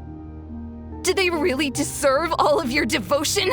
Or are you trapped by the responsibilities they imposed on you? So those are your reasons for wanting to leave the Frost Moon Scions? Isn't that reason enough? When we pray to the moon, we do so to show our gratitude for the life it granted us long ago. It reminds us to strive for something higher within ourselves. But I know that's not what you want to hear. You're right, Philomena. I have indeed kept secrets from you. I knew it. You don't want to be the Moon Chanter, do you? No, that's not it. I'm talking about the fact that the moon in the sky isn't real. What? You're saying... Huh? I've completely lost the thread now. Oh, do we really have to do this here? What if a Harbinger shows up? Oh, I'm not cut out for fighting big bosses! The pain you sensed in me was the pain of hiding this truth. If what you're saying is true, then you already knew that the Frost Moon Scions wouldn't believe any of this. Why didn't you just leave like I did? You don't understand, do you? That's the difference between us, Philomena. I care about the Frost Moon Scions. They're family to me. It hurts because I care. And that's why I chose to hide the truth. But now I understand that was a mistake. My family deserves to know the truth. I shouldn't have tried to hold it all together with empty prayers. Are you trying to say that I only ever cared about myself? There's nothing wrong with that in itself. No one would have tried to stop you from leaving. But you did not have to stab us in the back like this. We've been spotted! I knew it. I just knew it. Oh, what now? If a Harbinger shows up, I'm out of here. No darned relic is worth dying over. Looks like I misjudged you, Llama. I didn't think you had it in you to stand up to your fate. Turns out, you are a great Moon Chanter after all. But you were right about one thing. I haven't considered Hisi Island my home for a long time now. Bosses, time to go. I will change the Frost Moon Scions, Philomena, as soon as the new moon rises. Then I guess I won't be around to see it. Say, Lauma, what happens to those who betray the Frost Moon Scions? May their antlers be shorn with silver blades, and let them be cast into the long night of unknowing.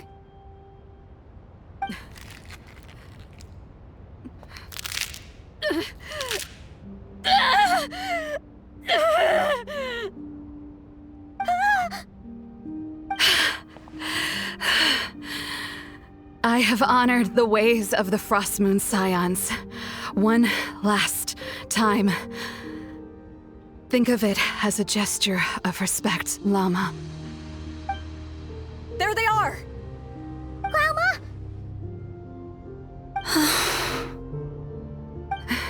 Marionette has the Moon Marrow. She went to Star Sand Shoal. Don't flatter yourself now. I'm not trying to atone. I just don't believe you'll actually be able to change them.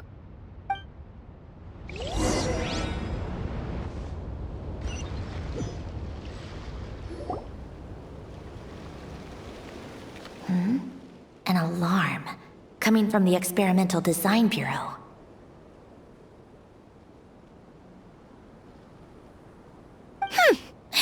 Interesting.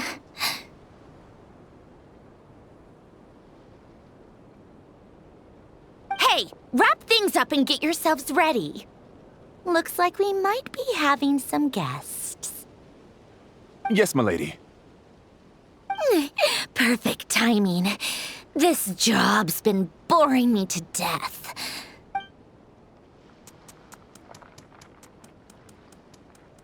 Bosses! I mean, esteemed clients. I mean, generous benefactors. Wait up! Come on! Sure you don't want to consider heading home first and coming back another day? Nasha Town's that way. You are aware that this is the way to... A little ahead of schedule, aren't you? Oh no, it really is a harbinger this time. Marionette. So you are here after all. Hand over that relic right now. It belongs to the Frost Moon Scions.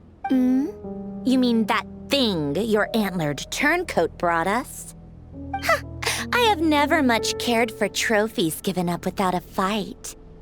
But watching you tear each other apart over it? Priceless. I'm not in the mood for warnings today. Ooh, how frightening. Had I a Trimble function, I'd have rattled off at least a dozen screws by now. Or perhaps I've just set my sense of humor parameter too high. Were you trying to be funny just now? You don't honestly believe you're a match for me, do you? Go on then. Let's serve our guests a little appetizer. Hey, didn't you hear me? I said let's serve our guests a little... What's going on? Oh no. Watch out. It's the Wild Hunt.